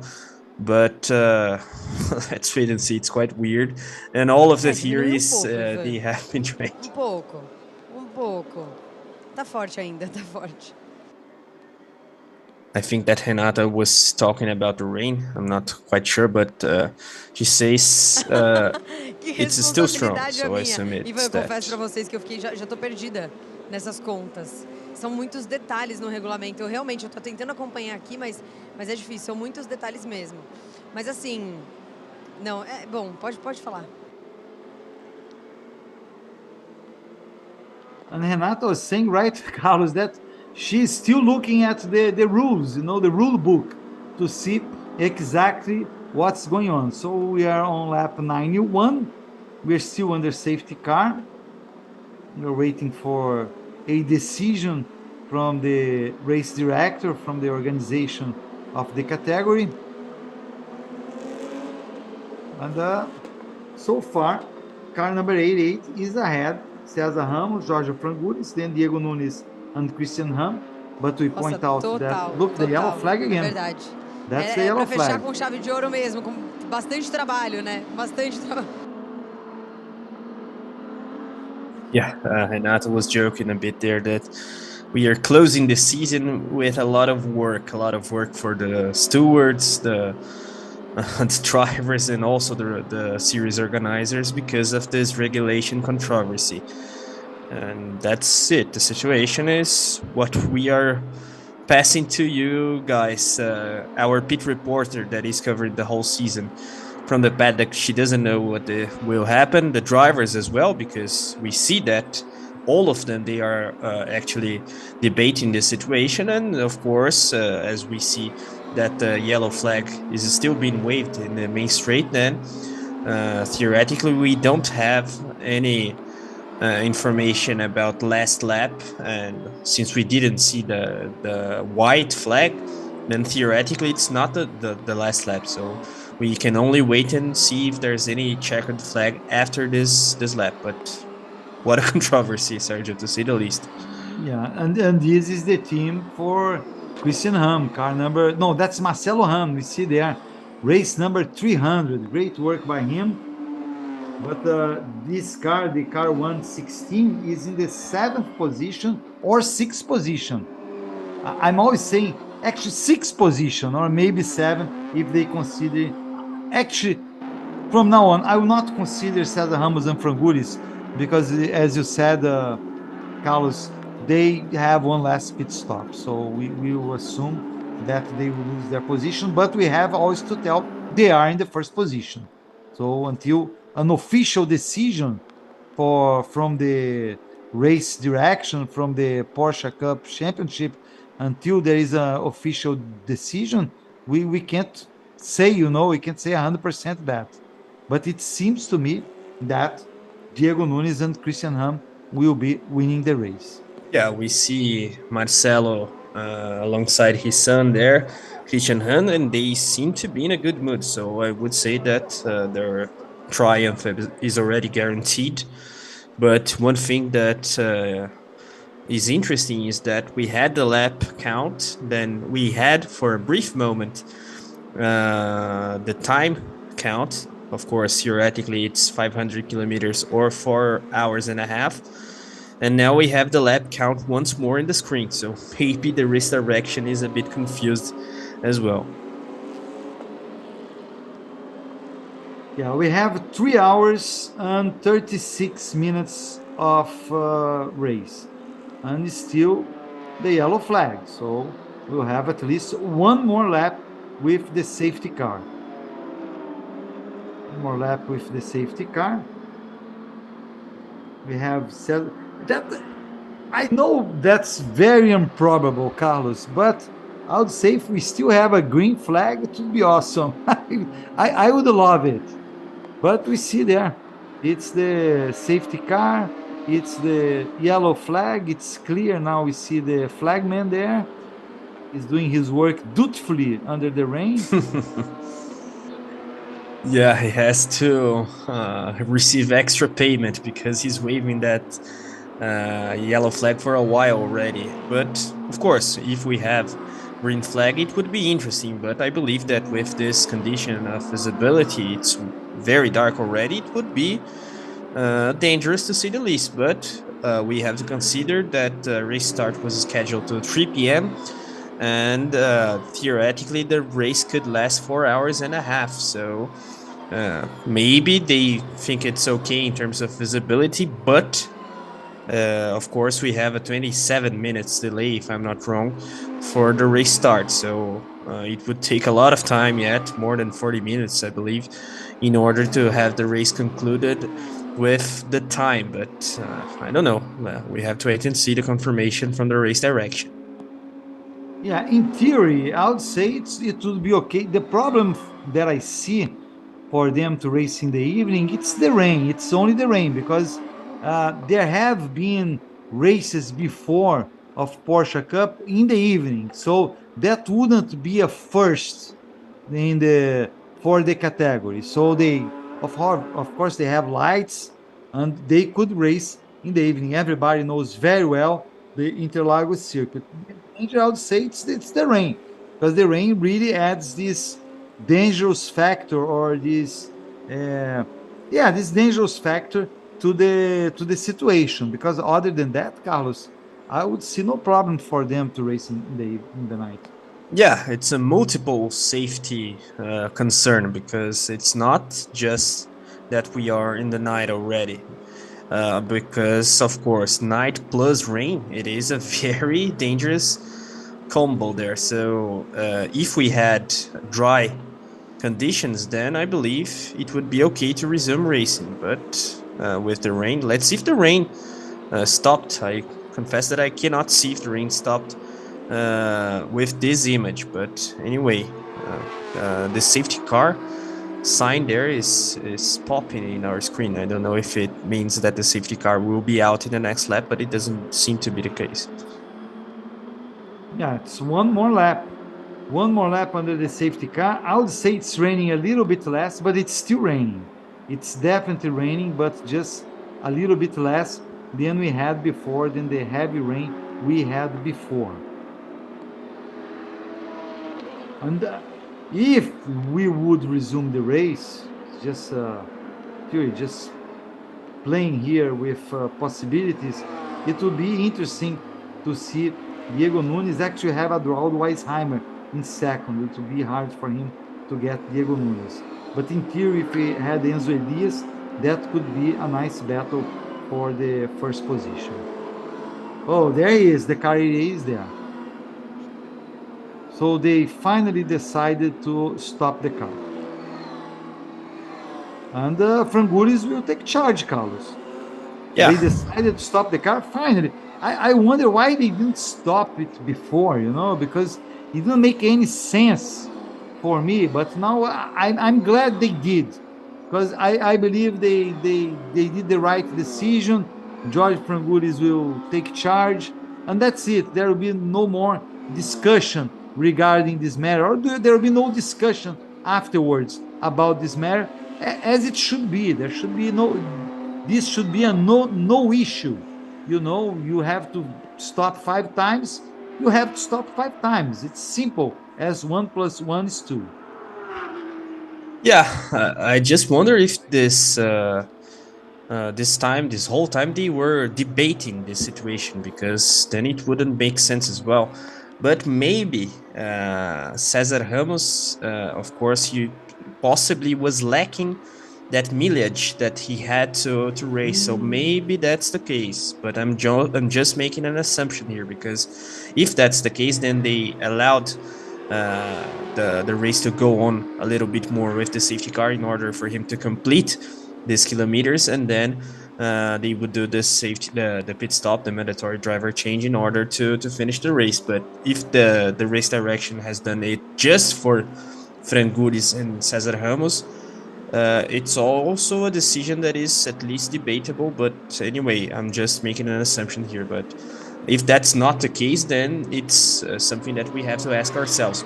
Why didn't they make the pit stop before? Yeah, that's an interesting theory you have there. And one more lap under safety car. Anyway, now we'll have the final mandatory pit stop for Cesar Ramos and Giorgio Frangoulis. They, of course, will fall behind Diego Nunes and Christian Hahn and Andraldo Eismaier and Enzo Elias. I wonder where they will be back. They will eventually be back somewhere. They for sure would say they'll be back in the top 15, but we gotta wait really to see. Maybe even in the top 10.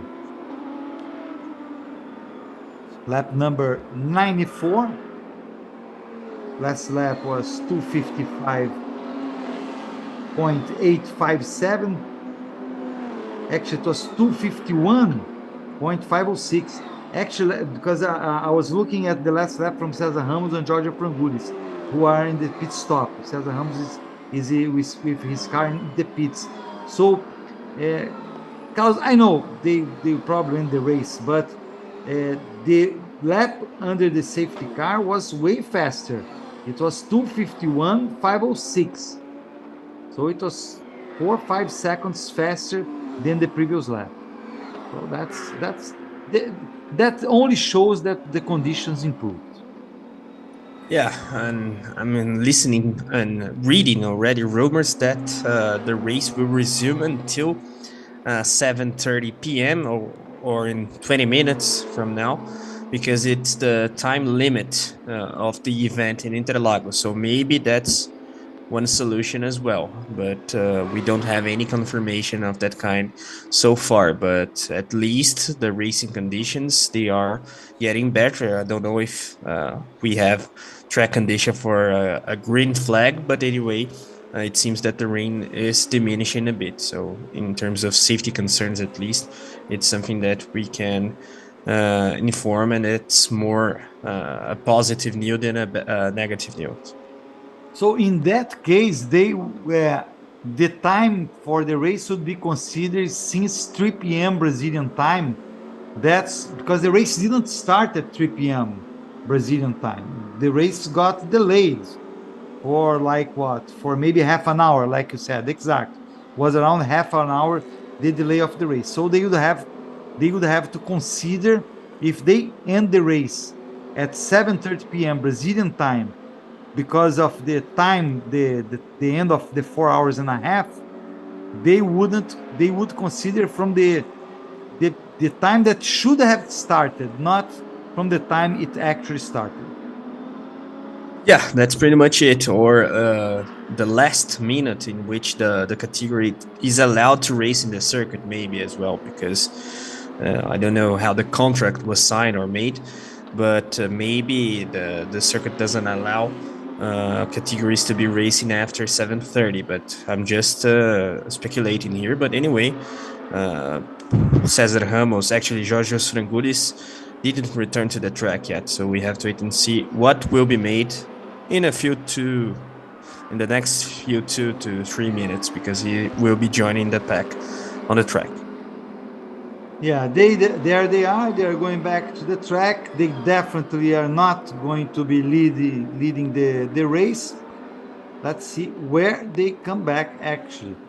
But it really helped that they were coming back under safety car, which is interesting there because they will fall ahead of someone, and that someone might not be happy, but that's it. Got the authorization to go back to the track, so he didn't have to wait for everybody to pass. Giorgio Frangoulis is driving Porsche number 88, and there he goes. We'll soon see. Let's wait the next time the cars pass, and we'll see in which position he fell. Lap number 94. So we had the information to then at lap 89. It's now lap 94. And now everybody, or at least everybody, the leaders, the actual leaders, they really have 94 laps. So Diego Nunes leads the race. Christian Hahn is his partner in the car number 26. They lead. Then we have Adroaldo Weisheimer and Enzo Elias, car number 73. And then Fran Lara, Lucas Salles, and Rafael Suzuki in car number 70. These three for sure will be 1, 2, 3 after the again cross the start finishing line.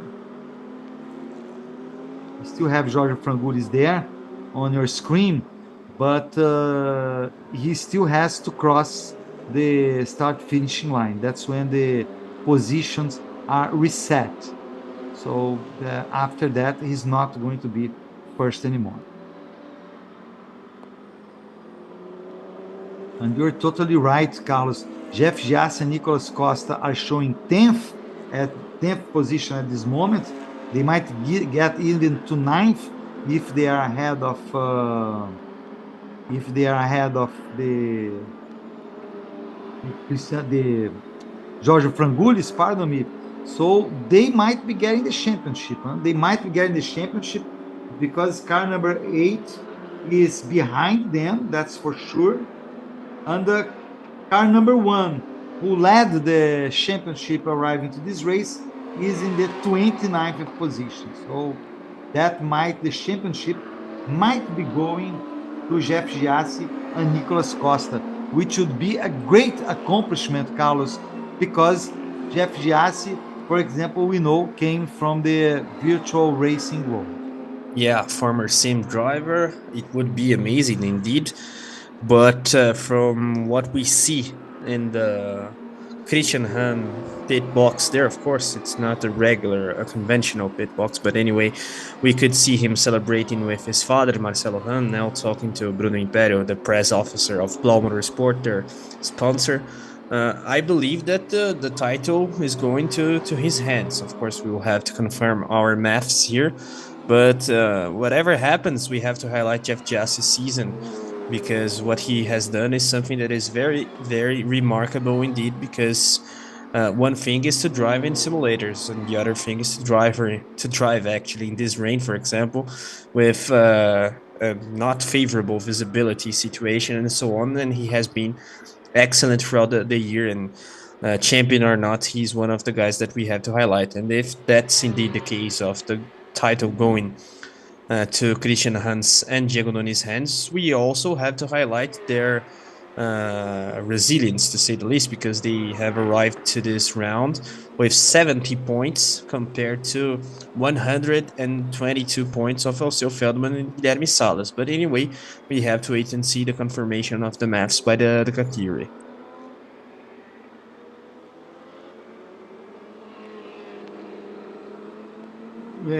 Giorgio Frangulis, that we talked a lot about him, is in 9th position. So he was first after his mandatory pit stops. Is in the 9th position. He lost 3 positions compared to the position he started. And we have Diego Nunes and Christian Hahn leading the race. Agora a questão da visibilidade na pista, né? Quantos pilotos estão sentindo isso ou não? Tem alguns que já estão reclamando aqui, eu vi um zoom, zoom, zoom. Let me see here. What's their situation? Just translating quickly what Renata said, she informed us that the rain has diminished quite a lot. Now we have to check the visibility issues, and I believe that's something that is being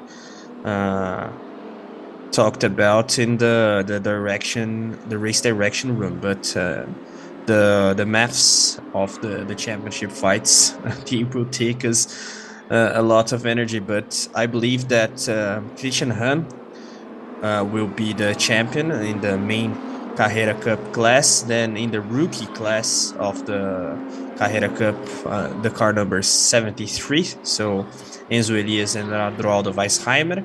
And in the sport class, maybe car 80, but we have to confirm. But Lucas Salles always has a chance. Lucas Salles that is being partnered by Rafael Suzuki and Fran Lara, of course, car number 80 of Gabriel Casagrande, Roman Ginkiewicz, and also for this round, we have another driver that is Renan Pizzi. But anyway, and in the Sprint Challenge Championship, the situation seems to be interesting for the car number 34. So we can expect something interesting for the duo that is made by Christian Fittipaldi, Ricardo Fontanari, and Matheus Iorio, which would be very remarkable as well. And just checking the other classes in the sport class, I think the situation is quite comfortable for car number 777. That is the only car of the class, actually. So I believe it is Josimar Jr. and Sergio Ramalho. Yeah, that's it, just confirming. And in the trophy, the rookie class, actually, we have Sadaki Leite and Fabio Carboni in a good situation as well, Sergio. Yeah, so these should be the final results for the title. And it was incredible that Christian Hahn and Diego Nunes got the title. A perfect performance, I would say. They scored the maximum points in this race that gives more points than the 300 kilometers races that we had before, because they started this race, Carlos, 52 points behind the leader.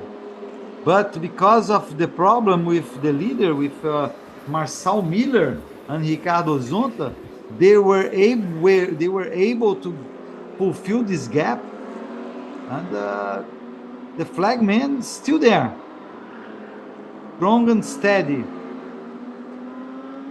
Yeah, I'm starting. I'm starting to believe that we will have the safety car deployment until 7:30, but there's no communication, no official communication from the race direction.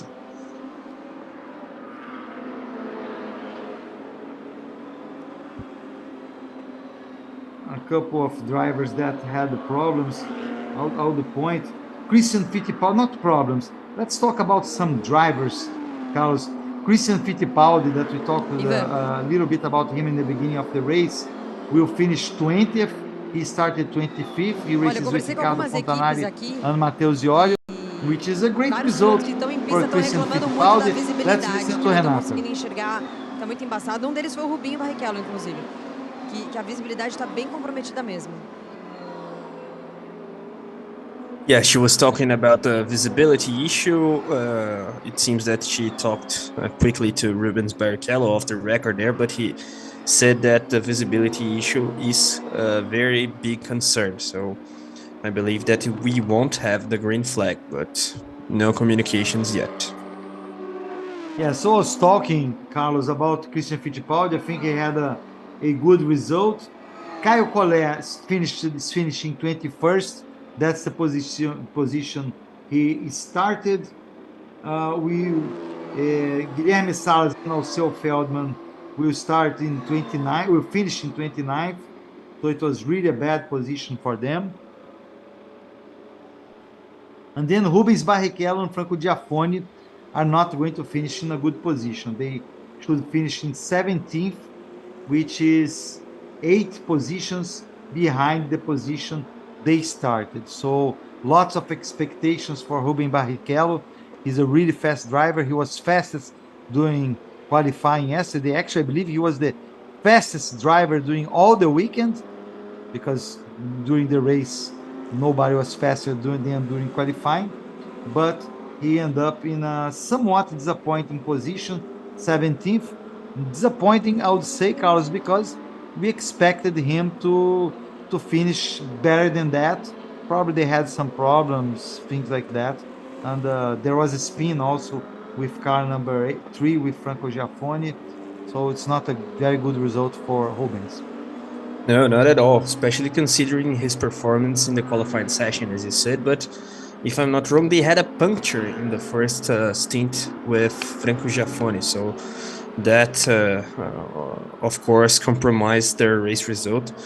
But anyway, it's interesting to see Rubens racing in his 50s. We saw there Marcelo Hahn with a thumbs up, and now his son Christian Hahn, that apparently is the champion of the main Carrera class. But anyway, as you said, it is in a way a disappointment for Rubens because of what we saw from him in the qualifying session that we had yesterday. But punctures, spins, and of course with these track conditions, it was an eventful race for him and his car mate, that is Franco Giafone. And after all, Carlos, Ricardo Zonta and Werner Neugebauer are going to finish in the P12. So P12. So it was a great effort for them to recuperate. They had many problems. They started in the pole position. They had a great start. Then Werner Neugebauer lost the first position to Christian Hahn on the track. Christian Hahn actually overtook Werner Neugebauer, but he was there in second, but he spun a couple of times during the race. They had problems, but I would say ending P12, it's a very reasonable result considering how eventful was the race. Yeah, definitely. That spin that they had also an eventful race in terms of reliability, that kind of stuff, even though they didn't have the car or someone. But we saw in some of the stints that the pace wasn't that good, and we cannot say that it is because of the drivers. Both Werner and Ricardo, they have a very good pace. That's what we see from them throughout the last years. But anyway, of course, considering that you started from pole position, it is a disappointment. But they got close to the end of the pack in some moments, so we have to consider that they were able, in a way, to climb the pack. And in the main Carrera class, they are currently P4 if you don't consider the guys from the rookie class and the sport class. So it's not that bad at all.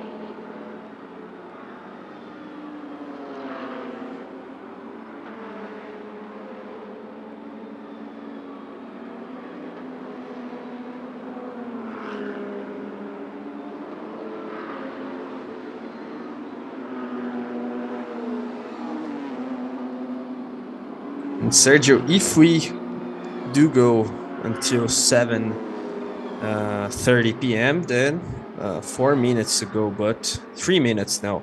So far, we don't have any confirmation of that info, so we're just speculation and making assumptions here. But it seems that we won't have the green flag, and wait until lap 117 would be a lot of time. But let's wait and see.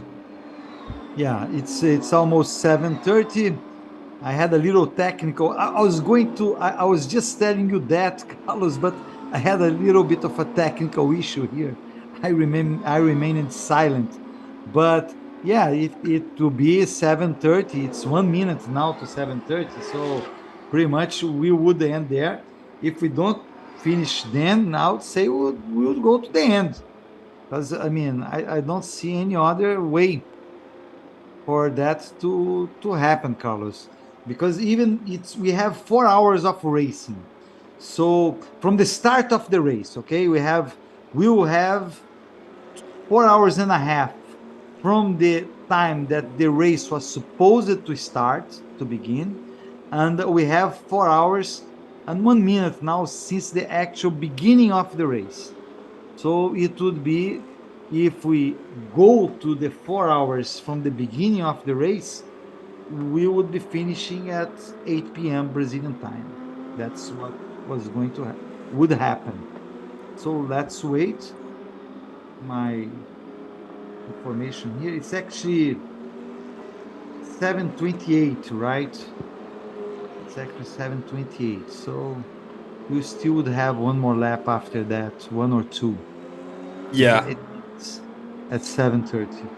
Yeah, and I believe the race start was around 3:27 or something like that. So we can assume that the time count was started 3 p.m. independently on the time of the race start itself. So it is the event start time, let's put it that way. So that's why they are waiting until 7:30 p.m. local time, Sergio. It's lap 100 of 117. We're getting close to the mark of 3 hours and a half from the time the race should have started. We still have no official information of when the race will be end, Carlos. No, we have to wait and see 1 minute. Let's check.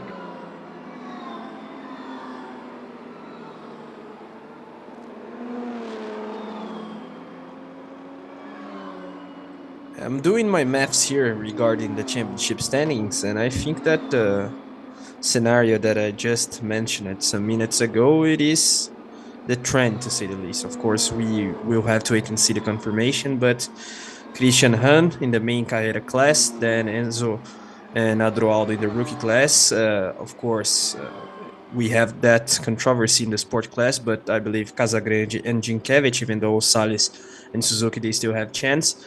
In the main sprint challenge, we have Nelson Marcondes and Renan Guerra, I think, but we will have to confirm that result.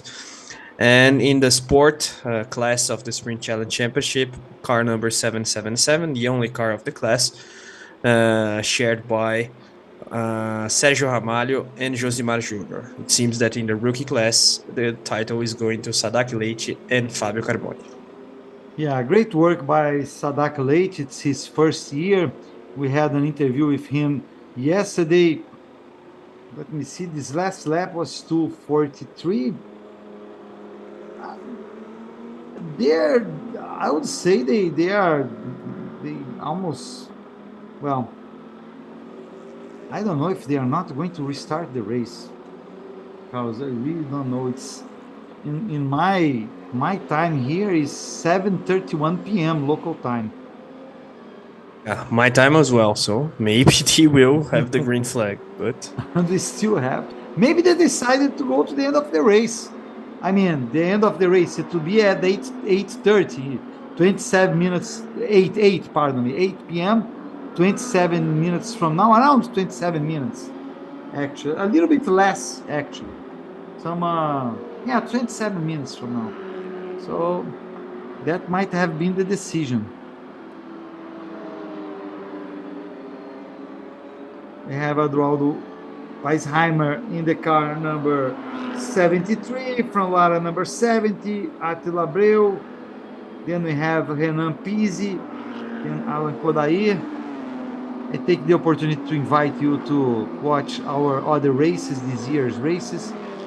We have all races available in the Porsche Cup Brazil YouTube channel. Make sure you subscribe. The only race we don't have is the race from that happened during the Brazilian Grand Prix. We don't have it in English, we have it in Portuguese. So, but other than that, we had great races in the Sprint Championship. The winner. Wow. We have now, Carlos, I'm seeing the live timing. I wonder if you could confirm to me that Adroaldo Weisheimer and Enzo Elias. Something happened to Christian Hahn. Double check for me. I might have the wrong. No, I have in the other live timing. But what do you see there? Because Car number 73 ahead? 73 ahead. In my screen, I see 26 ahead. Okay, so it might be a little. I'm refreshing the page here. Refresh, yeah, it might be a refresh. Because it doesn't make sense at all. Because car 26 definitely did. Yeah, now I refreshed car 26. So just to scare us a bit. Yeah, I was just looking how. No, but hey, it might happen. the way these cars are running, if a car has a problem, let's say if one of these cars has a puncture, it will lose position, that's for sure. It will have to stop. So that's something we have to consider. It's not that impossible. We've seen that before, Carlos. I'm sure you've seen that before, and we've seen even cars in races thinking that they won the race and going to the pits when they had one more lap to go, and they end up losing the race. So things happen. We had a similar situation this year in the MotoGP World Championship when Alexis Espargaró, driver of the Aprilia team, he thought he had won the race, but actually they had one more lap to go. And so he started celebrating, and then he realized that it was the last lap, not the checkered flag, and then he was even able to get back to racing. But anyway, a puncture or something like that, it is indeed a possibility, but it was just an issue with our lifetime link. Yeah. Anyway, Diego Nunes is driving we think it will probably be the winning car number 26. Christian Hahn is already commemorating on the pits. Then we have Adroaldo Weisheimer end up in second. Enzo Elias is on the pits. Then we have Fran Lara in third. Lucas Salles and Rafael Suzuki are on the pits. Then we have Attila Abreu. Great result for Attila Abreu, racing with Marcel Miller and Leo Sanchez. They really did well. They started in the 21st position. They didn't go well during qualifying, and they finished in fourth. So it was a very good race for them. Actually, the two cars who got more positions during the race were car 73 that got 13 positions with Adroaldo Weisheimer and Enzo Elias, and car number 17 that also got 13 positions, Attila Abreu, Marcel Miller, and Leo Sanchez. The race winner, the probable race winner, Diego Nunes and Christian Hahn, they got 3 positions, so 2 positions, so they are finishing first.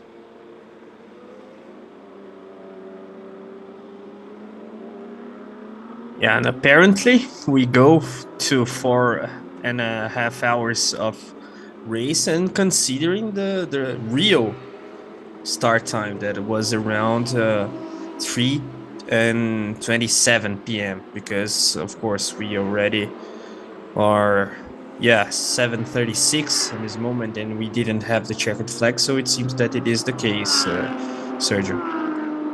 Yeah, all our theories are gone, but for sure the race will start in 21 minutes. 20 minutes, the race will start. We'll finish, not start. We'll finish because we have 4 hours and 10 minutes of racing so far. So in 20 minutes, we'll have the 4 hours and 30 minutes limit from the beginning of the race. So that's what I believe it's going to be, Carlos, because for sure, 14 laps to go, we don't even have time for 14 laps. So the race, even if theory they would decide to have a green flag now, the race would end at 4 hours and 30 minutes. Yeah, that's it. Rules are rules, as we used to say, sir.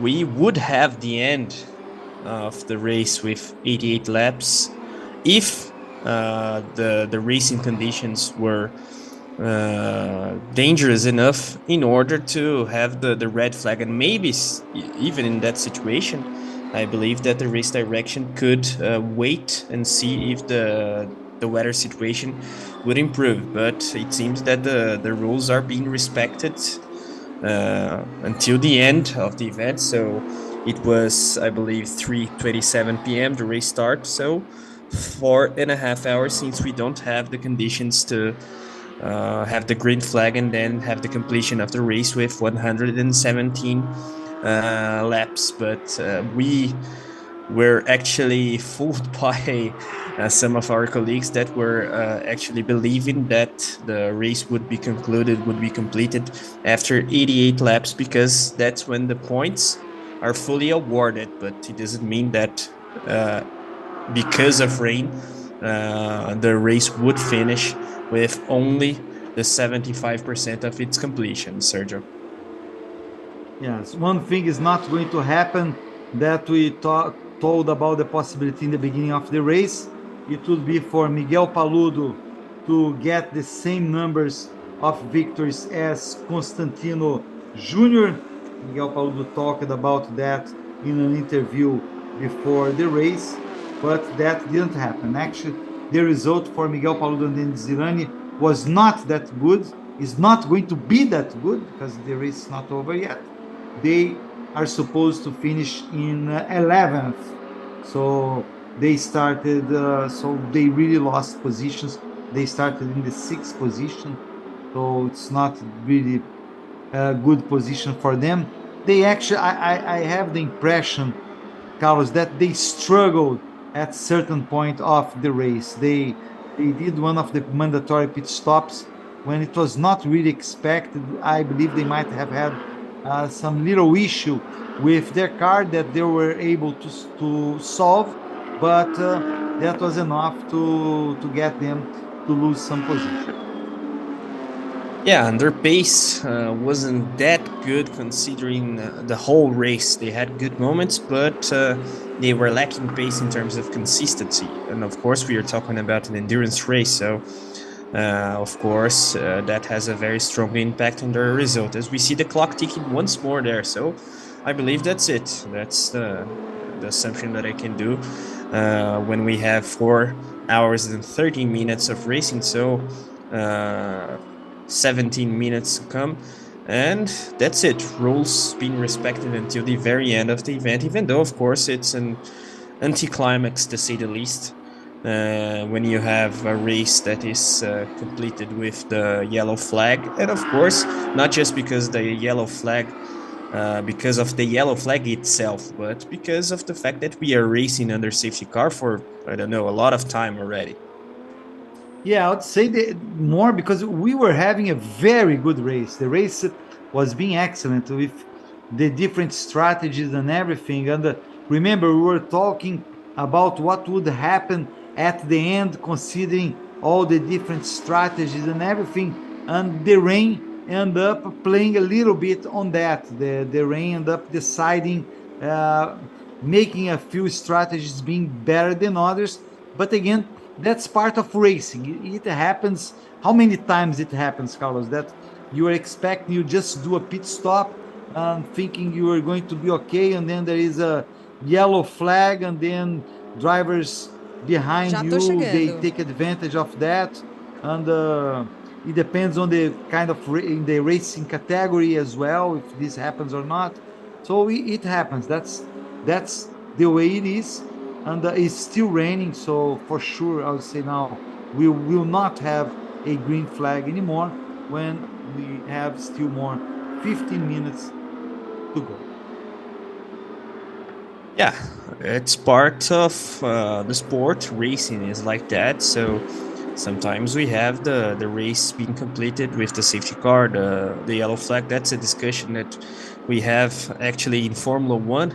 So you see that it is a situation that happens to every single category. But anyway, 15 minutes to go. But that anticlimax to say the least, because we cannot expect any position to be changed unless we have a very unlikely reliability issue or even a puncture there, because they are driving slowly behind a safety car. Lap times around 2 minutes and 40 seconds, if I'm not wrong. So that's pretty much the situation. But the rules are being respected and no one can complain about that. That's a fact. Yeah, right now the last lap was 2:36.625, which shows that really it's improving the lap times, even though it's under the safety car. We saw there Enzo Elias. That was a great effort by him. I would say he was one of the highlights of this race. Since the beginning, Carlos, he was very, very aggressive. He was able to get lots of positions. He ended up in second. He eventually raced in first, but he ended up in second by overtaking.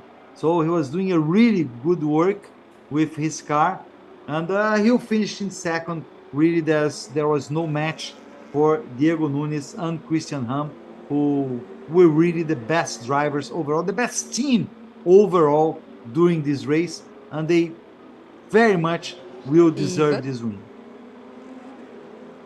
Bom, vocês estão falando de disputas, de carreira, e olha só que legal, o box todo personalizado nesta etapa. Marcelo Ram completando, com chuva e tudo, ele já estava prevendo essa chuva. Com certeza. Ele está completando 300 corridas na carreira. É bastante coisa. E ó, eu tenho mais dados aqui, ó. Foram 299 disputadas. We're listening there, Renata with Marcelo Ram. Total de vitórias 41. Who is completing 300 races. Aqui na Let's hear Porsche from Brasil, him. olha só, Thiago e Ivan. 2016, 2019 e 2022. São 26 corridas, só aqui na Porsche Cup, 5 vitórias, 13 pódios e terceiro colocado na Endurance Series em 2016. Essa é a 27ª corrida dele aqui na Porsche Cup. Quanta coisa, Marcelo Ram, tem que comemorar mesmo, né? Para o Gentleman Driver tem que comemorar bastante, porque quando eu comecei a correr nunca imaginei que ia chegar numa marca dessa, e a gente nem comemorou de 100 de 200 porque a gente não estava acompanhando. Quando a gente se deu conta já estava nos 300. E numa etapa diferente como está sendo essa aqui, né? Totalmente atípica. É Interlagos, né? A gente viu na Fórmula 1, né? Tá vendo aqui agora e estou bem contente, até pelo meu filho que está correndo, né? E está próximo aí de ganhar a corrida, assim que dá a bandeirada, né? Ele está em primeiro, correu muito hoje, estou bastante contente. Obrigada e parabéns, Marcelo. E aí, Cris, a vitória tá aí, quase chegando, não chegando, essa ansiedade toda. Como é que você pensa em chegar em 300 corridas também? Espero chegar em 300 corridas, também com meu pai se divertindo muito no caminho. Eu acho que o importante é a jornada, né? Não onde você chega. Veio até um pessoal aí do início da carreira dele, uns mecânicos, chefes de equipe, estão aqui com a gente agora. Eu acho que é sobre isso, né? A gente está aqui fazendo o que a gente ama, esse que é o importante. E muito contente de estar. Acho que vou fazer o meu primeiro título no automobilismo hoje, justamente nas 300 coisas do meu pai. Para quem acredita em numerologia, o número 3 aí está me perseguindo. Até a nossa média da classificação minha e do Diego foi 96 segundos, 369 milésimos, tudo múltiplo de 3. E eu até comentei, e o título parecia impossível para a gente, né? A última etapa a gente chegou campeão, a gente teve 2 quebras. Até hoje teve um furo de pneu, mas a gente conseguiu reparar os danos ali na hora. Estou muito feliz. A gente também. Ainda mais por ter pai e filhos correndo aqui junto com a gente no grid. E esse é o espírito da Porsche Cup, né? É bem família, bem encerramento aí de temporada. Parabéns para os dois. E agora, Cris, esperar mais um pouquinho, que a ansiedade... Mais um pouco de sofrimento. Só mais um pouquinho. Se essa bandeira quadriculada vem, que horas ela vem? Mas é isso. Obrigada, meninos. Ivan, com você aí. Yeah, we heard there from Marcelo Ram and Christian Ham. Of course, Marcelo completing 300 races, as we said. He was celebrating the fact that he got to this number, even being a gentleman driver, so he couldn't expect to have that many races, though. So it was very interesting to hear from him. And actually, he said that when he arrived in the 100 mark, he didn't even know about that. 200, the same situation. And now when he got to check, he was close to 300. So they planned a celebration, and what a way to celebrate 300 races in motorsport, celebrating also the very likely title of his son Christian Ham. Of course, we still have 10 minutes of safety car, but as it stands, Christian Ham will be the champion, and of course it is his first title, so also very special in that matter as well. And Christian was actually celebrating the fact that they himself and Diego Nunes, they were able to catch up with the title leaders and now conquer this triumph, this trophy, even being way behind in the championship standings, as we have been talking about. But it's interesting because of their stage win, the segment win Termas de Rio Hondo, they were actually very good, very well in terms of championship standings in the beginning of the Goiânia round, the second of 3 rounds. But of course, they had a retirement, so no points scored, and now even with that problem they were able to overcome their difficulties in order to clinch this title. So it is a very special weekend for the Han family, and Chris Han, of course, that is very young, celebrating his first title alongside his father. So that's an interesting side of this Porsche Cup series in Brazil as well, because it is indeed a very familiar family environment, to say the least. And of course, most of the drivers, even though they are rivals in the track, they have good relationships and so on. So very nice to see us wait until the 4.5 hours mark. Yeah, it's a very nice story to see father and son racing and getting the victory lane. Very good commemoration for the family. It surely they will sure have something to celebrate tonight, even though it's been a long race. But at the end, will to be well worthwhile for them to get the victory.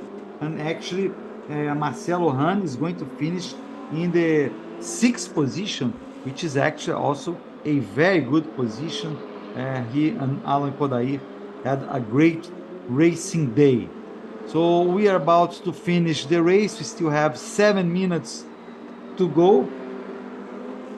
And I think also, Carlos, great work by Fran Lara, Lucas Salles, and Rafael Suzuki. I remember very well the beginning of the race when Lucas Salles lost many positions, and they were able to recoup. They worked hard, they did their homework afterwards, and they are finishing in 3rd. So it's a great position for Lucas Salles that he raced with Fran Lara and Rafael Suzuki. And also in the 4th position we have Attila Abreu, Marçal Miller, and Leo Sanchez. Also a great effort by Attila Abreu, that as you correct me if I'm wrong, Carlos, he never got a Brazilian Stock Pro Series title, although he has many victories, right? Yeah, that's it. It's an interesting information because it's such an accomplished driver, but of course that trophy is lacking. But anyway, good performances and interesting displays such as the one that we are seeing today. They just show his level and so on. But you're quite right, Sergio.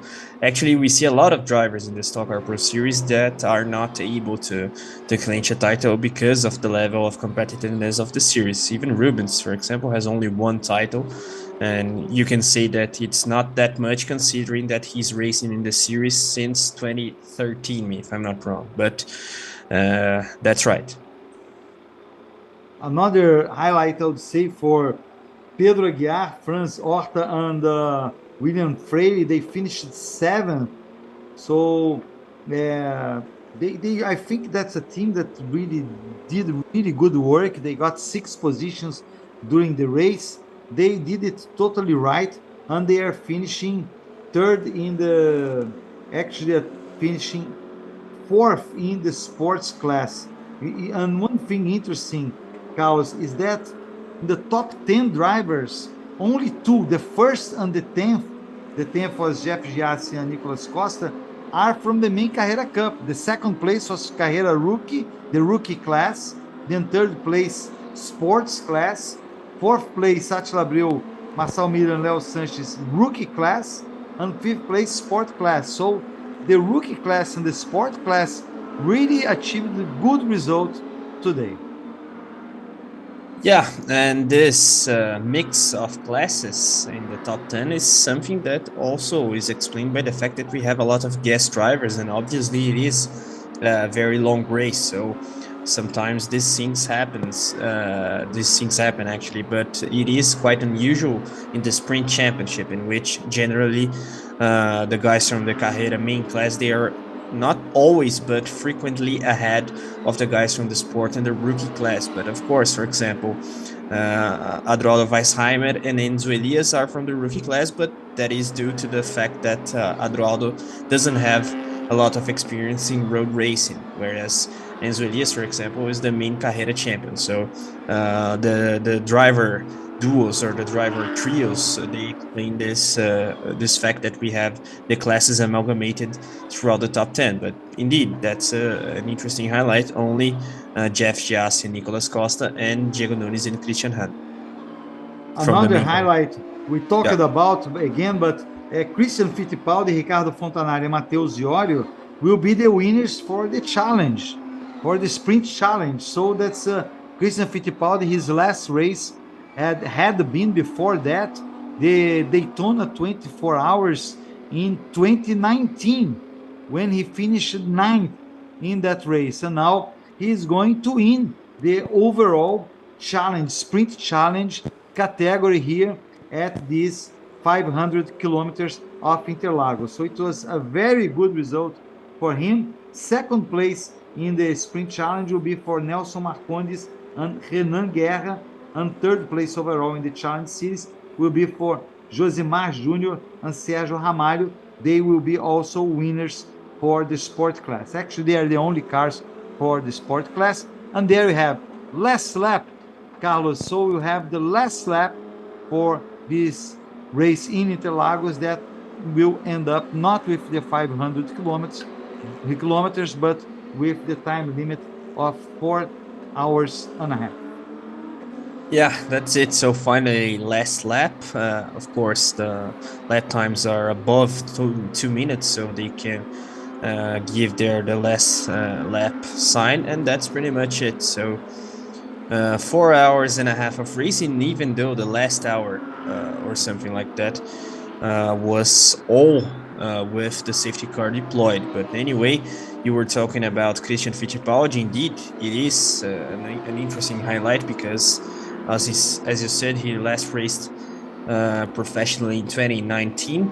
And it seems that the situation in terms of championship standings for his mate, that is Ricardo Fontanari, and also Matheus Iorio, will be interesting with that result. We'll have to confirm, but they have chances of winning the title.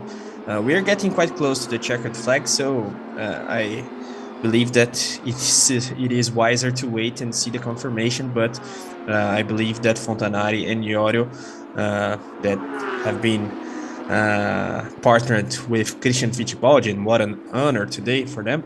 They have a good chance of winning this title. But anyway, we're getting close to the conclusion of the race, and it was, I think we have to highlight that once more, Sergio, an interesting race, even though the safety car deployment was way too long. But of course, rain is something that is out of control, and rules are rules as well. Yeah, that was the right decision because safety comes first. Always, we have to consider that. Of course, we would have liked to have seen the cars racing and finishing the race, ending the race with the green flag, but that was not the case. Safety is the most important issue here, and Diego Nunes is going to get the checkered flag. Finally, Diego Nunes, who races with Christian Hahn, will get the checkered flag with Adroaldo Weisheimer in the car number 73 behind him, and Fran Lara in third place in the car number 70. So we are approaching the main straight of Interlagos. The safety car will lead the field for the last time in this race. And there we have Sergio Berti in his last time as the race director for the Porsche Cup. He's saying goodbye to the category, waves the checkered flag, and victory for Diego Nunes and Christian Hahn. Congratulations also to Sergio Berti for the great work he did in his career as a race director for Porsche Cup. And then Weisheimer and Elias in second, Fran Lara, Lucas Salles, Suzuki in third. Carlos, and there you have. These are the final results with Christian Fittipaldi in challenge, sprint challenge, with Ricardo Fontanari and Matheus Iorio. Yeah, and there we see the celebration of the Blau Motorsport family with Marcelo Hahn and Diego Nunes and Christian Hahn, sorry, that is the teammate, the car mate of Diego Nunes with the number 26 machinery, and well-deserved victory. We have to highlight that because he had to overtake the pole seater on the track. Christian actually was able to overtake Werner Neugbauer. Then he had a very strong pace. Then in the second stint, already with Diego Nunes on board, they had a puncture. So an eventful race for them as well. They had to overcome that difficulty. And two minor mistakes actually from Christian Hahn. But of course, both of the mistakes, I believe, were a result also of his level of aggressiveness in the rain. So actually it was very good that he was as aggressive as that, because of course his pace overall was very interesting in a race that was I think all the time with rain. But anyway, Diego Nunes also with a clean display there, a clean performance actually, so they deserve. And we already talked about their season in this endurance championship and how they had difficulties, especially in the second race because of the retirement. So we have to praise both Christian and Diego. Sergio. Yeah, so they are going to the pits now. We'll see the commemoration of the drivers. Very well deserved commemoration. Overall winner Christian Hahn and Diego Nunes. Rookie class winner Adroaldo Weissmeyer and Enzo Elias. Great work by them as well. Second place overall. In the sprint challenge, Christian Fittipaldi, Ricardo Fontanari and Matheus Iorio, the winners, with Nelson Marcondes and Renan Guerra in second, and in third, Josimar Júnior and Sérgio Ramalho, winners of the sport class. Fabio Carboni and Sadak Leite will be the winners for the rookie class in the sprint challenge championship. So these will be the final results for this race. Let's wait for Diego Nunes to leave the car. We're waiting there, and that's commemoration for them, well deserved. We want to see that traditional commemoration, Carlos. They going to the top of the car to commemorate the victory. Yeah, but they have to do it cautiously, because last time out, Carlos Renault celebrated above the car, and when he was going down, he injured his foot. But of course, it's very nice to see such a young driver and talented driver such as Christian Hahn winning in such a dominant afternoon and night as well. And of course, apart from that, clinching his first title. So the celebration has to be done, and he has actually to celebrate throughout the whole night, because it was a very eventful season as a whole, but especially race with the puncture and so on, as we see also Enzo Elias celebrating there. And 4 hours and a half of racing, even though we had that long safety car deployment. But anyway, all these guys, they deserve credit, and we have to highlight that as well, Sergio. The whole grid actually, or most of it, in a very clean race. Everybody finished the race. So even though we had complicated track condition, as we see Enzo Elias and Adroaldo Weissheim above the car, we didn't have any big crash, strong accident, or so on. So they were very good in that matter as well. Clean races and respecting each other on track as well.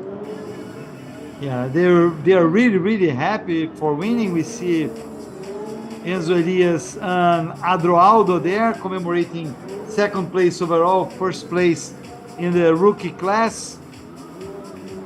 See Christian Hahn, there is someone else there atop the car. Christian Hahn decided not to go on top of his car, but it's fine. Because you see the group of people there, everybody happy at the end of the race. It's a big celebration. That's also the end of the season for Porsche Cup C6 Bank MasterCard. The sprint series, the sprint races, end up championship finished during the Brazilian GP of Formula One, and now we have the end of the endurance series for 2022. So now it's also time for vacations, Carlos, for most of the workers there. Nossa, of que estranho course, fazer they entrevista have aqui to no escuro, pick né? A the gente não tá tão cars and acostumado everything. assim. Mas But o que let's foi listen to him. iluminado foi seu ano, hein, Enzo Elias? Não, foi demais mesmo. Estou muito feliz com todos os resultados. Ganhamos o overall, ganhamos na nossa categoria o Endurance no primeiro ano do Adroaldo e de quebra a gente ainda foi vice-campeão da geral no primeiro ano dele também, guiando debaixo de um toró de água. Eu levei o título da Sprint, com esses são 6 títulos na Porsche Cup e eu só pego pro Paludo, então eu só tenho a agradecer a todo mundo que está fazendo parte dessa história, dessa jornada. Eu acho que 2022 não podia encerrar de uma forma melhor. Estou muito feliz. Obrigado a todo mundo. Parabéns. Adroaldo, você imaginava que fosse começar tão bem assim o ano? Jamais, né? Mas eu quero dar um recado para todo mundo, o mérito desse menino aqui, ó. Esse vai longe, viu? É o nosso pupilo da família. Tenho orgulho de ser primo dele. Eu que ensinei ele a andar. Mas obrigado, cara. Foi excepcional. Você imagina, o primeiro ano, a terceira corrida de Porsche, pegar um temporal desse, né? Então é só agradecer a Deus, a família e quem sabe ano que vem a gente tá junto de novo aí. Parabéns, meninos. Não, e por falar em temporal, em chuva, cadê a chuva, né, gente? Cadê a chuva? Foi só acabar a corrida que não tem mais um pingo de chuva caindo aqui, Ivan. Yeah, nice chat there with Renata, Enzo Elias, and Adroaldo. She was joking about the fact that once the rain was finished, once the race actually was finished, the rain stopped, but Enzo Elias was celebrating his year, actually his whole trajectory in this series, because with the rookie title that he wins with Adroaldo in this endurance championship, he also is able to get the overall title of the whole year in 2022, and apart from that, he also has won the sprint championship. So if we consider all of his titles from this year and previous years, he gets to 6 trophies, so it is quite a lot, and he's only behind Miguel Paludo. We have to consider that Paludo is the guy with most titles to his name in this series, and of course Enzo Elias is only 20 years old, so he has to be praised, and that's what Adroaldo Weisheimer he did. He was actually highlighting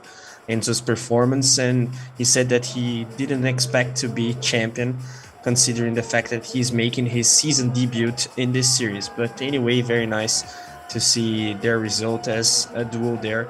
Both Enzo Elias and Adroaldo Weisheimer, they deserve all of the credits. Sergio. These are the final results, then the official results. Christian Hahn and Diego Nunes, then Weisheimer and Enzo Elias. These are the top 10, 11th Miguel Paludo, Neugbauer, and there you see all the other drivers, 30 drivers, 30 cars started the race, 72 drivers, and pretty much everybody finished the race. So pretty much everybody finished the race, which is a big accomplishment, Carlos. We see even the last one, Junior Dinardi, Yuri Alves, they finished in 30th, but they finished 6 laps behind. So actually show there it's 1 lap behind the other one there. But they're 6 laps behind overall. So for 4 hours and a half, that's very good to have all drivers finishing the race, Carlos. Yeah, and all of them, they have to be praised, because in such a difficult condition, we could expect, and it was only natural to do so, crashes, accidents, and even punctures. We had some punctures, actually 2 spare cars, if I'm not wrong, being used, but it wasn't because of driver mistakes or something like that. So throughout the whole grid, they were very consistent and very respectful to each other. We had some battles, position battles in the rain, so it's an extra factor that sometimes contributes to accidents and so on. But even so, they were able to finish the race, all of them, so that's something that we have to praise as we see the podium of the main class, I believe. Yes, this is the overall podium for the Carrera Cup. That's the overall. There we have 5th place for the team of Renan Pizzi, Zinkiewicz, and Gabriel Casagrande. Fourth place for Attila Abreu, Marcel Miller, and Leo Sanchez. Then third place there for Fran Lara, Lucas Salles, and Rafael Suzuki. There comes Attila Abreu, that was the last to arrive there. Second place, we have Adroaldo Weisheimer and Enzo Elias. They are just receiving the trophy now. And finally, we'll have first place for Diego Nunes and Christian Hahn.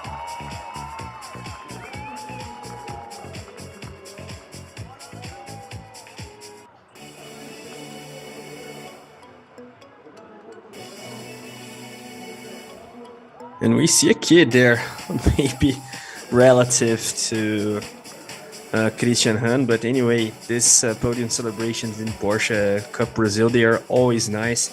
And we see that the environment is very positive in this series. A lot of friends, even though rivals, on track in this series. So being able actually to cover this series from the paddock is always a very nice experience as well. I'm covering this round from home to this weekend, but of course I know most of the drivers and so on, and it is indeed, Sergio, a very nice environment for the guys that are also working there. Yeah, as you can see there by their behavior there, everybody, chatting with each other and commemorating, no bad feelings definitely between any of them, because at the end, this is for fun. It's a very serious business, make no mistake, but it's also it's to do it with joy, to enjoy the moment. It's a happy moment for everybody. The professional drivers like to be there. They are guests in this race. The gentleman drivers are also there because they love the sport. So, and here we see close to the beginning of the race, there was lots of action there at the S of Senna, and the rain was a lot better than at the end of the race.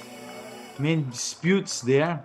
It was a very interesting beginning of the race, start of the race, even though we had the start with the safety car.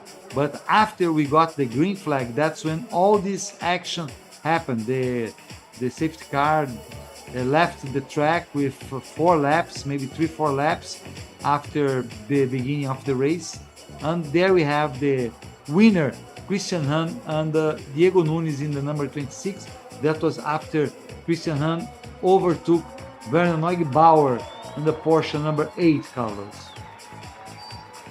Yeah, and once more, I think it is important to mention the fact that we had very interesting racing throughout the green flag in this 500 kilometer race. Of course, a lot of time with the safety car because of what happened in the end with heavy rain at night, but for the afternoon period of the race we had very interesting battles ahead of the pack, in the middle, and also in the back, because the nice thing of this format of the Porsche Endurance Championship is that we have 2 categories actually, and with 3 classes each, all of these cars together in the racetrack, so there's always action to see. Of course, sometimes it's even a concern because of the traffic, but it's always a very action-packed racing, and the 500 kilometer isn't different after what we saw with the Termas de Rio Hondo de Goiânia round. So what a way to close this championship, Sergio, and this season as a whole, considering not just the Endurance Championship, but also the Sprint Championship. That was the podium for the sports class, Carrera Cup sport class. Rafael Suzuki was the winner with Lucas Salles and Fran Lara. They finished 3rd overall. Great result by them. In 2nd place come Attila Abreu, Marcel Miller, and Leo Sanchez. Actually, in 2nd place come Renan Pizzi, Roman Zinkiewicz, and Gabriel Casagrande. Attila Abreu, Marcel Miller, and Leo Sanchez were the 2nd in the rookie class, so we'll have the podium for them as well. You saw the car from Lucas Salles. It was a great race for him. He had a great race overall. A good performance also by Rafael Suzuki. The car number 88, we had Vitor Meira, Lineu Pires, and Beto Gressi. This car is for the rookie class. And we should have now, Carlos, the podium for the Carrera Cup rookie class that was won by Adroaldo Weisheimer and Enzo Elias. Yeah, that's it. And I believe that he will make the podiums only for the race results, not for the championship results. But that's pretty much it. Adroaldo Weisheimer and Enzo Elias, of course, winning in that class. So P2 for them in the general result as well. So we have to highlight this duo. And they are ahead of Attila Abreu, Marçal Miller, and Léo Sanchez in the class. Then the third spot of the class, P8 in the general result, Vitor Meira, Lineu Pires, and Beto Gressi ahead of Nelson Monteiro, Alan Hellmeister, and JP Mauro, that were P13 in the general result, and Juliano Lossaco, Ricardo Mauricio, and Bruno Campos. And there you have 5th place in the rookie class was by Juliano Lossaco, Ricardo Mauricio, and Bruno Campos. Then Nelson Monteiro, Hellmeister, and JP Mauro finishing in 4th. Then in 3rd, Vitor Meira, Lineu Pires, and Beto Gressi. Then in 2nd, we had Attila Abreu, Marçal Miller, and Léo Sanchez. And then in 1st, we had Adroaldo Weisheimer and Enzo Elias.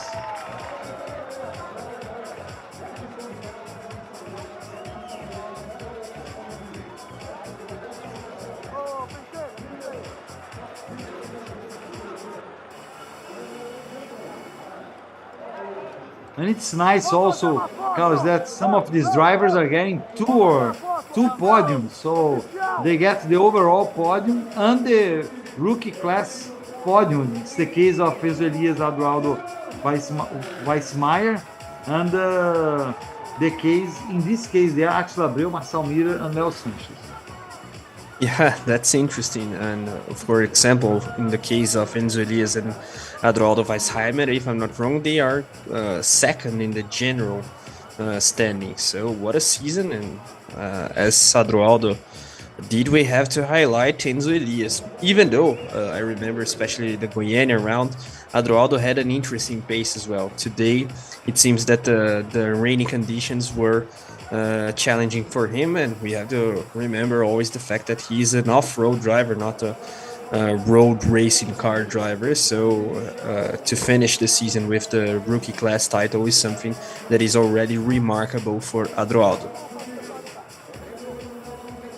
Now we should have the podium for the Sprint Challenge category, which was won by car number 34 with Christian Fittipaldi, Ricardo Fontanari, and Matheus Iorio. See car number 8. We saw a lot of this Porsche number 8 during the whole race. Waiting now for the podium. Oh my God, I'm being filmed. And then there you have the overall results. There we see in 5th place in the challenge, sprint challenge, was, let me see here, 5th place was for who? It was for Fábio Carboni and Sadak Leite. They finished 5th. In 4th place, we had Eamon Darwich and Sergio Jimenez. You see Darwich and Jimenez. Darwich on the left side, and then Jimenez alongside him. And then on the 3rd place, we have Josimar Júnior and Sérgio Ramalho. second place, we had Nelson Marcondes and Renan Guerra.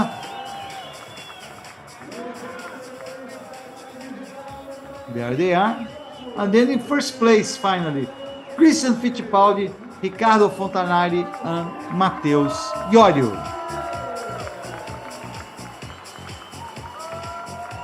And very nice to see Christian Fittipaldi in the top of the podium once again, Sergio.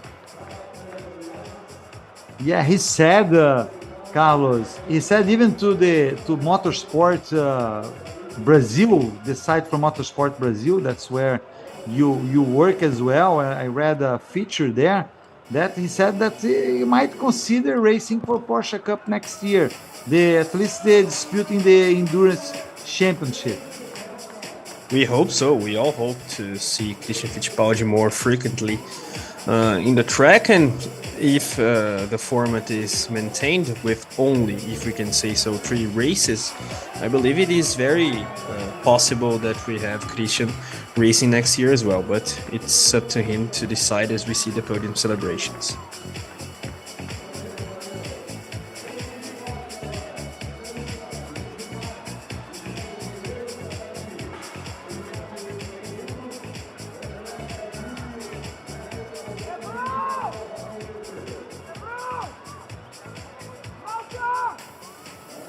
We have only one car in the sport class for the sprint challenge. That's Josimar Júnior and Sergio Ramalho. So, but they finished in a good position. So they finished in third position. They finished in third position overall in the sprint challenge, and they will be the winners in the sports series. That's also interesting that's only this car raced in the sports class. So they had guaranteed the win in the beginning of the race. Of course, they had to finish the race. A hora que terminou a corrida, eu fiquei procurando o Diego Nunes, né? Ele saiu do carro, cadê o Diego Nunes? Ele simplesmente evaporou. Ele falou, Renatinha, longa duração, eu tava lá me segurando, precisava ir pro banheiro, fazer o xixi. E foi correndo, me largou na mão e nunca mais ouvi. Primeira coisa que eu fiz foi sair correndo do carro, excesso de hidratação. Eu falei, pô, cara, eu preciso me hidratar. Aí eu dei 30 voltas com o safety car e o negócio sobrou. Mas deu tudo certo, graças a Deus. Cara, que demais. Além de ganhar a corrida, levar o título, Cris queria mais do que tudo isso e deu certo, hein, Di? A gente começou bem o campeonato, liderando o campeonato. Goiânia, nós tivemos 2 pneus furados e a gente perdeu bastante, né, nessa etapa de Goiânia, mas aqui, graças a Deus, classificamos bem. Segundo, o Cris na chuva estava voador.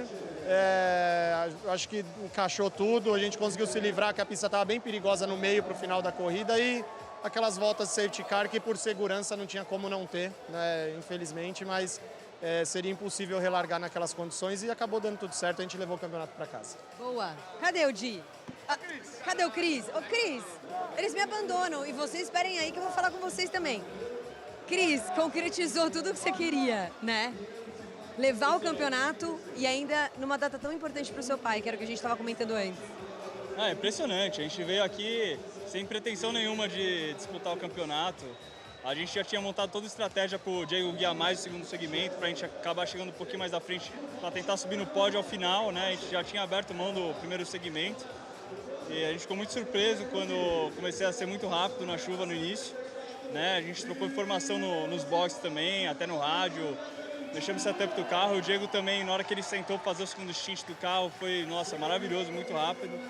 A gente acabou ganhando o primeiro segmento, a gente nem estava esperando. E agora, pro final, infelizmente teve safety car, a chuva apertou, realmente não dava para continuar. Mas a gente estava com uma liderança, assim, muito bonita, sabe? Uma corrida linda que a gente acabou fazendo, vindo aqui sem esperar nada. E às vezes é quando você menos espera que vem o melhor resultado. A gente teve, acho que a nossa melhor performance aí da temporada foi hoje. Muito contente mesmo. Tem alguém que vai torcer sempre por chuva agora, esse alguém é o Cris. Parabéns, Cris. Eu tinha falado ontem já pra Renatinha, faz a dança da chuva pra mim. Ela olhou pra mim, pô, mas você quer que chova? Eu falei, quero. Eu passei 3 anos correndo na Inglaterra, né? Corri muito embaixo de chuva, eu sabia que se chovesse ia dar bom. Eu fiz a pole aqui na chuva, né? No quali da corrida sprint em junho. Felizmente eu estava liderando também com 5 segundos de vantagem, o carro quebra, faltando 2 voltas. mas acontece. Às vezes você tem azar, às vezes você tem sorte, né? E hoje chegou. Eu com o Renan aqui 6 anos atrás, a gente liderando o campeonato, no final aqui nos 500 km, o carro quebrou. Hoje ele campeão na Challenge e eu campeão na carreira. Vai entender como é que funciona o destino. Tamo aí. E é isso, é na hora certa. Renan, chega aqui agora. Parabéns, Cris. Deixa eu ver se eu consigo chamar Nelsinho We também. first heard there from Christian Han and Diego Nunes. Diego Nunes was dias de luta, dias de glória. highlighting the fact that they had 2 punctures actually in the second round. Was praising Christian Han's driving. Now let's hear from Renan Guerra. Liderando o campeonato, estávamos liderando a corrida e tivemos 2 quebras e nós perdemos o título. E coincidentemente agora, 22, ele campeão na 992, eu campeão na 991 junto com o Nelsinho. Então é um ciclo da vida que vai entender, né? Mas graças a Deus foi uma corrida que deu tudo certo, apesar de muito difícil. O Nelsinho tá de parabéns, assim, foi um extremo assim do piloto tá pronto mesmo, que foi uma situação de pista. Tinha hora que ela estava melhor, tinha hora que estava pior e o piloto tinha que entender isso na hora. Então, só tenho a agradecer aí a oportunidade e o Nelsinho aí tá de parabéns mais uma vez, pilotou muito. Boa, parabéns, Rê. E Nelsinho, a gente tinha conversado ali logo depois do quali, né? Aquela cabeça meio baixa ali, meio chateado com o resultado do quali, que não gostou muito. E consagrou, deu certo, campeão. Eu sempre falo, né, que no automobilismo, para as coisas acontecerem, muita coisa tem que dar certo. Muita coisa, assim. Eu sempre brinco que os astros têm que estar alinhados, tem que combinar com os russos, tem que fazer tudo ao mesmo tempo. E o campeonato de Endurance, junto com o Renan, deu muito certo, assim. A gente teve um resultado espetacular na Argentina. Em Goiânia a gente foi muito bem e hoje a gente sabia, desde ontem, né, que a gente conversou, que a corrida ia ser muito difícil. A gente esperava até um pouco mais de facilidade, que a gente conversou ontem.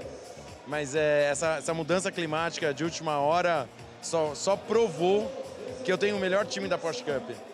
Sim, disparado. Os engenheiros, né, o Douglas e o Jean, o mecânico Judoca, o mecânico William. Esses caras, assim, foram eles que carregaram eu e o Renan na corrida hoje, porque a estratégia foi perfeita e apesar de todas as dificuldades, o título veio. Sensacional. Agora é só comemorar. Só comemorar muito. Parabéns, Nelsinho. Parabéns, Rê. Isso aí, com vocês, Ivan.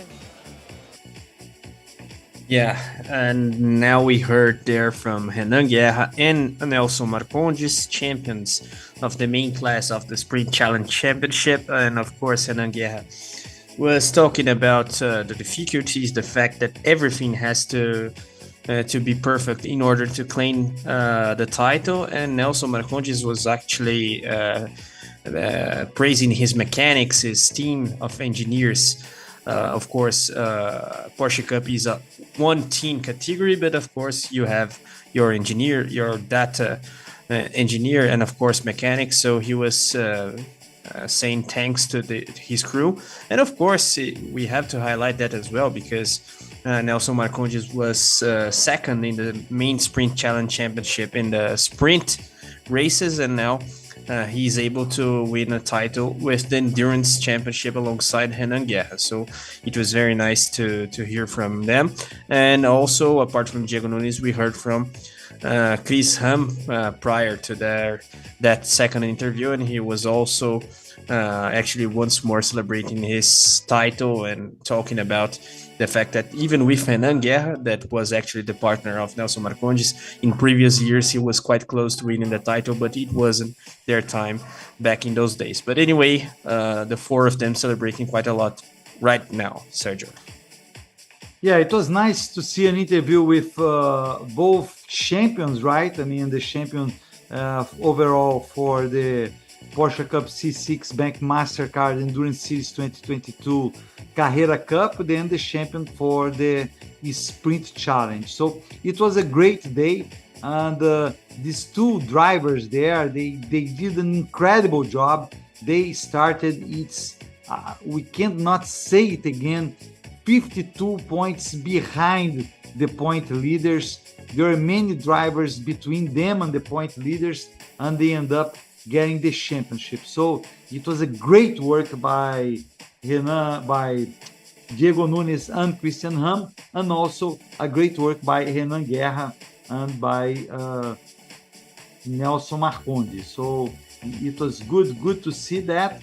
And interesting, no, Carlos, they said, I believe you said that Renan Guerra and Christian Hahn fought for a championship before and they didn't win, and now both are winning in different categories at the same time. So it's a great moment for them who have known each other for a long time. Yeah, definitely. And just to confirm all of the champions, Sergio, so we have Christian Hahn and Diego Nunes winning the main class, then Roman Ginkiewicz and Gabriel Casagrande, Enzo Elias and Adroaldo Weisheimer, Nelson Marcondes and Renan Guerra, Josimar Júnior and Sergio Ramalho, apart from Sadaki Leite and Fábio Carboni. So these were the 6 champions for this race. Thank you very much for watching with us. Thank you. See you. Take care. Bye-bye. Bye-bye.